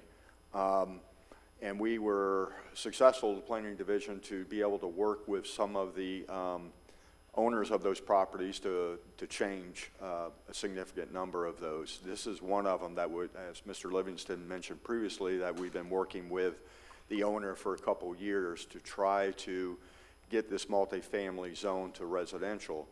Now, you know, our comp plan calls for diversity of housing types, right? You know, to allow multifamily. Specifically citing multifamily, this is not an ideal area to site a multifamily project. You literally have backyards along this property. So we are, Ms. Myers will have the detail of that staff report for this rezoning change. And this is just one presentation this time. There's not an accompanying plume amendment for this one, just a zoning map amendment. So this is the Longfellow subdivision. It is 26.31 acres. It's currently vacant. As Mr. Tyner mentioned, this property was originally zoned R3 by Flagler County, which is multifamily residential. And when the city incorporated, the matching, or as close as we get, matching designation was MFR1, or multifamily residential, was given to the property. The the future land use map designation is residential, and single-family residential, or SFR1, is an allowable use in residential flume designation, and that is what they are requesting, to go to SFR1 zoning district. This is the current zoning map, so it is multifamily residential 1, which is the brown, and public semi-public, which is the light blue color. And they're requesting to go to that single-family residential SFR1, which is that light tan, and you can also see it across the street over here. So the proposed development must not be in conflict with or contrary to the public interest. As Mr. Tyner mentioned, the request zoning change from MFR1 or multifamily residential 1 to single-family residential 1 would be in the public interest, as it would be more fitting with the neighborhood. Or revising the zoning map to remove multifamily from the backyards of existing single-family, remove the conflict to the public interest that currently exists. The proposed development must be consistent with the comprehensive plan and provisions of the Land Development Code. And then those listed are some of the goals and policies it is consistent with. The proposed development must not impose a significant financial liability or hardship for the city. The public infrastructure needed to support the project is in place, and its extensions for utilities into the project and stormwater would be at the expense of the developer. The proposed development must not create an unreasonable hazard or nuisance, and it won't. It will be compatible with the overall neighborhood, which is primarily single-family zone properties. The proposed development must comply with all other applicable local, state, and federal laws. It will be required to comply with all of those through the subdivision master plan process. Whether it is consistent with all adopted elements of the comprehensive plan. As I mentioned a few slides ago, there are multiple policies and goals that this zoning request is compatible with. Its impact upon the environment and natural resources. So there's no floodplain on the property that could be impacted. And the difference between a zoning map amendment and the flume amendment is with the zoning map, you're not required to provide an environmental report. So that will be done during the subdivision master plan process. So with this application, there is no environmental report to be provided. Its impact on the economy of any affected area. The impacts on the Palm Coast economy are anticipated to be positive, again, with construction jobs while they are building out the subdivision. And there are commercially zoned properties on US 1, which is relatively close by. Impact upon necessary governmental services. Again, these will be addressed during the preliminary plat process through impact fees. Any changes in circumstances or conditions affecting the area. There's no change in circumstances or conditions. Compatibility with proximate uses and development patterns. As myself and Mr. Tyner previously mentioned, this rezoning will make it more compatible with the surrounding area. Whether it accomplishes a legitimate public purpose. The subject property is located within the residential designation on the flume map, and the proposed zoning district of SFR1 is allowable in that designation, and staff believes the proposed rezoning from multifamily to single family would benefit the neighborhood, again, by removing the multifamily designation from existing backyards. There was a neighborhood meeting held at the community center on April 6th of 2022, and multiple signs were posted on the property and news ads run, and the item was heard at the March 15th planning board meeting and received a 6-0 vote to recommend approval to City Council. The Planning and Land Development Regulation Board determined the proposed rezoning of Longfellow subdivision, application 5062, is consistent with the comprehensive plan and recommend approval to City Council to rezone from multifamily residential or MFR1 and public semi-public PSP to the single-family residential SFR1 zoning district. And there will be a second reading that comes before City Council, and then that will there will be followed by a subdivision master plan that will go to Planning Board for approval. The preliminary plat will be reviewed by staff, and then final plat will again come before City Council for final review. And Mr. Livingston is again here with a short presentation for you. Jordan.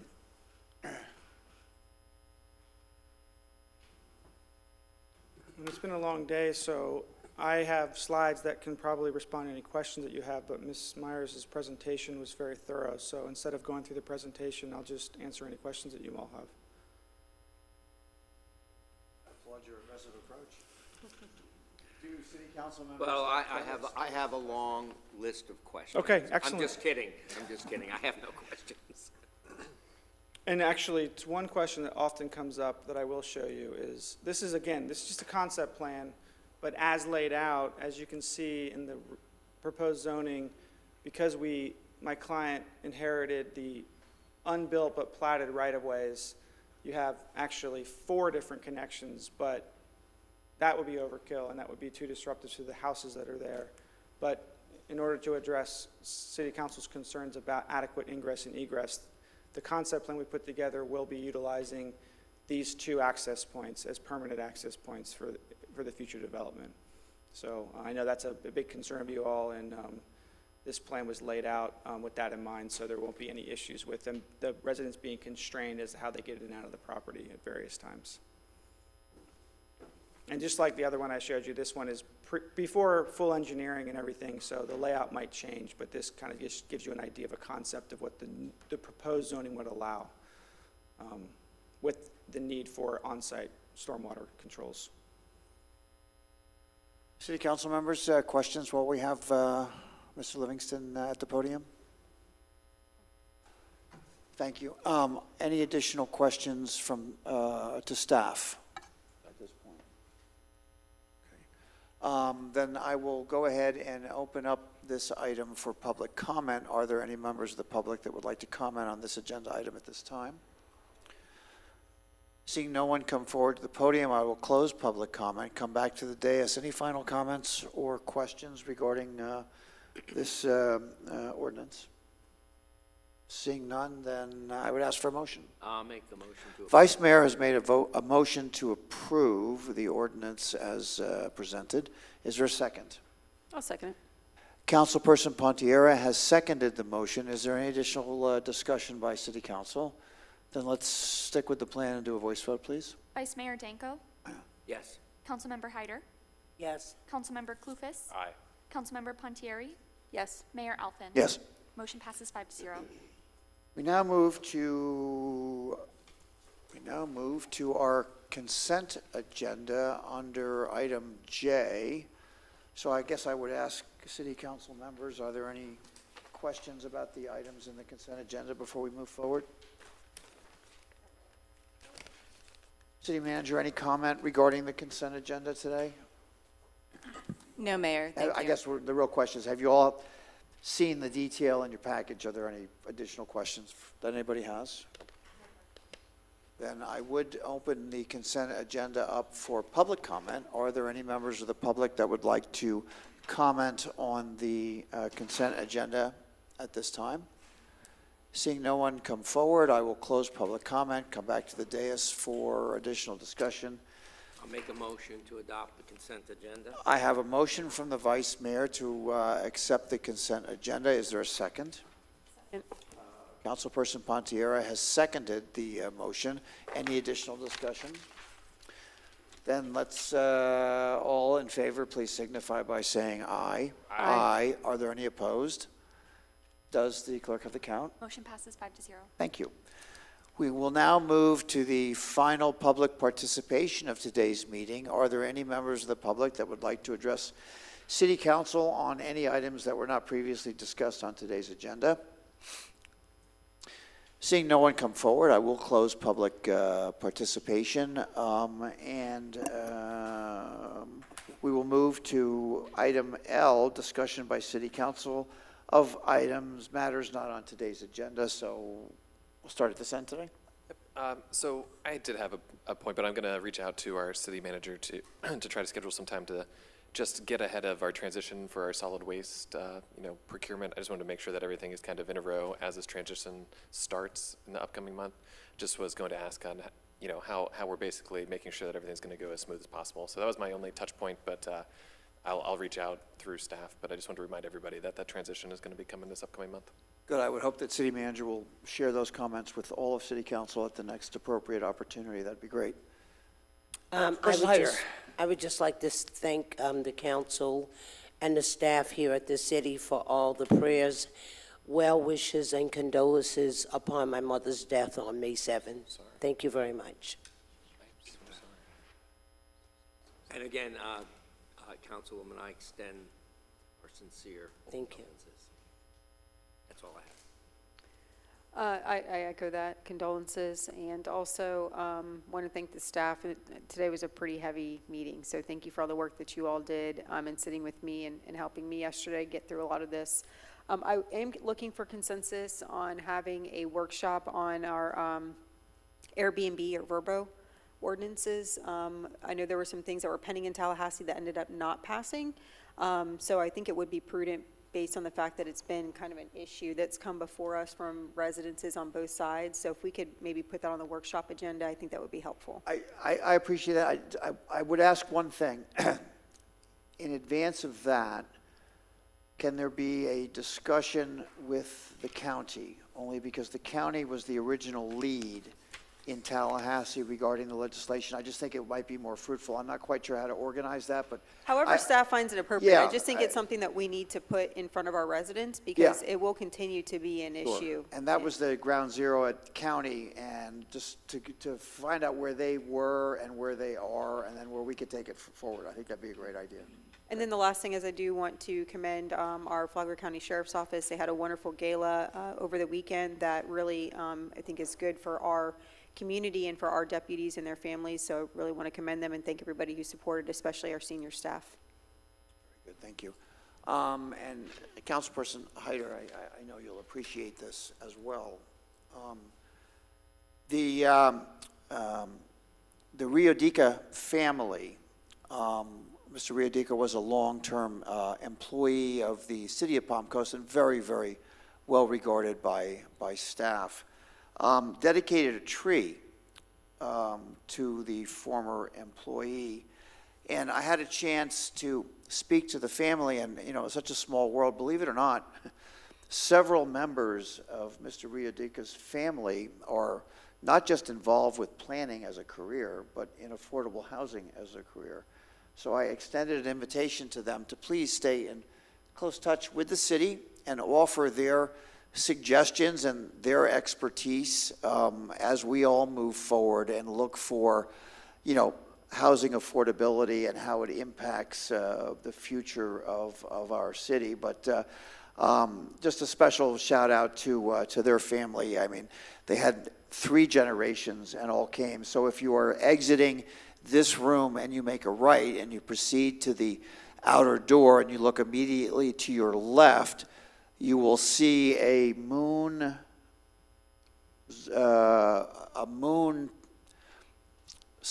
special hybrid tree immediately to your left, which now has a plaque.